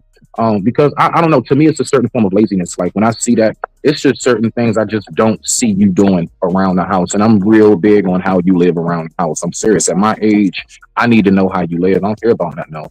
Right. And to me, that shows like, you know what I'm saying? If you couldn't even get yourself together to leave out the house, Lord knows what the crib is in the condition of. I digress. My mic is muted. I mean, they do say you could tell by a person live like going in their house. I mean, you can tell how they move and everything. Like your home tells me a lot about your headspace. A lot. It tells me a lot. Like how you do your home, the food you have in your fridge, everything that tells me a lot about you as a person. Like we don't even have to talk that much. All I gotta do is come past your crib a few times and just see how you move around the house. That's something. Most of everything I need to know. Everything else is just combo and arbitrary. Damn. Somebody in the chat said you got a bonnet on right now. That's what I said. I said he had one on. First of all, this is the beret. Okay. Second, mind the business. I said it, bro. Oh, he said it's a beret. What beret? Yes, I don't know what that is. That nigga flipped the bonnet to the side and said it's a beret. Damn. So I see you gotta get your history up on a beret. To the side, you peep that. That's diabolical. Shout out to this nigga for the 20 ball or 1999. She said had to make sure the super chat still working. Hashtag Drip Nation. Hashtag Let Drip Do It. Hashtag Dimp. Hashtag we finna get up out of here in the second. Appreciate you, Shanika. Jump! Come get your ass, call out, shouts out, Drip Nation, Shanika, pop your shit. Welcome to the call out, Culture Podcast. Guys, make sure y'all hit that like button, please, and thank you. And you through. You're taking a group of people and you're saying, I'm going to place you in these positions regardless of whether you qualify or not. Now, it's cool that you can sit up here and try to run that bullshit ass narrative that they try to run on CNN and every other program that's far left. But numerous people were in positions that they did not qualify for. That's the main reason why they had so many damn problems in the damn airports with the air traffic controllers. Bro, you're not talking to somebody that don't know about this shit.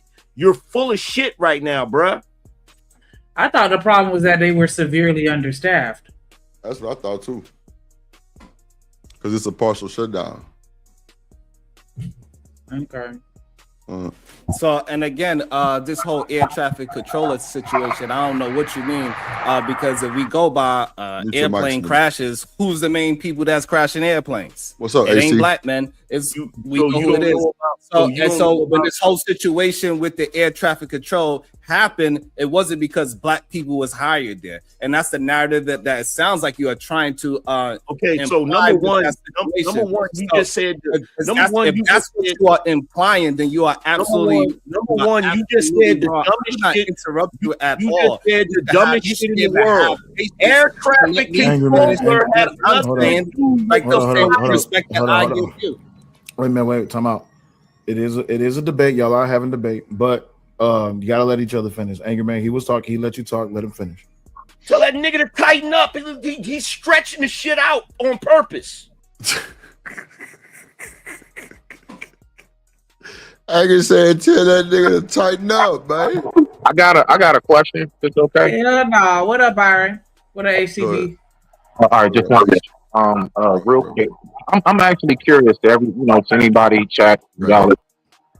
Do y'all think that Sharon is really on just a big play and like he knows that his character is it hits, it gets the reaction, or do you think that he genuinely believes the shit he says?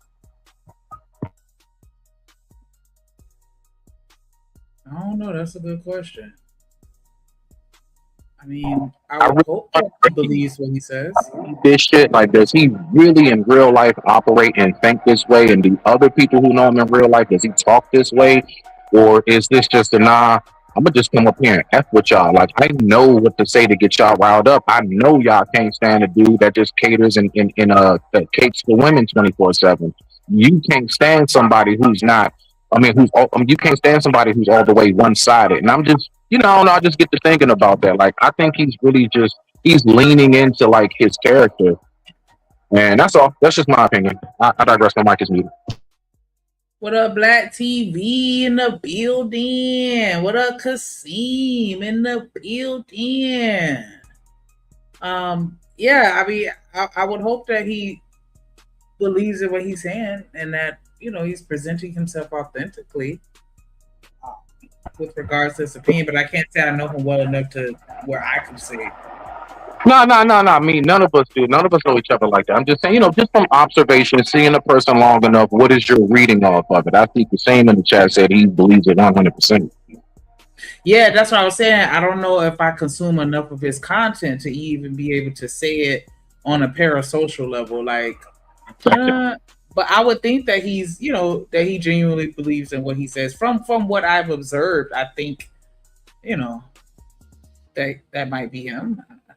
I don't know. You never know. So, but yeah, it seemed like he believed it, or at least he, I think that he poses some decent arguments. I don't necessarily agree with all of them, but I feel like he actually put some thought into what he's saying instead of other people, sometimes I feel like they're just talking just to hear themselves talk and to, express an opinion that they can't really substantiate or validate on any level. Like, I don't think he's just being repetitive and saying the same thing over and over again, as Angryman has implied. I think that he does, make some solid points sometimes with what he's talking about. Okay, so with that, would you say Sharon is balanced in his taking those things that he's speaking? Do I think he's balanced? Yeah. Yeah. Not even fair, balanced.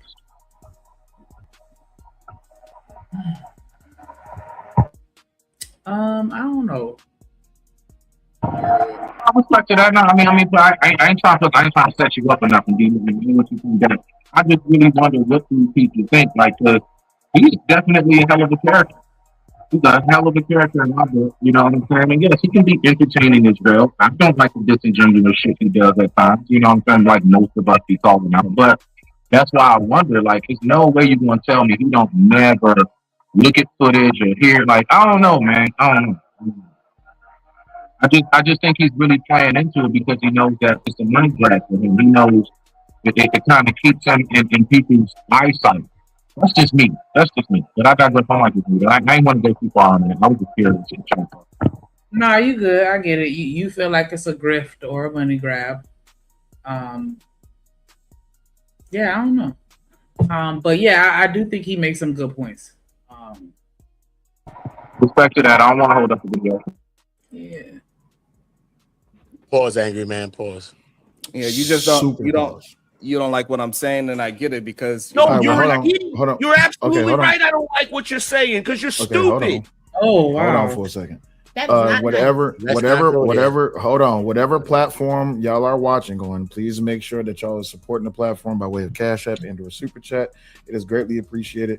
I'm letting this debate go on for a little bit, but we got to remember there's other people on the panel. So if y'all could keep y'all answers short, concise, and just keep it to the point and keep it to the topic, then we can go ahead and introduce other people into the argument because I'm pretty sure other people have things that they want to say. Until then, y'all go ahead and finish this little debacle up, and then we'll get right to it. Go. So Go ahead. So number one, the fact that you said it's white men that's crashing the planes. Yeah, you know why they crashing the planes? Because they hired dumbass air traffic controllers that don't know what the hell they doing. That's how planes crash, dumbass. It ain't the skill of the damn pilot. The pilot has to have somebody on the ground that's actually giving them correct information so they don't fly into each other. So with that being said, I'm guessing you saying that majority of the people that's doing air traffic control is who? Exactly like the fire truck hitting the plane the other night. People that aren't qualified. Right. So that's where we know that's not true, right? To be in that control room, you have to be qualified. It is a long process. It's not like I could go there and say, because I'm black, hey, I fit the criteria that y'all looking for, and they get a job, and then I'll be training in a month and I'll be working in the room. No, it doesn't work like that. You have to be qualified to be a ATC. It doesn't work just because I'm black and they looking for black people or women or whatever the case is, that you just start trafficking airplanes in the sky. It does not work like that. You finish. And who was the person? And also, who was the person? Who was the person? Who and who was the? This shit out. He's never landed the goddamn plane. Sharon, you do got to land. I got interrupted by two people. You saying I'm not landing the plane? You good, Sharon. You understand? So right, I can't say that as I'm getting interrupted. Sharon, I got you. Just go ahead and let Sharon finish, and then Angry Man, you got in there, and I believe I heard my wife say something. Look at Angry Man face. He's an angry man for real. But I thought most of the air traffic controllers were white men. Somebody fact check me on that. And I think I heard Ray say something. Damn. So Sharon finished, then Angry Man, you got it. Audience. Got you. Sharon, you finish up your point. Then Angry Man, you got it. Then my wife wants to say something. Then Ray, you got it. Go ahead. Who was the race of the air traffic controller of the fire truck situation? And what Sharon was the race of the pilot? It's when he hit that button at the top of the mic to, I guess, to unmute it or whatever. Oh Lord. That was flying that plane. Go ahead. The same race as your wife. Damn. See, this right here is what I'm talking about. Like, why is nobody stepping in and say, hey, like, y'all chill on the personal tax? That nigga is on his neck. Damn. Don't you know how they say if you throw insults, that means you're losing? Does that mean Angry Man's losing an argument at that moment because he's calling him stupid and shit like that, or he's just being AM? I don't know if that's just him being AM, but it's definitely. I don't think it's a good look in a debate. Yeah, because that's what I'm thinking debate wise. Like, dang, man, like you know, you're making good points, but some people like, nah, because you're stupid, and it's like I'm big on like non-verbs, you know.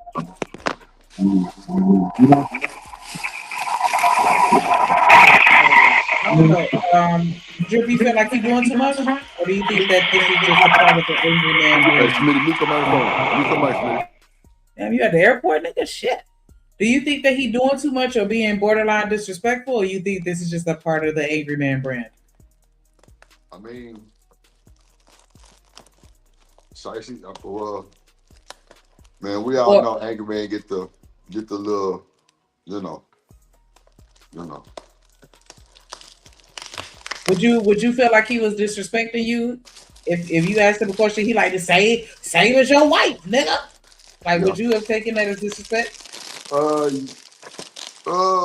would you have given him grace because that's just how he is? Yeah, but would I react to it the way that he would want me to react to it? That's the thing. That's why Sharon looked like it's kind of like him winning because he's not bothered, allegedly. You know, see where you're going with that? Absolutely. Because Angryman showing anger, emotion. Sharon is laughing. You know what I'm saying? So it looks, the dynamic does look crazy. Sharon could be just trying to, Sharon he does shit like that. You're right, Shashi. I guess bringing up family is just always disrespectful, but I feel like, well, I don't know. I think that in certain environments or situations where people still will do it and it's looked at a little differently. Like if somebody's in a rap battle, like I could see somebody saying something about a family member, but I wouldn't expect them to start squabbling up. Or just like I said, when I was growing up, when we were roasting and shit like that, like everybody got talked about, even your ugly ass little sister, you know what I'm saying? Like if that, so that's why I'm just saying, like in this, online exchange. But yeah, I mean, disrespect is disrespect because you have to bring up the man wife. Like that absolutely was out of pocket. Like, yo, sheesh. But yeah, he's definitely, giving unbothered. And that's why I feel like it's making him look like the winner, regardless of what they're talking about. Just the fact that he because you stupid. And, Shanika, was he lying? Was he lying? What's who lying? Angryman? Yeah. Okay. Go to bed.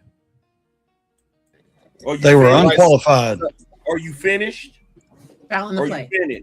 Are you finished? So we don't need to. We don't need to make insults. We don't need to make insults. We don't need to go after people who's not on the panel. I would say at the chat, but people in the chat is going to cheer for their favorite debater. So let's go ahead and strike that off the table. You don't need to bring up his wife.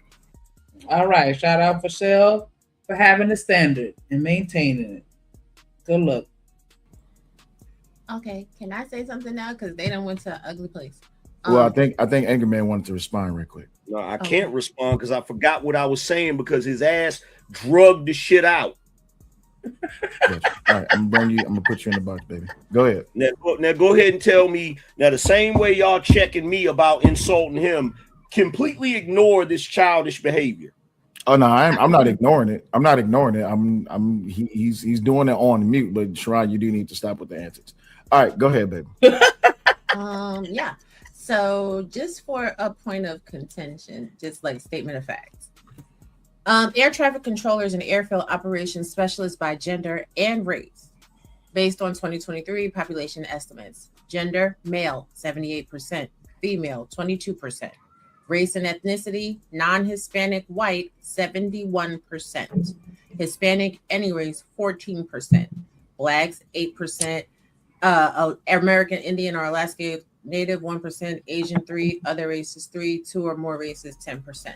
So when we're using DEI as the whole, standing ground, holding ground for why, well, DEI was causing problems in air traffic control. Yeah, it really wasn't anybody other than the white people. But. Okay, so to everybody that want to say this, there was literally a brother that came onto my show a few years ago, back when Biden was in office, who was an air traffic controller. And you know what he was trying to do? He was trying to convince all of the brothers in my damn chat room how easy it was to become an air traffic controller because of the programs they had put in place. Still doesn't negate the facts that she just spit and showed on screen, so you can't even say she just made it up. We all looked at it. Sounds pretty white to me. So this ain't me just talking out of my ass. Okay, so then let's Not go to ahead and mention take the fact, not to mention the fact that there. Is it not when you just talk about some random person that came to your show and gave you their personal, perspective, and they may have had some information to back it up. I don't know. I didn't see the stream, but you just telling me what somebody else told you. She just pulled up actual stats and showed you. I don't know. There was numerous damn. Oh my God! I actually covered the damn stories of the problems that they was having recently. Mm-hmm. But just because somebody says something on a panel doesn't mean it's true if they don't come with documentation. So again, this is from Axios. This is from Axios, right? So driving the news. Trump on Thursday repeatedly cited DEI policies at the Federal Aviation Administration as having played a role in the crash that blamed Democrats, including President Biden and Obama, for advancing inclusive workplace policies. Trump implicitly equated racial, gender, and other forms of diversity with a lower quality federal workforce. The reality check. In addition to statistics showing the opposite is true, the cause of the crash has not been determined, and there's no evidence that FAA hiring policies led to a decline in aviation safety. So, I mean, what does Axios Wait a minute. mean? That's not Is true. that supposed to mean something? What? Wait a minute. What? You know how many jobs done dumb down some shit to benefit women? What?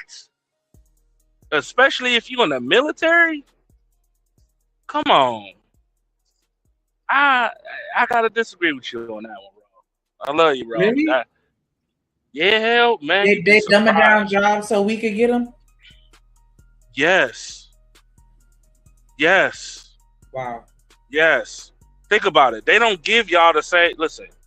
I Even can when, see if you said like a physical route. You know what I'm saying? As far as, okay, instead of having it to have the physical strength of a man, they're considering the strength of a woman. And so, they may be modifying it, in that aspect. I'll take that. But you're saying like even the jobs where I have to think and use my brain, they're dumbing it down so that I can get the job? Hold on. Give me a second. Yeah, Not all. I was even saying people. some. Some. Oh, okay. Depending on what field. Because, again, I ain't saying not a thinking job or nothing. I'm just saying some of the stuff that they would normally do for a regular male or whatever, they will not do for a lot of women. They will not make them go through the stresses and all that. They ain't gonna have y'all working the same amount of hours. Not like that for real. And they know it. Like even in the trucking industry, female truck drivers, they don't go through none of the stuff. Bro, you just had a female complaining, right, about how dudes in the warehouse wouldn't help her unload her truck. Or even do the paperwork. She got to count the product, all of that. She ain't want to do it. She got pissed off about it. Like it's plenty of jobs out there that's like that. Even the driving situation. They get out here, think this shit's sweet, and it's not. Now, a lot of women can do it, but then there's a lot of women that can't. That's all I'm saying. Are you referring to CDL drivers? Yeah, CDL drivers, flatbed, whatever. Mm-hmm. I'm gonna hit play on that. No comment. Yes. This country is so cooked. It's done. It's over. Now y'all gonna sit up here and pretend. You gonna sit up here and pretend. You know what? I ain't even gonna say it. Are we gonna pretend what when it's based off of? I ain't gonna say it. When it's based off of statistics and imperial data, what exactly is the pretending? Yeah, guess what? Based on statistics, niggas are the most violent people in this country.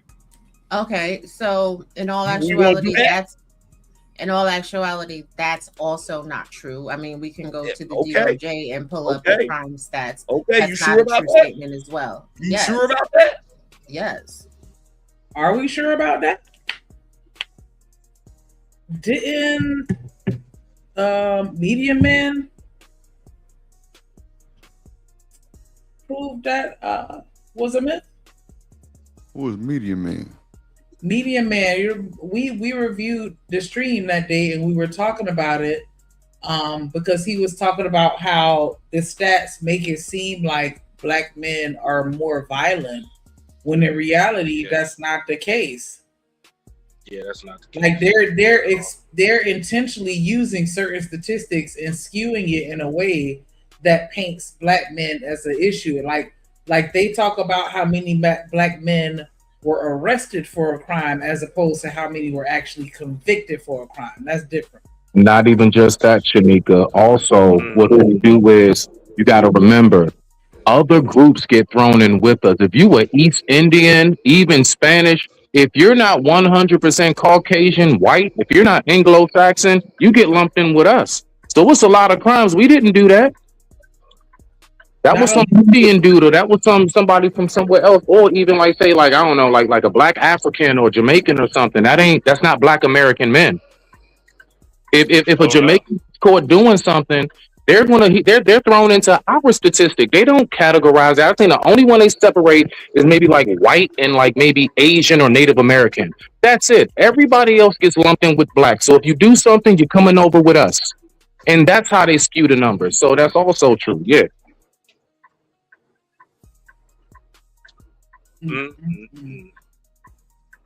You sure about that? Yes. Okay. So when we are sitting here and we are listening to people on social media, the pundits, right? Pundits on social media. Hold on a second. Okay. Well, I'll just let you speak then. No. Angryman, she wasn't. Angryman, hold on, Angryman. She wasn't done. You gotta let her finish. Go ahead, baby. So when we're sitting here and we're listening to the pundits. Sale. I like the way you do business. Lord Jesus, there you go. Pundits on social media spew their narratives, even when it's based off of snippets of so-called statistical or empirical data. What no one is actually looking at is the sample size nor the group. So when we're looking at the statistics that people spew based off of people of color in the criminal justice system, it is disproportionately representative of the actual community as a whole. What they do is they break down these crimes by race, by gender, by color, and everything else, right? But then they over accentuate people of color and minorities when people of color and minorities are the small minority of the overall population of the United States of America.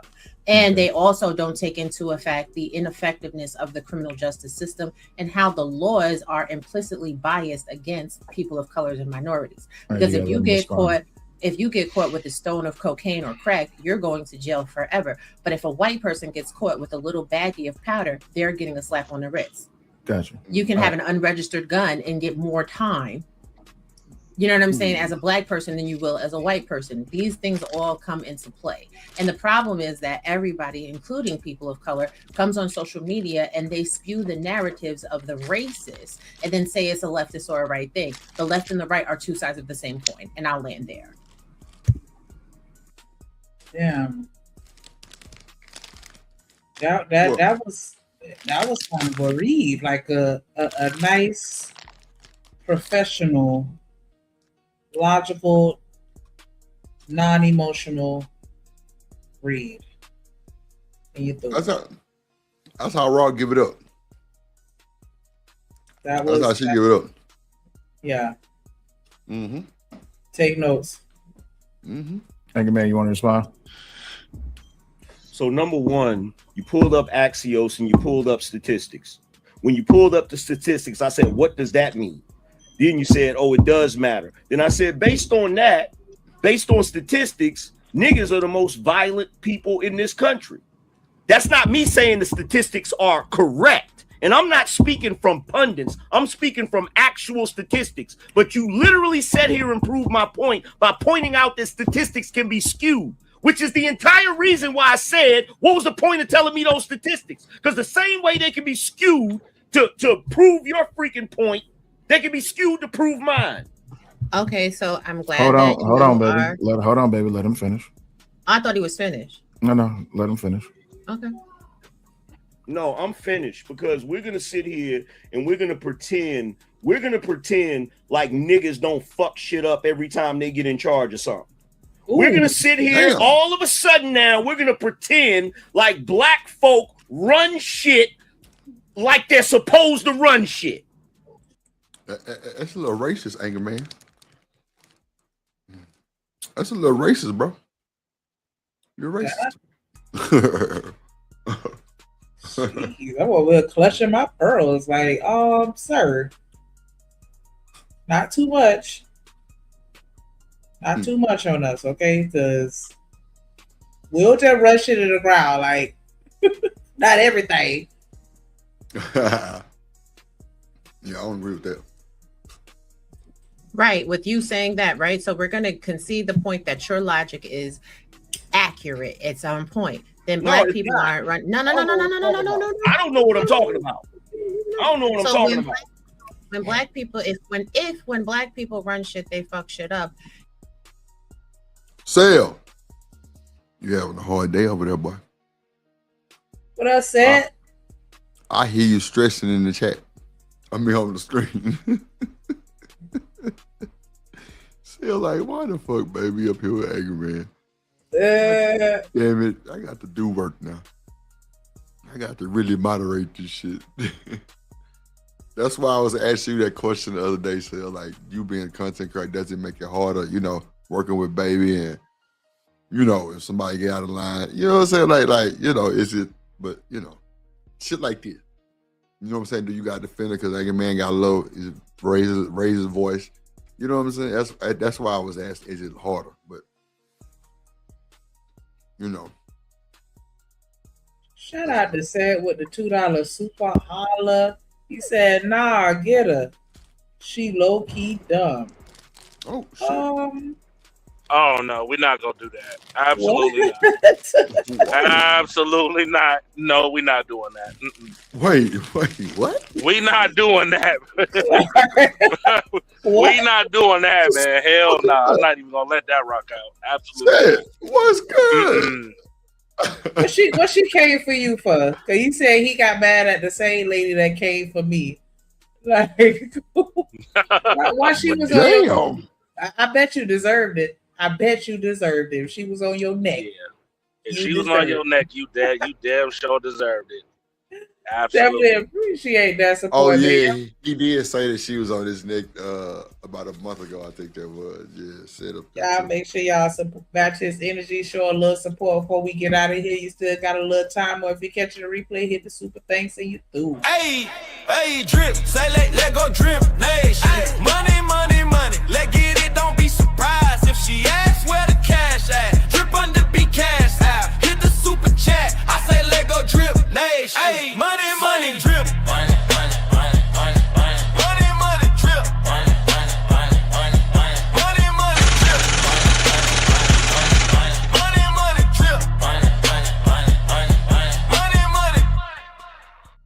Hey, we just need 5 more donations to reach our goal. You know what I'm saying? That's all we need, and we through. Make sure y'all drop that like button, hit the subscribe button. Make sure y'all support dope content. Yeah, make sure you don't hit the dip fund. Yeah. Have you paid your tithes? Pay your tithes. Pay them Hashtag funds. them. Yes, Lord. Super chat is available. Cash App, PayPal. Go ahead, Shane. $ drip on the beat. Yes, Lord. Impossible for them to fuck up aviation when black people don't run a thing in aviation. Hold on, Ray. Let her finish, and then Ray, if you want to get in, you got it. Especially when the aviation society has gone above and beyond to try to pander to minorities and women to get them into the aviation field, because people of color and women have no interest in aviation at all. All right. Ray, did you want to get in there? Did you? First of all, white people don't get a slap on the Did hands. you want to argue with or against her point? I want to argue against because white people don't get a slap on the hands. I got 4 years in prison for giving I won't. Okay, let me stop. something away. So I'm not privileged. You understand? White people don't get slaps on the hand. But yes, black people do run shit in the ground because who is the leader of the Democrat Party? Joaquin Jeffries, a black man, and who is not fun. Shit. The fuck is going on? He came in hot, but let me play this real quick before y'all start.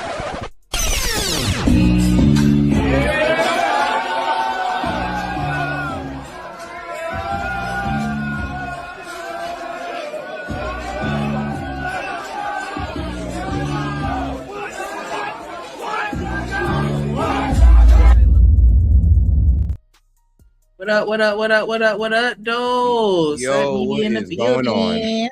What's up, Seth? What's good, boy? All right, man. Let me tell you about. So here's the problem, man. Like, I remember it's all good, brother, man. Like, look, this lady here is wild. Hey, don't disrespect the lady now. Nah, here's the problem. I'm not gonna disrespect her, but here's the thing. Like, I couldn't even really debate her, to be real with you. And thing is, when I debated her, she came in completely disrespectful. What was y'all debating about, if you don't mind me asking? Oh, my bad, guys. I had one of my I had a drip playing in the background or myself. But what was y'all saying? What was y'all conversation about?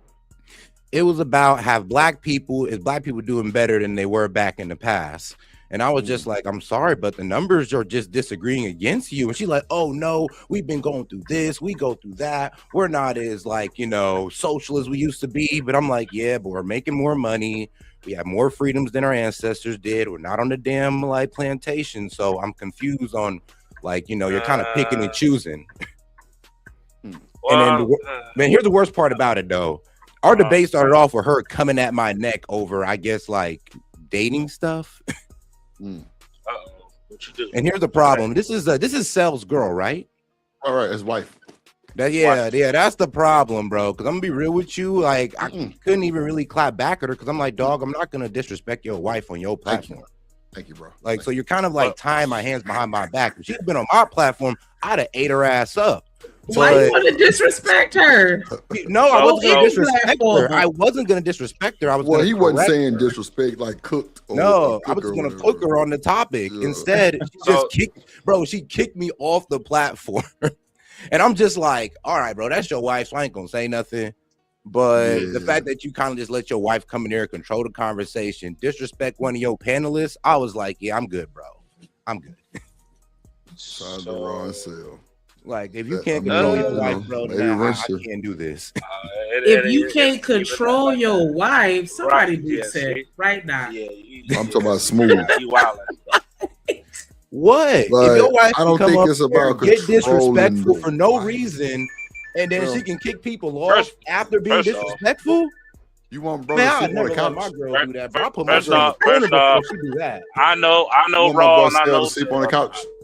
That makes me listen, if she coming at your neck, she coming at your neck for a reason. That's one. Who phone ring? What? I'm sorry, but if you can't come into a conversation respectfully, then you don't need to be talking to that person. Well, so you're normally on the regular. Go ahead, Troy. On the regular. On the regular, bro, that was my first time talking to this lady, and she came at me disrespectfully. Started saying, yo, you don't know nothing about women, you don't get no bitches, losers like you, this, that, and the third. And I'm just sitting there in silence, letting her go off. And I'm like, all right, do you have anything to talk about? And it's like, niggas like you want. And I'm just like, okay. So she already came into the conversation with a chip on her shoulder, and I don't even know what I did to make her mad. Then when we start having our little conversation, I'm just like, oh, you just can't be wrong. That's the problem. I can prove you wrong all day, and you're just gonna point to one very small thing that you can point out that honestly doesn't help your case at all. Honestly, it helps my case. Just like she was doing with Angryman. Did the same thing. And it's kind of funny because me and Angryman don't even like each other, but we're both seeing that this lady's tripping. You know we don't like each other. So Truck, could you have your wife as a content creator? He just fell off. Oh, well, Sneaker, could you have could you have your husband as a content creator? Like working with him? Well, like how Raw and Cell do type shit.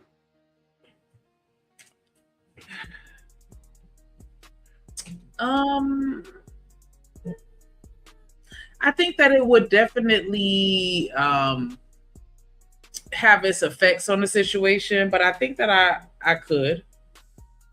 What about you, Smitty?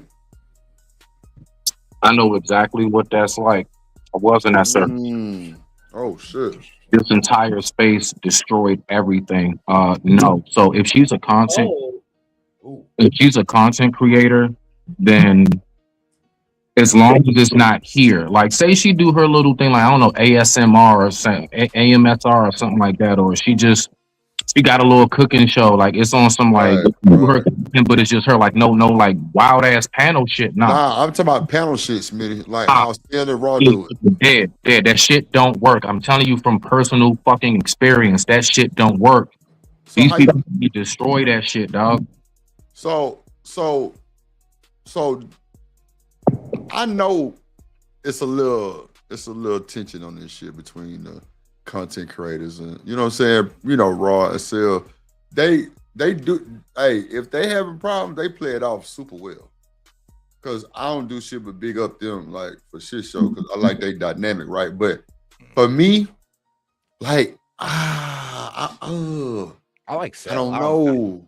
Like well, for the record, if anybody y'all know my history with them, I don't have nothing to say, so I'm gonna let y'all talk. Oh, okay, my bad. Dude, I love Cell. I ain't gonna lie. I like him. I like his political perspective. I like his dating perspective. I like him honestly. So I ain't got no beef with him. His wife though, I'm just like, all right, bro. You know what?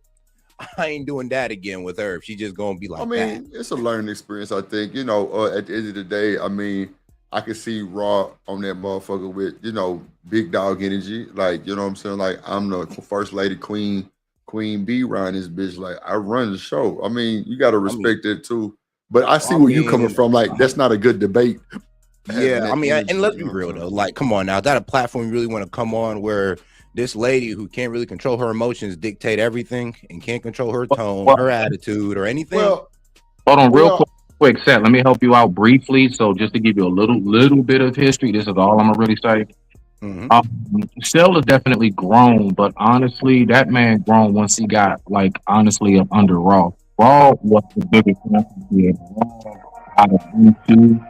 Before his original shit. Smitty, your mic going in and out, bro. Yeah, you are. But what I was getting, you're saying that Raw helped, bro. Boost his channel and all that. Can you hear me? Yeah, but you're saying that Raw helped boost his channel. Saying that, yeah, Raw. All right, well, she a real one for that.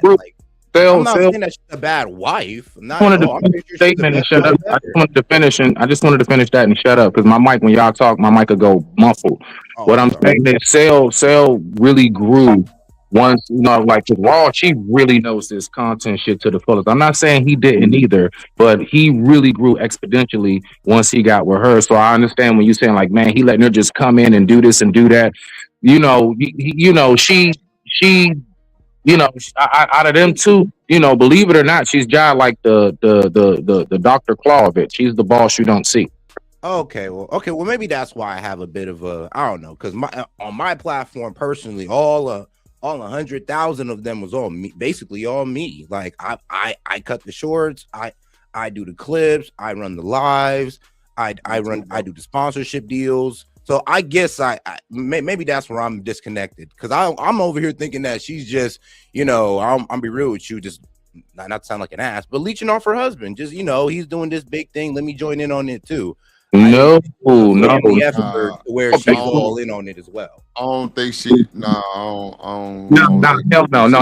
That I can look. I don't rock with them or whatever. But I know what's the truth, and that's not the truth right there. Yeah, I don't. I don't think she leeching off Cell. I actually think Raw was here before Cell. Yeah, I actually think Raw was here before Cell. That's what I'm saying. She was. Yeah. She has been around. That's what I mean. Like she's been doing this longer. So my point is to land it. Nah, I mean, y'all gotta remember too, like them two, why they really click is because them two are the dynamic duel of like if one pop off, the other one they gonna jump you. That's how they rock. So Bro, that's neither how it's one of them, you're supposed not to gonna be, get bro. sell. You're not gonna get sell to really go at Raw in public with shit. Right? Display that, and you're not gonna get that. If Yeah, I if, wouldn't if even you want to do think that. some Like, way, bro, that's why I bowed out and I didn't say anything to him because I'm like, bro, I'm not even going to try to sit there and say, "Yo, get your wife." I mean, I'm he not. wasn't gonna take anyway. He won. He won. Nah, I'm trying to tell you, like he won. He wasn't about to check her for real, bro. Like I know whatever he she wasn't. thinks I is what know. she Halfway through that conversation, I was like, you know what, bro? I understand the position you're in. I'm just gonna have to take it. I ain't gonna cuss the lady out. I ain't gonna get nasty with her. I don't do that with women. I ain't gonna So lie. I just have to sit Sid, there and be you like, might yo, have this to just take sucks. that one, buddy.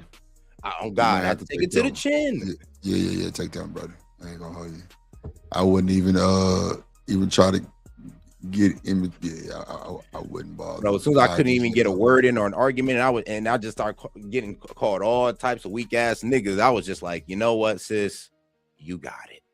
Nice, sis.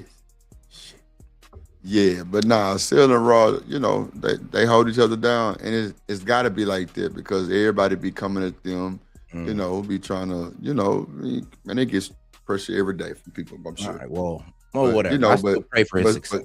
No. Sil is pretty solid to me. Raw pretty solid also. Now, like what they do on YouTube is they YouTube.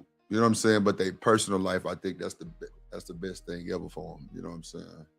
But Raw G will she will come in hot and get real. Yeah. Yeah, I She ain't will gonna come lie. through that motherfucker raging like Dude, hot, like Mike. Dude, Hot that for ain't real. me, dog. I'll be real with you. But see, this is the thing. If that's your first time knowing or meeting her, you would Bro, have first that time, vibe bro. I'm probably talking like about me the and people who Sel, know her. and They it kind was of hood conservative. Me, Sel, hood conservative. Me and him we're all having a good conversation, bro. She comes in and starts. I'm not sure if she was talking about me or hood conservative at a certain point. Honestly, I thought she was talking about both of us. Hood just stopped talking, and I probably should have took my man's lead on that. I said something, and that's when she just started going off on me. Yeah, you probably should listen to Hood. Yeah, Never Hood left your ass hanging. Never listen to Hood, but yeah, you should listen He to just Hood. on bowed that out and went on route. Nah, Hood would just stay quiet while she was just going off, and I was just like, "Wait, excuse me, who are you talking to?" And then she just clarified, and I was like, "Oh shit, okay." Yes. He talking to us. That's funny. Take that one for the team. Let's see what they saying on here. Let's see. Funding the government, so we have to deal with the bullshit DEI hires and the unqualified air traffic controls. When one's telling the plane to land and he's telling the fire truck to come on too, they're unqualified. They're not meant to be there in those jobs. But now I don't care if you're black, blue, yellow, green, whatever. If you're unqualified, you're unqualified. This goes to the Democrat Party for me. They will not fund the government, so there is lack of workers, and we have to deal with those DEI and unqualified people running shit in the ground. And it goes back to the Democrat leader that is black. There you go. That's all I want to say. So That's my again, the aviation society is trying to pull in Black people and women in aviation because that field is actually ran by white people. Now, I don't know what charge you got held for, but you don't have to take my opinion for it. Let's go to the United States Sentencing Commission. Key findings say that, oh my God, specifically Black males receive sentences 13.4% longer, and Hispanic males receive sentences 11.2% longer than white males. Hispanic females receive sentences 27.8% longer than white females, while other races female receive sentences 10% shorter. Now, this is coming from the United States Sentencing Commission. So again, I never know what I'm talking about. I just know the damn data. So, let's look again. Black males were 23.4% likely, and Hispanic males were 26.6% less likely to receive a probationary sentence compared to white males. Similar trends were observed among females, with Black and Hispanic females less likely to receive probation sentence than white females. See, here's the thing, Ray. Let me clue you in on something real quick. I actually work for the Department of Probation and Corrections, right? So when I'm sitting there and I'm looking at people that are put into drug housing, they are majority white men and white women. They're getting a slap on the wrist for Hey, I ain't gonna hold you. That's some true shit. Cause like I'm in my first, well, about 20 years ago, I had caught my first weed charge, or my only weed charge, right? And you know they gave a nigga community service, and I had to do like 2 weeks of the little drug shit, the little drug class. Bro, let me tell you some real shit real quick. Watch this. I went in that bitch. I'm like, yeah, my name is so and so, and I smoke marijuana. Nigga, this white lady on the side of me missing by 13 teeth. She say, what? Try doing coke and heroin all day. I said, oh yeah, this something for me. Let me get the fuck up out this bitch. Bro, I was so like blown away. And then I'm listening to what the other people saying. They like, yeah, coke, crack, coke, crack, opioids. Like, bro, it was crazy. I'm like, damn. Bro, I was the only one that smoked weed. Oh, my mama. Only one smoked weed, bro. Everybody smoked cigarettes and did hard drugs. She say, what? Weed? Try doing heroin and coke all day. I'm like, oh, shit. Yeah, that's a little different, baby. That's a little different. So I can, I can see. Drug-related offenses, while Black people are prosecuted to the Oh, my bad. Yo, Drip. Yeah, my bad. Go ahead, Sid. My bad. Oh, no, I wanted to speak to her whole DEI and, these airline companies hiring people who aren't really qualified. So what was going on and what's going on still is a thing called an ESG score. So where companies pretty much get a high an ESG score, which is an environment, social, and government score, to where they can use that to get a higher business loans. And part of their ESG scores come with a DEI score, a diversity, equity, and inclusion score. So the more there is diversity in their company, the better their chances are of receiving a high business funding. So they're literally forcing companies to take in people who are of color, different sexuality, all just to get a better ESG score so they can get a better business loan. So there's an incentive to doing DEI that she's not bringing up. But look it up, ESG score. It'll literally spell it out there right for you. Damn. Okay. Let's see. I know they use this for profit, bro. I wasn't arguing that Black men did not get longer sentences. What I said was I didn't get a slap on the wrist. I went to prison first time ever in my life. Trouble. I've never been pulled over, never had a speeding ticket, anything. I went 4 years deep for giving something away. I did not. I was just saying I did not get the slap on the hand. I didn't get rehab. I didn't get that because I didn't need rehab. Listen, since you don't want to tell us your charge, that's fine. But it was a sale of a controlled substance. They charged me with sale of a felony with sale of controlled substance.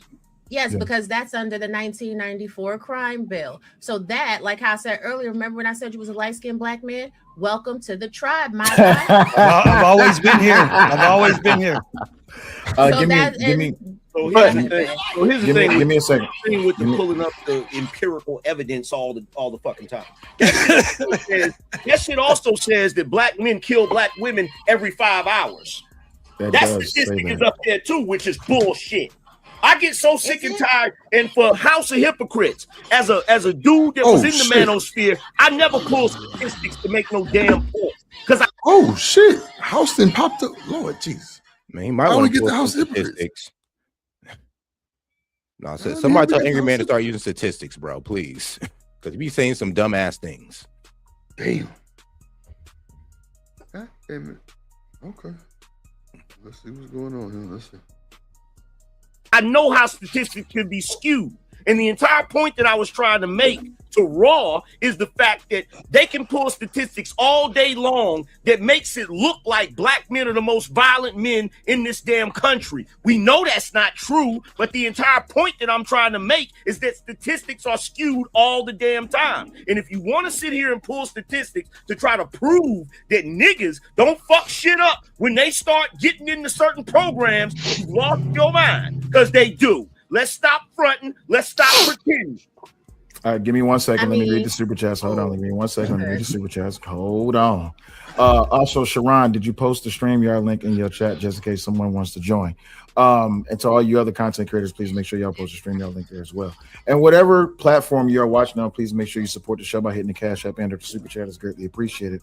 Shout out to, I think I read Lady Renee's. Shout out to Carl Anderson with $10. He says, if you like the content, support the channels with something. Channel support, greatly appreciate you. Shiesty Bum with a $2 super chat says, baby Raw eating y'all up today. Fight back, AM. Who is snoring? Yeah, Is that nice? Night, are you the sleepy kid? Because you were gonna. There's a possibility you were gonna be on my side, right?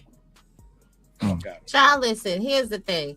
When we're looking at a race by race and gender, especially from 2019 to 2024, males represented the significant majority of offenders, accounting for 78% of violent crimes. And again, taking it back to the ineffectiveness of the legal justice system, Black people were arrested at 69.4% higher than white people or any other races. So again, because Black people are racially profiled, of course, the statistics look a type of way, right? But when we're looking at serial deleters and things of that nature, it is never people of color.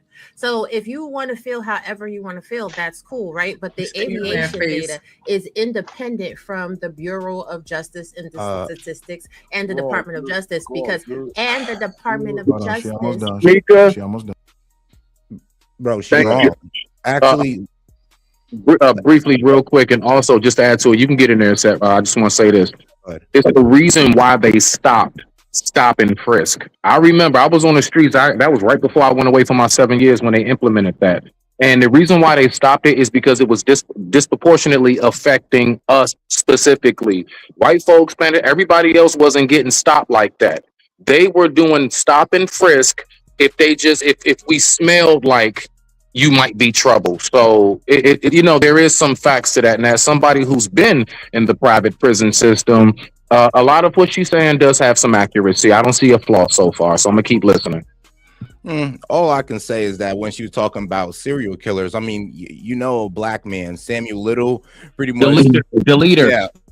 Samuel Little, bro. He just got caught. Bro just confessed to like 93 bodies, and they're still finding more and more people that this man killed. Bro went on like a 3-decade killing spree. But here's the thing, though, about what she's calling out. It's like this little victim mentality of, oh, well, black people have it so hard. It's like, I'm sorry, but this white man is right in front of you telling you how he had it hard as well. He grew up poor as well. I'm sorry, but it really depends on where you grow up and what environment you grow up in and what you make out of it. Like, if those people who ended up in jail are black, they didn't make the best out of their situation, and you shouldn't sit there and say, oh, it's because they're black. No, it's because of their decisions you take away from their decision making. It's not always just the decisions. Environment can have a lot to do with that, but man, I promise you I know about this part. The fact is, when you have a lot of these crimes, selling drugs, things of that nature, when you look at a lot of these hoods, you go to Kensington, places like that, and if you notice, damn near everything along that rip is either closed down, or it's just a liquor store that's owned by foreigners, or it's just a hair salon owned by foreigners. You see what I'm saying? Yeah, but that's our problem, though. We keep our communities high crime to where these businesses, factories, etc., don't want to get around there, and we have to drive out 20-40 minutes to get those jobs. I think you're missing what we don't hold our black leaders accountable to fix our community. Let me land it, bro. Let me land it. I think you missed what I'm saying. The reason why. See, the thing is, we just go to, oh man, you made a bad decision, crime. The first thing I do is I want to tap into what's your upbringing. Why are you doing what you're doing? The reason why they don't. The reason why the crime is going on is because we don't have the businesses there so these people can be employed. We don't have programs so they can be off the streets. A lot of the funding that's supposed to go into keeping, you need money and you need funding into these communities to keep the people healthy. That's what I'm saying. So you're just going straight to they did a crime. You're not stopping and backtracking on why. No, Why are the crimes committed? Whoa. Here's the thing. Like I said, everybody has their own decisions to make no matter what situation to grow up in. It's like, what was it? It's like the old saying, or what was it about the father who's an alcoholic, has two sons. One's a alcoholic because her dad's an alcoholic, and one never drunk because her father was an alcoholic. So you're like, bro, like I said, people have their own choices to make. And about business opportunity in the Black community, it's because there's such high crime areas. See, that wasn't that's good the problem right here. there. If we want to have that, if we want to have that job opportunity, economic opportunity for the Black community, then we're gonna have to take accountability, start voting in some district or congressman or councilman who's actually gonna help progress that, and start inviting in businesses instead of out there just showboating in a suit to make you feel good about yourself because your congressman's a Black woman. Well, real quick, said that example you gave about the addiction part, science has already proven that, like, for example, me, I like to drink wine, I smoke weed. My baby sister does nothing. It's because the gene skips. So that right there, you can't even say that's just a decision. Some people, it's called a bug, and it's called an addiction bug, and it's a real study that's been going on for decades about that. Wait, no, you just proved my point. Like I said, the alcoholic father who has two sons, one don't drink because they're an alcoholic, and the other one do. It's not even about skipping. It's about one son saw it and said, I don't want to be like that. And the other son saw that and said, yo, that looks kind of fun. I mean, that's how it works. I mean, you could go like a big brother who's a drug dealer who got two little brothers. One little brother sees, like, I don't know, it looks a little dangerous and scary. And the other big brother be like, oh, yo, and the other little brother be like, no, I want to do that. It's all on your personal decisions, and we can't take that away from people. And all we can really do is make the better decision, the safer decision, like make it look more palatable. Because right now, the worst decisions that a Black man can make are the ones that are glorified. Chad, I don't know how many. I'm gonna get off that part because I don't want to get stuck there. I don't know how many rooms you've been in, bro, but I promise you, as somebody who actually is sat and I've heard story after story, I've seen walk through life, bro. I'm telling you right now, and I've looked into the study myself. That is not just a decision. I promise you, bro. That's like trying to say the person who may have ADHD for real. Oh yeah, no, you chose not to pay attention in school. No, there's an actual condition that's underlined. Okay, that needs to have free will. You can't look at it like that. But I digress. On Mike is mute. Yes, I believe in free will. What up, Royce? How you doing? Good evening. What's up, Royce? What's up, boy? Yo, what's happening? What's going on, my boy? Ain't nothing. I just wanted to tap in. Based off what I was just listening to, I got something I could add to the conversation. Go ahead, G. You got it. You got an echo too, Royce. All right, hold on. I think I know what I could do. I'm gonna just talk real quick. All right. What was I? Lost it. Hold on. It's about to come back. All right. Okay. Oh yeah. One thing I think we need to do as far as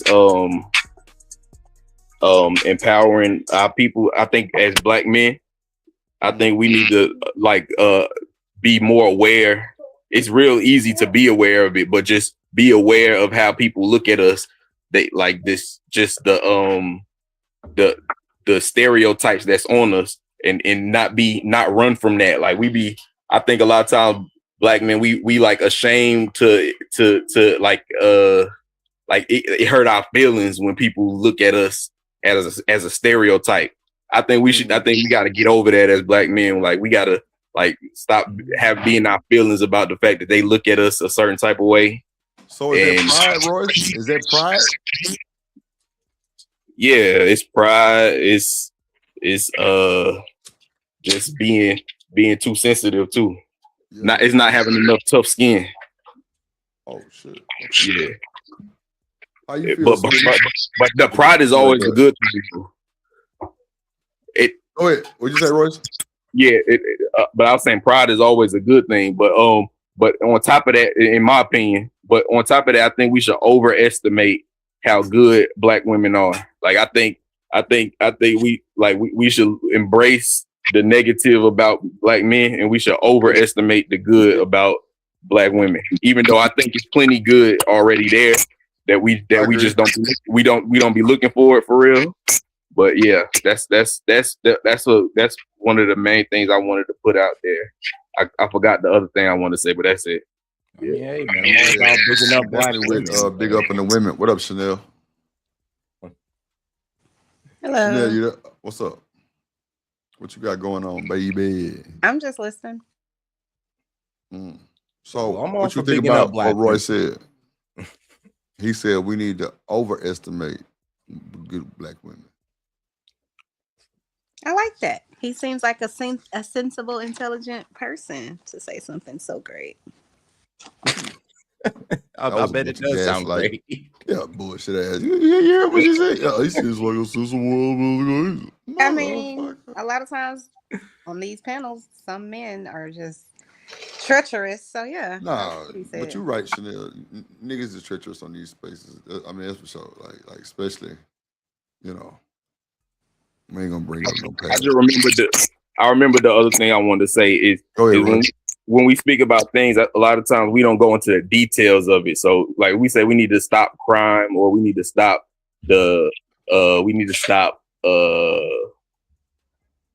degeneracy. We need to be able to just like have a roadmap of details of exactly how you're gonna do it. Like I done dabbled into different types of lifestyles. Right. So I could speak from the perspective of like when I went to this environment, this is how I carried myself. You know what I mean? Like instead of just saying you need to not be a degenerate, explain exactly how you stop being a degenerate in order to further yourself in life in an actual situation. Right. Yeah. I got you. Now, I think one of our biggest problems, like my man was speaking to, the economic opportunities in the Black community. And what I was honestly speaking to was the fact that, well, who lead these Black communities? Well, Black people. I mean, if you look up most like Black dominated districts, cities, all that good stuff, most likely ran by a Black person. And these places are doing the worst for some reason.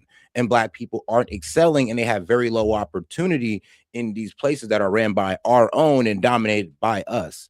And this is why I said that we need to take accountability and hold our Black leaders accountable, because they're not doing enough for us. They're usually out there showboating in their nice suit and all that good stuff. And trust me, I know from experience, because my district lady does the same. Don't do shit for the district, high crime, stores closing down, but she's out here, Did you vote for her? Balls. Did you vote for her? Oh, hell no, I didn't vote for her. So why you mad at her if you didn't vote for her? Because she's not doing anything for my district that I live in, and people are losing their jobs, and women don't feel safe in the streets because there's a robbery going up in her district. Right. Well, people cannot afford to hold on. There was a problem in my district where there's a lot of women who couldn't afford to buy their kids shoes. I put in on that. You know what this lady did? She's on Instagram buying her son Jordans. Ooh. So my question is to you, kind sir. If you already knew she wasn't about shit, why are you surprised that she ain't doing shit? You get what I'm saying? Because it affects my community. And No, I've seen it. why are you surprised is what I'm saying. It's sort of like, I'm not surprised that Donald Trump is a whole ass idiot doing idiot shit in the White House, because he's a whole ass idiot and he's demonstrated that. So I wouldn't be surprised that he would, you know what I'm saying, be doing what he's doing. So that's all I'm saying. But you're still upset though, because high gas prices and all this good stuff, right? I mean, I'm upset that the people around him are letting him run amok. We already know he's an idiot. That's why we have checks and balances. You're supposed to reel his ass in, and they're not. That's who I'm really mad at. He's an idiot. We already knew that. In terms of this war, I agree with you. I expect him to be an asshole. But anyway, no, I get it. I mean, you definitely should be looking at, who's running. I know, like in Houston, when we had a election about a month ago, I believe, I'm sitting down, me and my husband, and we like looking at everybody. I'm looking everybody up because I need to know what the hell you've done. And some people have no page, no information. I'm like, you're not even qualified. How did you even get on a ticket? But apparently, all you got to do is put your name on there. You don't actually have to have any qualifications. You don't actually have to have done anything. You know what I mean? So, really just have to go to school and have an education, and that's it. You don't even have to do that. You just some people don't even have a competition, meaning it's just they the only person on the ballot. And I'm like, oh my god. Yeah, you know, you're right. But that's one of the problems in our community, though, is that we just don't got the right people leading it. Districts, councilmen, all that good stuff. We need the right people. Problem in every community. You know what? You're right. But can we at least check that? At least can we at least have a check mark list and mark that off ours, though? Like, let's not be like other communities. We're better. I'm gonna be honest with you. What I see that took place is I call it the Obama effect. As far as ever since 2008, when Obama first got in, Jeezy had my president is black, my Benz is blue. We've been looking for that face representation in every form of politics now, if you get where I'm going. Ever since Obama, it's like we strictly want somebody in office that looks like us. All right. So if you want to talk about the DEI part, right? I get that aspect of it. Like, I am all about who's qualified. Like, I don't care too much about none of that other stuff. Can you execute and get the job done? Can you do it without blowing all our bread? Can you stick to the budget?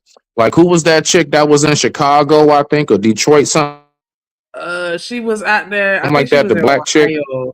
Tiffany, something. Yeah, something like that. You know what? Yeah, there you go. You know what I'm talking about. Like that type. Like, I'm a lot. That is not a good look when we talking about we want more representation and leadership. The dude in New York, I'm in Maryland. I'm in PG. I'm in the DMV side, but over there in Baltimore, which is the other side, everything like it's shit. Even out here, the DC mayor, the black lady, I don't even know her name, but the DC mayor out here. It's a lot of like, damn, man, we keep dropping the ball. And I'm only saying that to say I really want us to get our shit together because I love seeing us in that position, but I don't want to see us in that position if we're gonna be fumbling the ball and making our name discredited. That's what I like. You know what I'm saying? It makes us look bad, and then it makes it hard for the next person that's gonna come up behind you that really is about that business. I digress, my mic is muted. But they all doing it. That's what I was just gonna say. I feel like that's just a situation where it just looks that way because they're doing it all the time and they're not being called out on it. But when we do it, now it's national news. Right. It's like when people say, oh, it's this black on black crime. It's like it's way more white people in this country unaliving other white people than it is black people. But when we do it, it's looked at as this really horrible problem. And I'm not saying it's not a bad problem. It obviously is. But they magnify it as if it's the worst thing in the world. When I'm like, if you compare it to our counterparts, not so much. Hold on, Shanika, do you remember when you was talking about the rodeo and you said with sisters, it just hit different outside them white girls? You remember I'm sorry. You got to take that up with your mama and your daddy. It ain't my fault that my body T and yours ain't. You know what I'm saying? Like, it's hitting different. I'm sorry. Okay, so hold on. You said it hit different with us, and I remember even you and Drip was going back and forth or whatever. Like, how's it different? How's it different? You upset? You dirty foot? Da. Now listen. Now I want you to take that same headspace. It hit different because we already behind the 8 ball as far as image in life, other countries and stuff. You already know how Africans, all these other people feel about us. They think that we can't get shit done. So when we actually demand like shit to have the position as quarterback, and then we keep fumbling and getting sacked all day, that shit don't look good.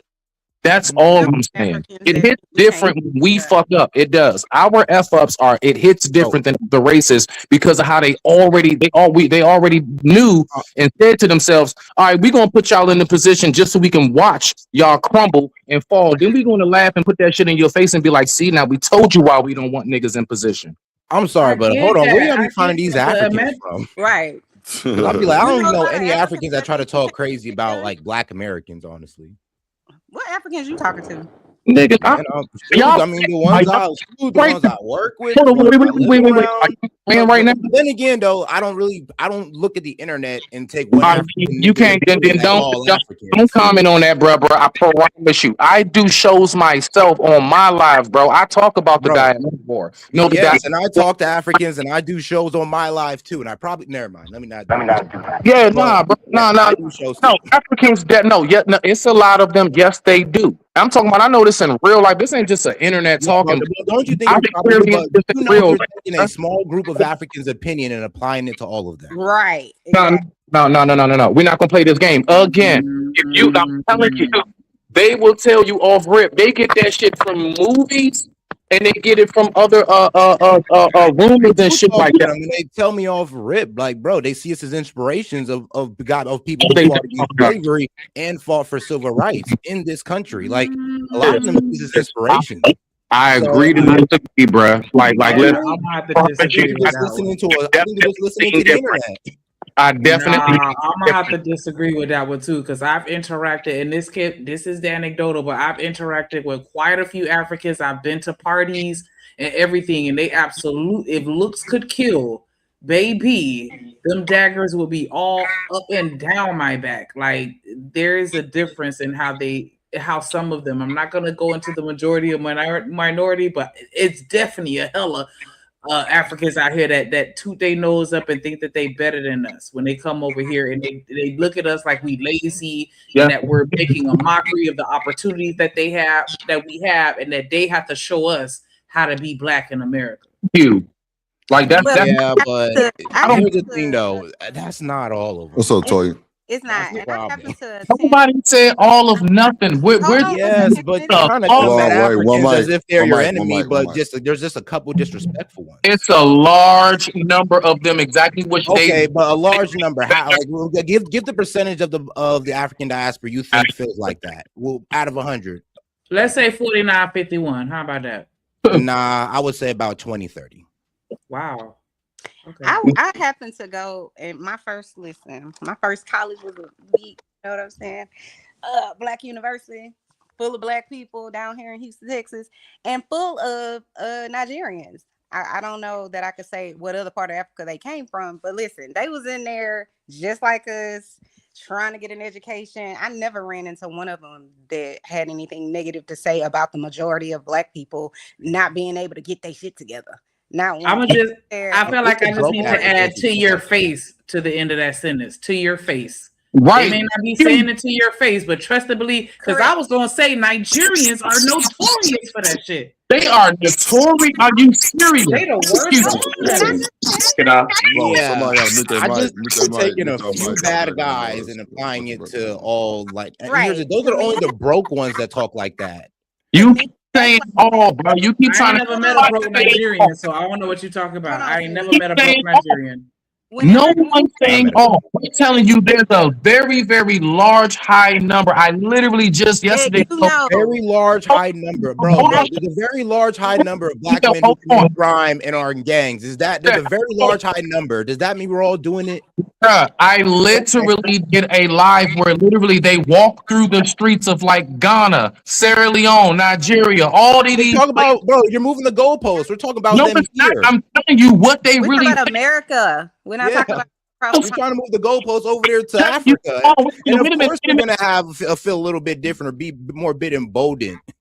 Are you kidding me? No, listen again. No, we're not. Listen, those same Africans that are here, they go back and forth to their country. Stop acting like they disconnected. If you're talking about all the way since a young youth, we're not saying that they're disconnected. We're saying that most of these Africans don't hate Black Americans. Most of them do not want you to marry their daughters. I bet you that. So, bruh, they don't care. They don't care. What you're saying to me is very. It's like if let's say everybody on this panel was white, right? And they were all sitting here saying, "Well, you know, most black men are dangerous." we would all be like, how the hell you gonna say some shit like that? You don't know that. What you mean? You would be offended, and if you wasn't offended, I would wonder about you and your black card. But Yeah, I hear you. I hear you, Vanessa. You can say with 100% confidence, you've run into a lot that act that way, that behave that way, that maybe feel that way. But to put that on the whole, like to paint all of them or a good majority of them, Stop keep saying all. Why do you keep saying the word all? Okay, Because you said a large number without specifying like number is not percentage, group, like what you just said. You can't use an ambiguous term like that. Stop right there. You just said what I said was a large number. That's not all. Then y'all keep turning around what and saying large number are you talking about? What large number of Africans do you know? Please go. A vast majority of Africans, I'm telling you, just like Shanika said, they do, especially when they come Which over. ones do you know to be able to say that? Oh my God! I Listen, don't know. I feel like that's very disingenuous. About the You number don't of know, women so that just you say know. the people Nobody that I knows. know. Nobody This is knows my every experience. woman in the Hold world. on, hold Nobody on, knows hold every on, hold African in on. the One world. mic, hold on, Smitty. Hold on, Smitty. Hold on. Go ahead, Shanika.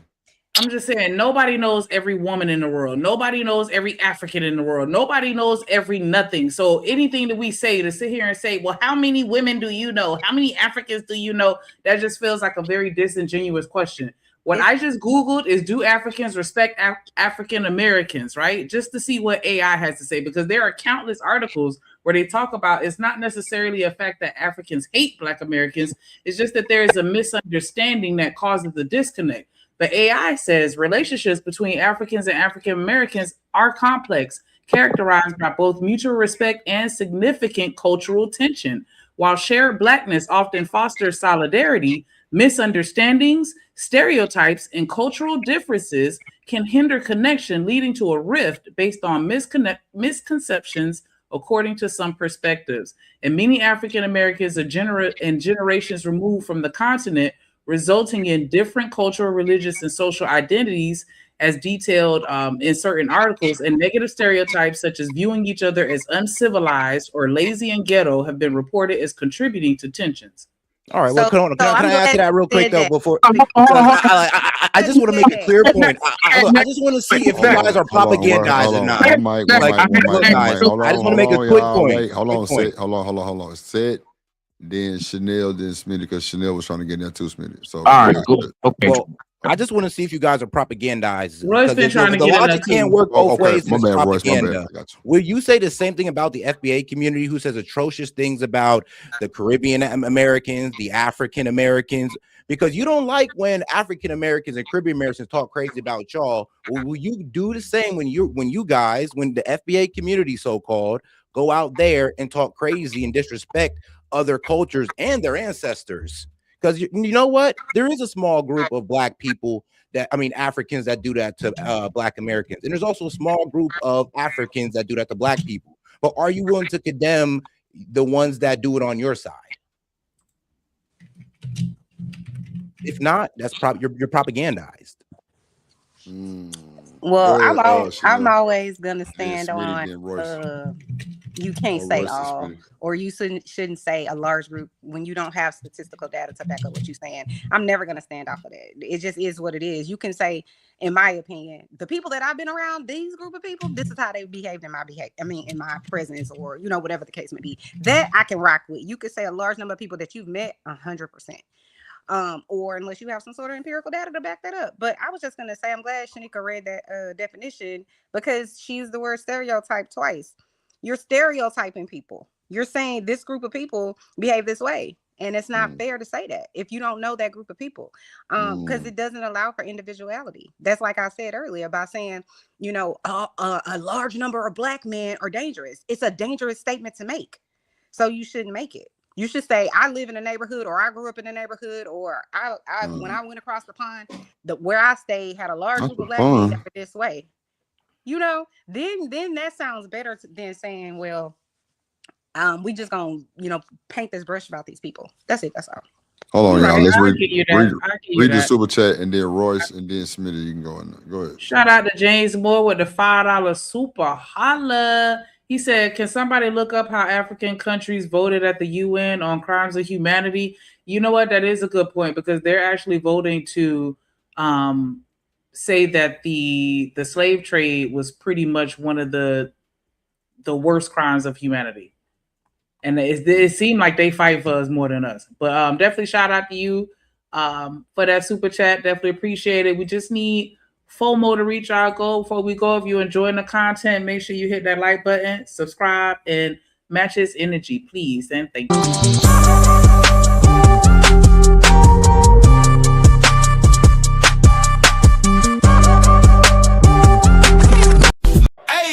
Hey, drip, say let go drip, nation. Money, money, money, let get it, don't be surprised if she asks where the cash at. Drip under be cash out, hit the super chat, I say let go drip, nation. Hey, money, money, drip. Money, money, money, money, money. Money, money, drip. Money, money, money, money, money. Money, money, drip. Money, money, drip. Money, money, money, money, money. Money, money. Real quick, and Kojak came in with the extra addendum facts, and the only 3 countries that voted no were the United States, Israel, and Argentina. Voted no for what, real quick, before Royce go? As far as recognizing that the transatlantic slave trade is the worst crime against humanity. Oh, okay. Go ahead, Royce. Go ahead, Royce. Yeah. I wanted to reiterate my point that I made earlier about black men. We don't need to be caring about the stereotypes against us. And if Africans don't want to tell us what percentage of them don't like us, then that's on them. They soft. They intimidated by us. They can't speak to us like grown men. So they gonna try to hide how much of them don't like us. Who cares? Hold up. They colonized over. They colonized over there, so I don't care what they talking about. They don't run shit. I respect Ibrahim Traore. I respect him. I know a bunch of Africans that I, in real life, a good amount of Africans I know in real life, and I respect them. They real folks. So yeah, so I don't care about no colonized pussy ass Africans talking about on the internet. They ain't talking about nothing because they mentally conquered. they kiss ass to the white man. So who cares? Who cares what they talking about? We need to stop valuing what they talking about. They not talking about nothing.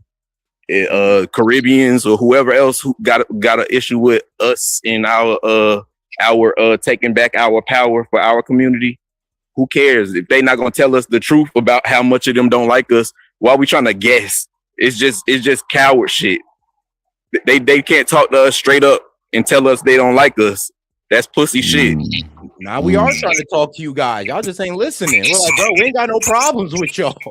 Hold on. I want to say this part. So, and I kind of figured that when he said we and y'all, I knew it was there when Seth started talking. But let me say this. All right, so I'm gonna give the point and open the floor back up. True story, okay? I was over my homeboy. His name is Delary Thompson. He's from Sierra Leone. Okay. Awesome. I'm talking about childhood friends since like 7th grade. Okay. Known this man forever and a day. We still got each other's contact and everything, right? That's my boy. We used to do music together. My point is this. I'm over at a function. He had a college graduation party. So the after party's at his people's house. They got a big ass house in Howard County, Maryland, if anybody knows about that. And so I'm out there getting to it. I'm out back. It's nighttime. I'm taking me a little sip. It's the summertime. Feeling good. And 2 of his uncles walk out and they say, how you doing? And so I responded to them how I say the body fine, right? Because they asked me how the body do. I said the body fine, because I'm trying to get hip. I'm trying to, stay culturally adapt. And he come out and ask me this question. They say, I asked you something. I said, what? He said, off rip. Why do all black men leave the women and children? I said, my father's at home. I said, where did you get that from? He said, from back home. He said, back home, what we're told about black Americans is that the men make children, then leave, then desert the wives and the children. Why do y'all abandon your families? What's the reason for that?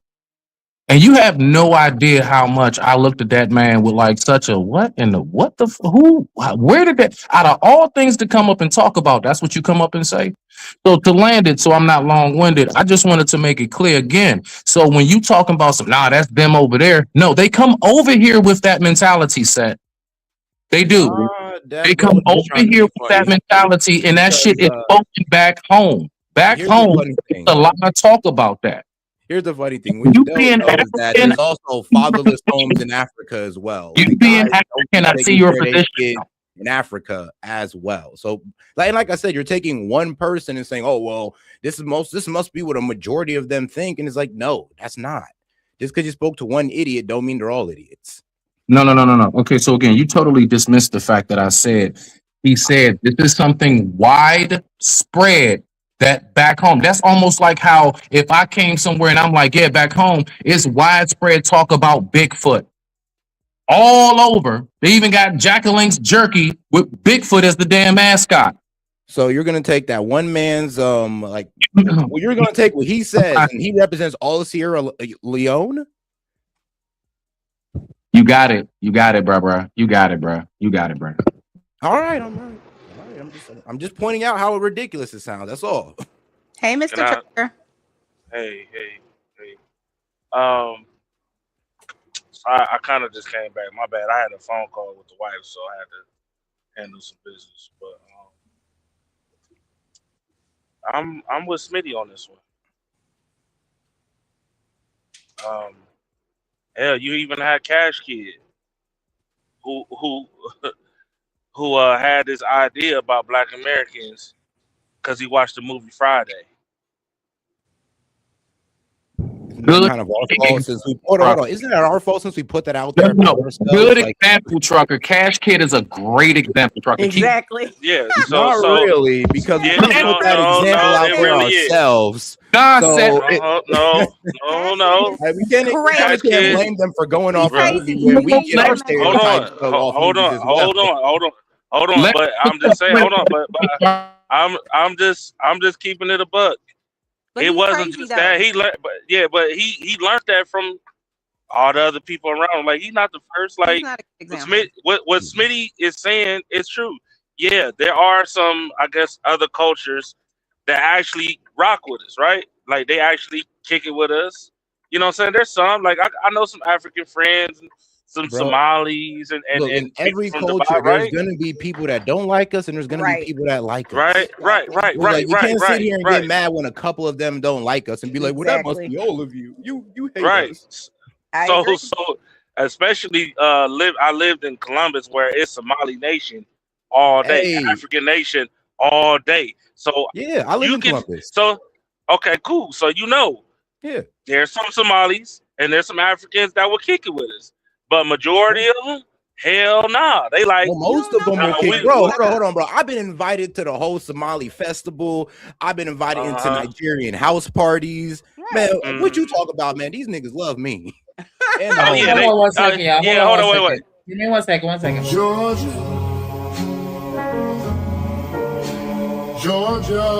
Also ATL.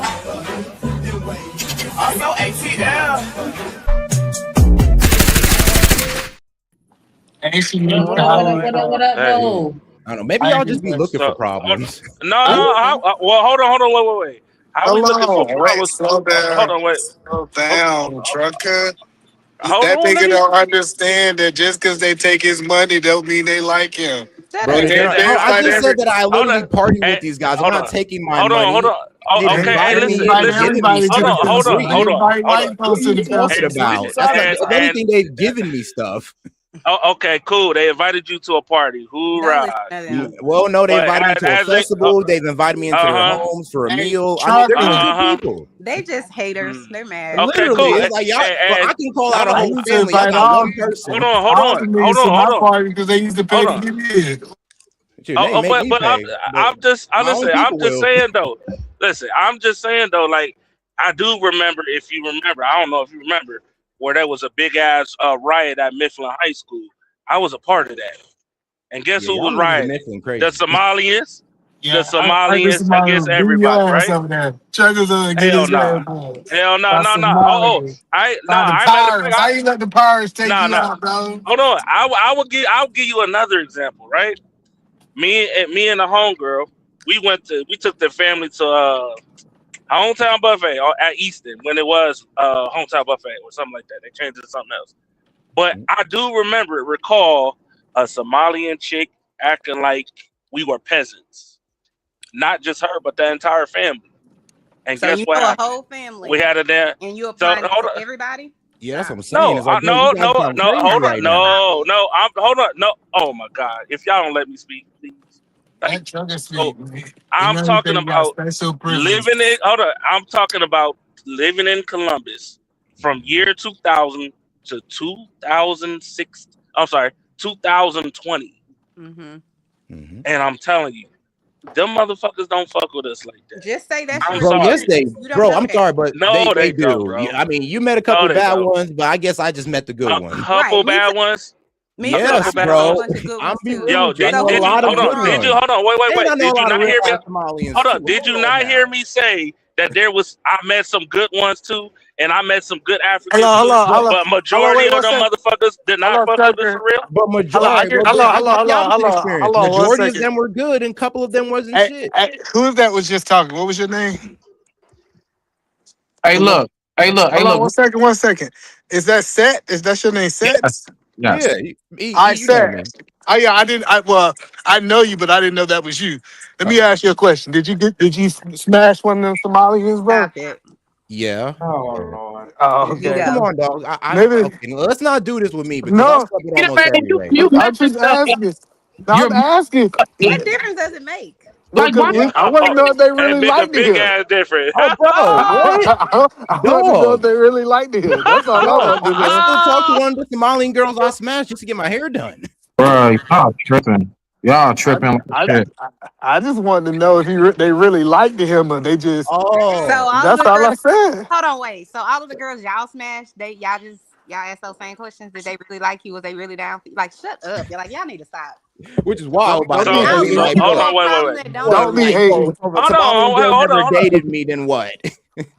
No, hold on. I'm not listening. I'm just saying like this. I mean, listen, there's some good white people out there, but majority of them motherfuckers ain't good. But that's because To of us. the history that we have in this country that's documented. Okay. You guys are So talking you think about hold on. Do What you about think the history with the do you think pirates? Why you don't want to talk about the history with the pirates? over The pirates are documented. personal Them situation. pirates are documented. See, that's what y'all don't want to say. Y'all want to talk about the history. Pirates been stealing from black people from a long time. What are we talking about? So since you want to be silly, I'm saying if you're gonna sit here and say the large number of these group of people and you're gonna try to compare that to the history that black people have in They this country don't. with white people, you're They ludicrous. don't. Like, stop. They don't. I ain't just talking about white people. You just I'm talking about compared other it like it's cultures. the same. You're It's saying, no well, we okay, don't it's the believe same all white way. because Yo, y'all keep let me saying speak. listen. You just said let you speak, so I'll let you Cool. speak. So if your argument is, well, I know a few white people that's good and cool and whatever, but the majority of them, if you're gonna try to gaslight us and try to act like, oh, okay, well, let's compare it, it's not comparable. That's why I said we have a whole long ass history of documented information that says that white people have treated us poorly and treacherously. We don't have that same information in this conversation to compare it. That's all I'm saying. Chanel. Hold on. What? Y'all got Hold more on. hate Wait. Africans than y'all got Hold for on. What am I talking about? Let me I'm say what I'm talking saying. about how y'all are trying to compare y'all's personal Lord have mercy. anecdotal situations to and apply it to a whole population of people. So hold on. Hold on, Smitty. Hold on, Smitty. Hold on. Let me. I'm gonna give you an example. I'm gonna give you another one. I used to work with a Moroccan dude, right? Another anecdotal? Moroccan dude, right? Hold on. And I'm gonna tell you what. Hold on, but what I'm gonna tell you what his father said to him, and his father lives in this country. Him and his other people. They say, "Yo, don't fuck with them niggas." So to sit here and act like just because you know a few good ones, which I do too, that's what don't you're mean doing. the rest What of. you talking about? You know, dog, I'm just saying. Hold on. Let me tell you a story, dog. Hold on. Because you don't get it. You don't get where that comes from. And let me tell you something, because you guys like extremely mischaracterize what African people are doing. No, we're you have an African. No, we're not. No. And he used to go around. No. Let me tell you something. He used to go around and somewhat do the same thing. He used to point out the black families, the African American families that. You cannot sit up here and say characterizing an experience. Okay, you are. Chanel. Chanel. Listen, when African family sees you as a good black family, they'll be like, "All right, we rock with you." But if they see you as a hood ass family, they're gonna be like, "Yo, don't go over there." Stop it. You do the same thing. No. Hey, Seth, look. Chanel and Shanika, when I first came up here and we was having to talk about the maid, and I said I hired one. Yeah, I did. Guess what? Had to fire her ass. Guess what I had to do continuously? I kept going. I'm telling you, real life experience, agency after agency. And for some strange reason, I always seem to find that Africans will be disrespectful. And I'm up here like, you working for me. Don't you come over here with your nose high, but you sweeping and mopping my floors. What's wrong with you? You see what I'm saying? And one of them left out, you know, the main thing she said, dirty American. That is literally how they think, bruh. I don't know where you are getting it at the same time. Bruh, if you said that you're African. No, my stepdad's African. So I know the culture. Y'all, like you said y'all as if like you one of them.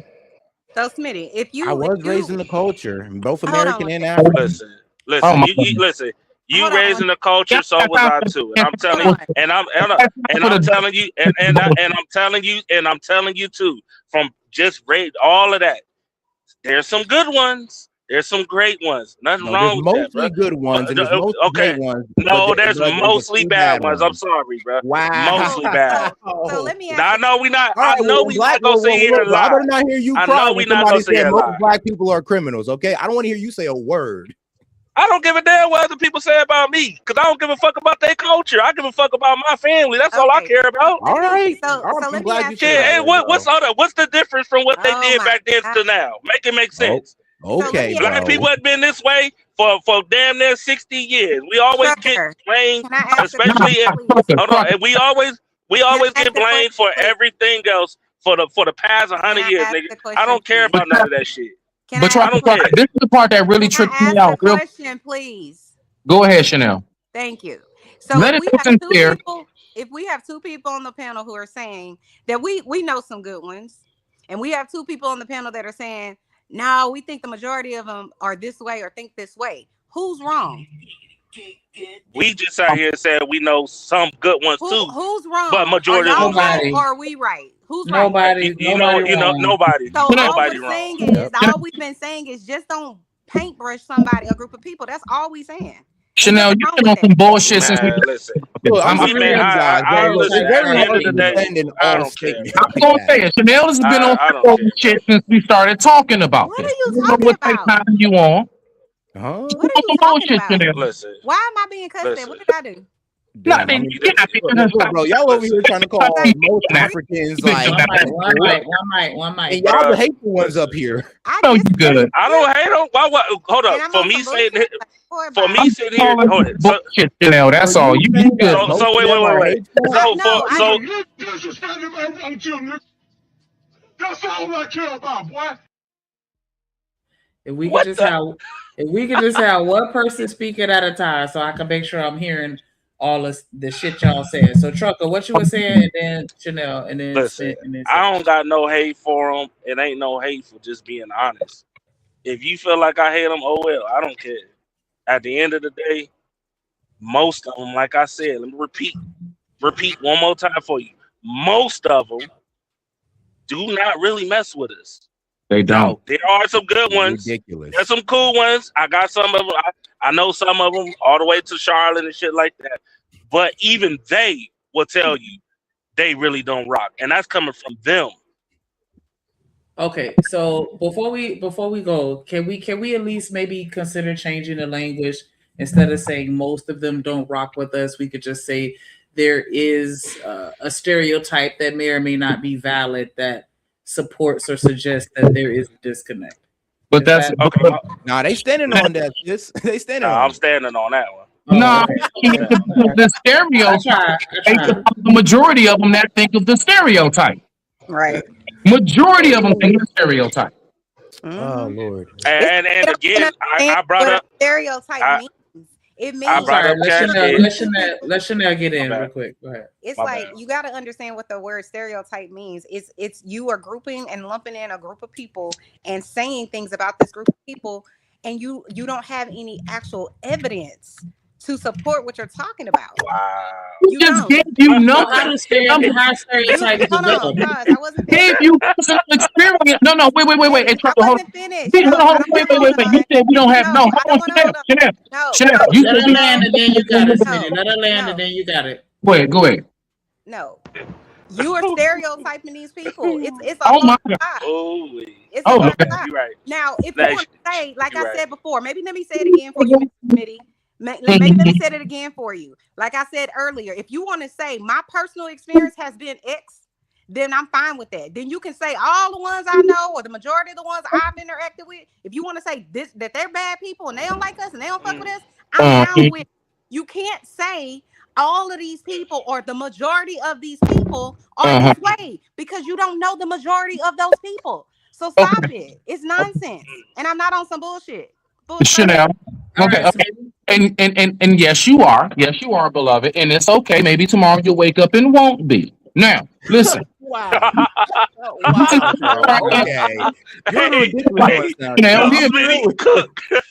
It's like you're making the most sense out of both of you two.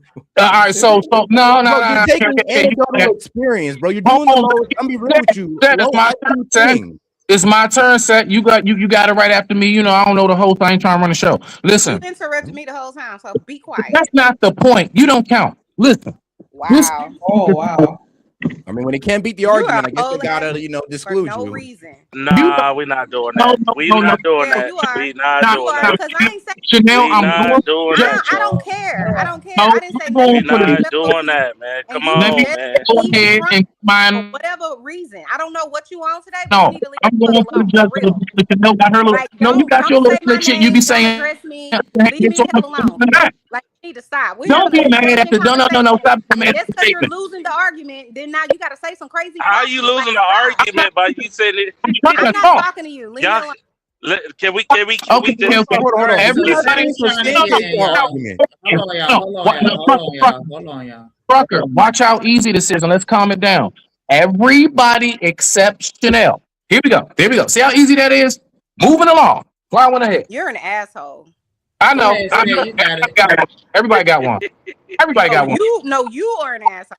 Everybody got one. Move. No, you're they don't talk to me. All right. We got it. Right. All right, we got all it. right. Smitty an asshole. Everybody got one. We got it. We don't have to keep saying that 27 times. Go ahead, Seth. You got it. All right. So when I was listening to this conversation, all I really heard was these guys think that most Africans don't like Black Americans. And the problem is that they only brought up anecdotal experience. They don't know the entire African diaspora side of America. And here's the thing. It's like saying like this. Well, honestly, it's like saying that most white people are racist. And to be honest with you, no, not really. So when it comes to that hateful mentality or just being a hater, most people aren't haters, to be real with you. There are a select few.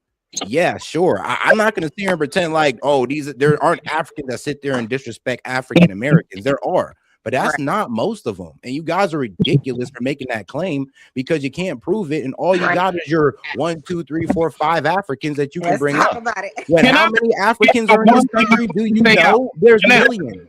Millions, my friend, and all you can do is bring up 3 in your anecdotal experiences. You have not brought up one survey, one statistic, one numerical value to your claim. Right? No, nothing but feelings. And you're nor a man. have you. You're a man Nor making an have argument you. based on feelings. Nor have you. So I guess we even. No, but I'm not making that claim. Right. No, but you over here talking about hold up, but you are making a claim for the fact that you're talking about these motherfuckers because I went to a few hold on. I went to a few parties that they love me. Like, get the hell out of here. And until you can do the same, stop asking people to do what you asking. If you can't do it, you went to a few parties. You know that, right? I'm making a claim. I'm talking about from business. Is on you to prove that. I'm talking about from businesses to all of that. You're talking about to a few punk ass parties. What are you talking about, Bro, you just named like 3-4 people. I named an entire group. No. So what are you talking about? At least I can name more people. An entire group. Again. That's what I'm talking about. An entire group that I've worked with. Hold up. An entire. Hold on. An entire group. Don't like An you, but entire don't mean that group. they hate you. Cool. I didn't say they hate me. Hold up. I didn't say they hate me. I said they dislike me. Dislike us. Dislike us. Trucker. That's the problem. You thinking with your feelings, and again, from working with them, from You're businesses, going off your from all of your feelings, and so is you again with these goddamn bullshit parties, I'm not, bro. because I'm not claiming that all of them hate us. I'm not claiming that all of them like us. Again, but you talking about all of them like most of us like us when we know it ain't true. When we know it's true. Nah, I'm sorry. No, I said it's a ridiculous claim to make a And it's a ridiculous claim for you to claim that most of them do it. And we both, and it's crazy because we both live in the same city and we know what the hell it is. We already know what it is. Like, stop the cat, especially when people are trying to find it. I had bad experience with Africans, and I had great ones. I didn't have no bad experience. I'm not going off of just me. I'm going off of what I see. Not just me, what I see, and what I see, who I've been around, who I've been around. So you again, who I've been around, and say I'm going on. What are you talking Chanel? about? Who I've been around, what business I've done with, who I've worked with. That's what I'm going off for. And I watch how they treat us. Again, I watch how they treat other people, not just me, and they treat our people like shit. Okay. I just named two instances. I just named a big ass riot. There, the riots that be going on, all of that shit. We ain't talking about when you trying to find a parking spot, how they literally take everybody's parking spot and give it to their own people. Hold on. We can go business for business, bro. They all hate me. Oh, Africans took my parking spot, guys. They all hate me. They took your parking spot. Listen, I ain't talking about my parking spot. I'm talking about what they do to our people. See, that's the difference, and y'all not understanding that because y'all talking about going to a few fucking parties. Trucker, hold on, man. The hell is you talking about? As well, but okay. You worthless, nigga. We live in the same goddamn city, but of course you know, dumbass. Don't treat you. No. I'm talking about how they treat people, our people. That's what I'm talking about. I see them treat not how they treat me well, and I see them treat our people and guess what? I see them treat our people like shit, and I see them treat our people like shit. Bro, so I've seen our people treat their people like shit. So now what? So now what? So now what? So now what? Is it okay for us to treat them like shit? So now what? Listen. Is it okay for one side to do it since you want to play all high and mighty like we don't do the same damn thing? I didn't say we didn't do that. I didn't say we didn't. I didn't say we was I didn't say we was spectacular, motherfucker. I didn't say we was spectacular, but I'm not gonna say but you're acting like talk about these motherfuckers treat us like gold. Shit, we treat them better than they treat us. Accept that. And we treat them better than we treat them better than they treat us. What the hell are you talking about? I'm sorry, but you just sat here and talked about how you don't like treating them well, and because they don't treat us right. No, hold on, no. I didn't say I don't like treating them well. I said I know a few, but I said we, American people, Black American people, treat them better than they treat us. Really, so let's bro? stop the Language cat. like yours, when people are out there calling them all types of names, and so what? I don't give a damn. I'm just saying that's we're all out Black there Americans as well. So I'm sorry, but I can't hear you complaining about Africans. Okay. Listen, I'm not complaining about them. I just told the truth. They really don't fuck with us. I'm not complaining. You told your anecdotal experience. That's all you did. Again, and so did you with parties. Bro, did you prove that most African people hate us? Did you prove that? Of course not. What? Thank you. Most African people are what? Did you prove that most African people do not like Black Americans? Did you prove that? Did you prove that most African people are like Americans? Bro, you made the claim. Like you not making sense, bro. You over here moving with your feelings. Hold on, you talking about somebody moving their feelings and shit. I was asking you to verify your I'm claim. asking. Listen, you can't prove your claim either. So I guess then what Bro, we here's supposed the to do thing, then? though. You made the claim. I didn't If you come up can't here look, trying to say listen. that, hey, yo, they're our But you best did. friends. Hold up, but you did. You did. No, I didn't. No, I You, what just did, said I hold up, think out you of your guys own are mouth. Hold up, wrong. out of your, and I said I you're think you wrong guys too. are So now wrong what? because Listen, and I think everybody you're has wrong too. everybody has an anecdotal experience that they had with a good And African. Actually, listen, most people who get involved with Africans actually have a positive experience. So I'm sorry that you had a negative one, but that's not the experience of most people. Really, And you're is that taking your right? experience and saying that Most people it's have most of them. people have good results from African people. Really? Yeah. Yes, We like gonna most lie people like have that? good results with black people. We gonna lie? We really gonna lie like yes, that? like most people have good results We gonna with white lie like people. that? Listen, I don't experience racism. Okay, I don't know what y'all talk about. Racism does not exist. I don't experience it. So Look, at the end of the day, man, that's your opinion. That's your choice. You can do. You like African. Ain't nothing wrong with that. That's your experience. My experience, and everybody else's is we see what it is. Okay? Everybody, I guess you try to say your experience is everybody else's, and that's a lie as well. Right. We just Hey, well, proved that. listen. How you gonna call that? Then yours a lie too, bro. So what? now what? See, that's Okay, what I'm bro. saying. You I saying my guess you just hold want up. to stop making sense. I'm not. You're not making sense because you're sitting there saying my anecdotal experience is all this other stuff. Nigga, yours is too. But Shanika has Yours is too. I'm sorry. Can we okay, so Chogi, can we at least all agree that it's a stereotype that Africans that there's a disconnect between Africans and Black Americans? Can we at least all agree Now on that? I will go with that one. There is a big disconnect from Africans and African Americans.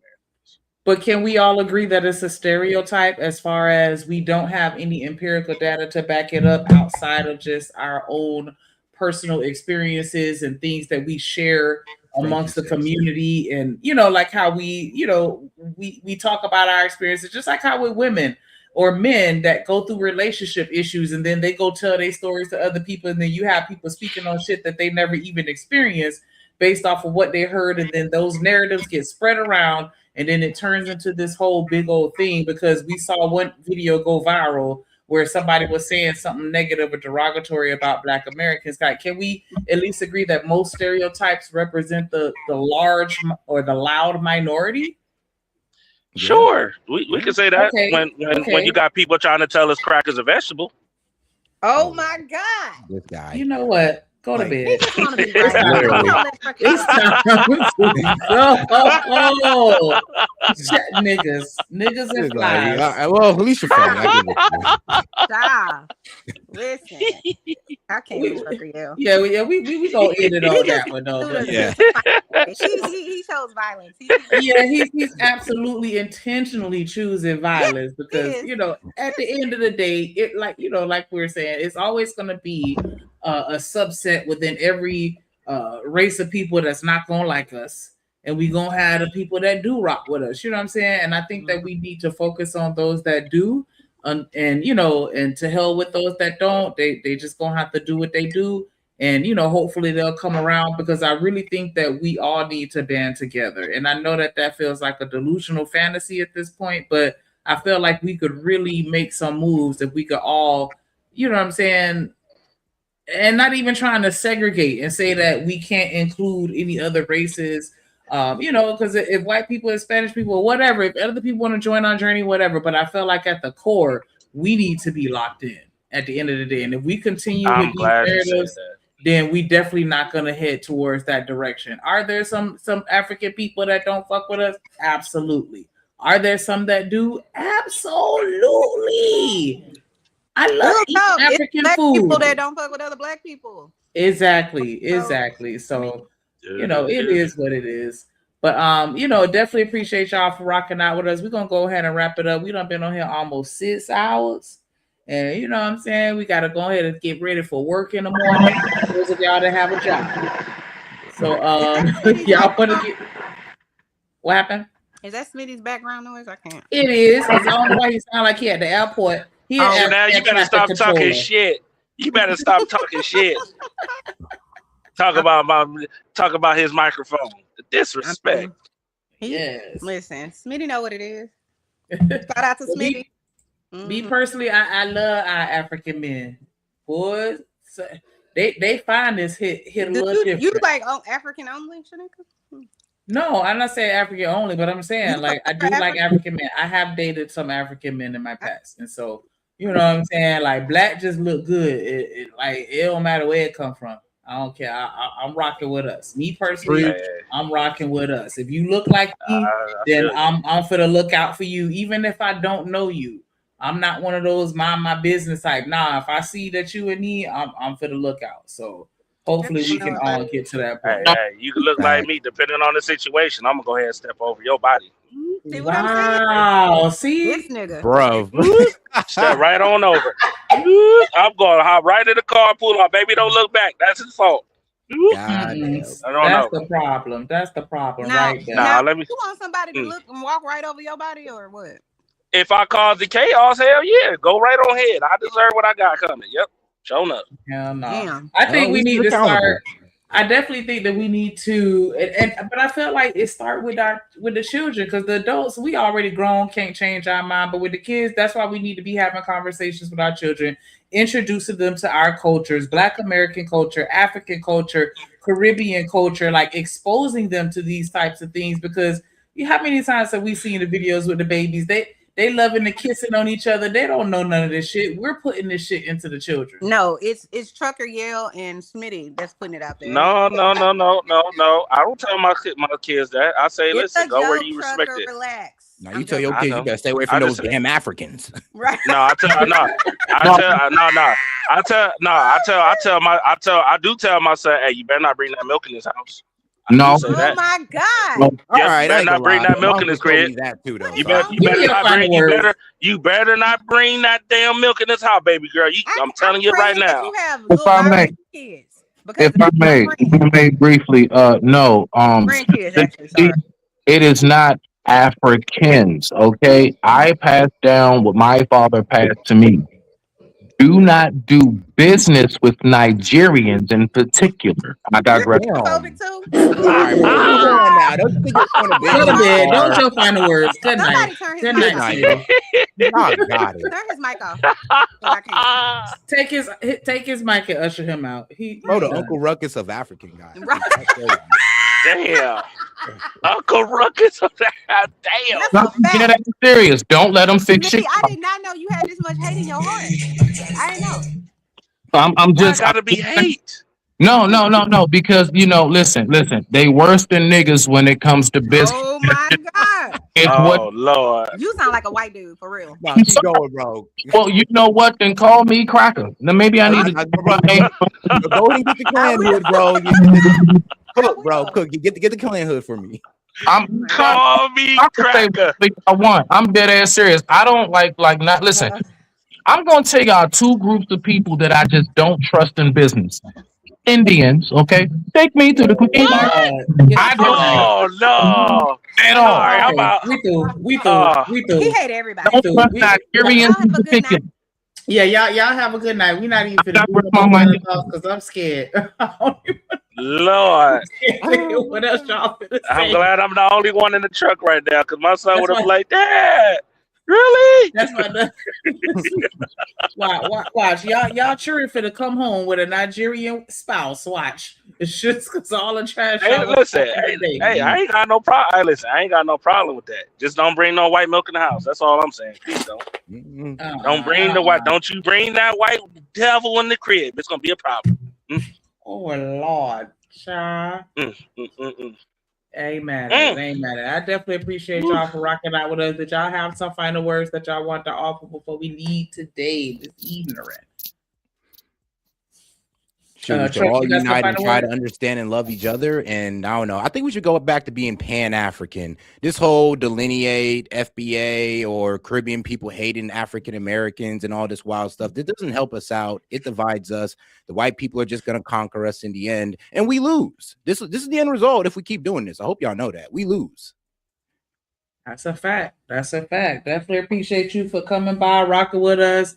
Definitely was a great conversation. Always a pleasure to have you, Seth. Hey, anytime, sis. Hey, man, y'all have a good one. Peace out. For sure.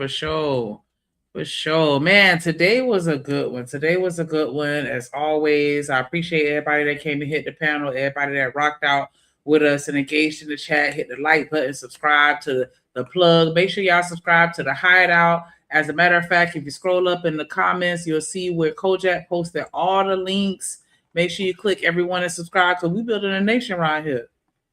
Get down and lay down type shit. For sure, for sure. Make sure y'all doing the best that y'all can with regards to yourself, your family, your profession, the community, just being a better person. If you didn't, do your best today, you still got tomorrow to wake up and try again. We always have another day, and we just going to be blessed and thankful that we got another day to do better. We definitely need to work on loving ourselves and loving our family and loving the community, because if it ain't no love, it ain't going to be nothing but hate. Hate. And we got enough hate. It's time for us to go back and let the pendulum swing to the love side, because cha. But definitely want to shout out all the moderators that came through and rocked out with us and, doing their thing as always. Shout out to Ducey, shout out to James Moore, shout out to Seth. Make sure y'all cop a membership. We lit over here. A lot of the best shows he put on the members only stream. So make sure y'all cop that. And our member only shows do be lit too. Make sure y'all show up. I think we're going to be on here tomorrow, 3 o'clock Eastern time. If I'm not mistaken. I don't know. Just turn your notifications on so y'all can be there and be square, excuse me.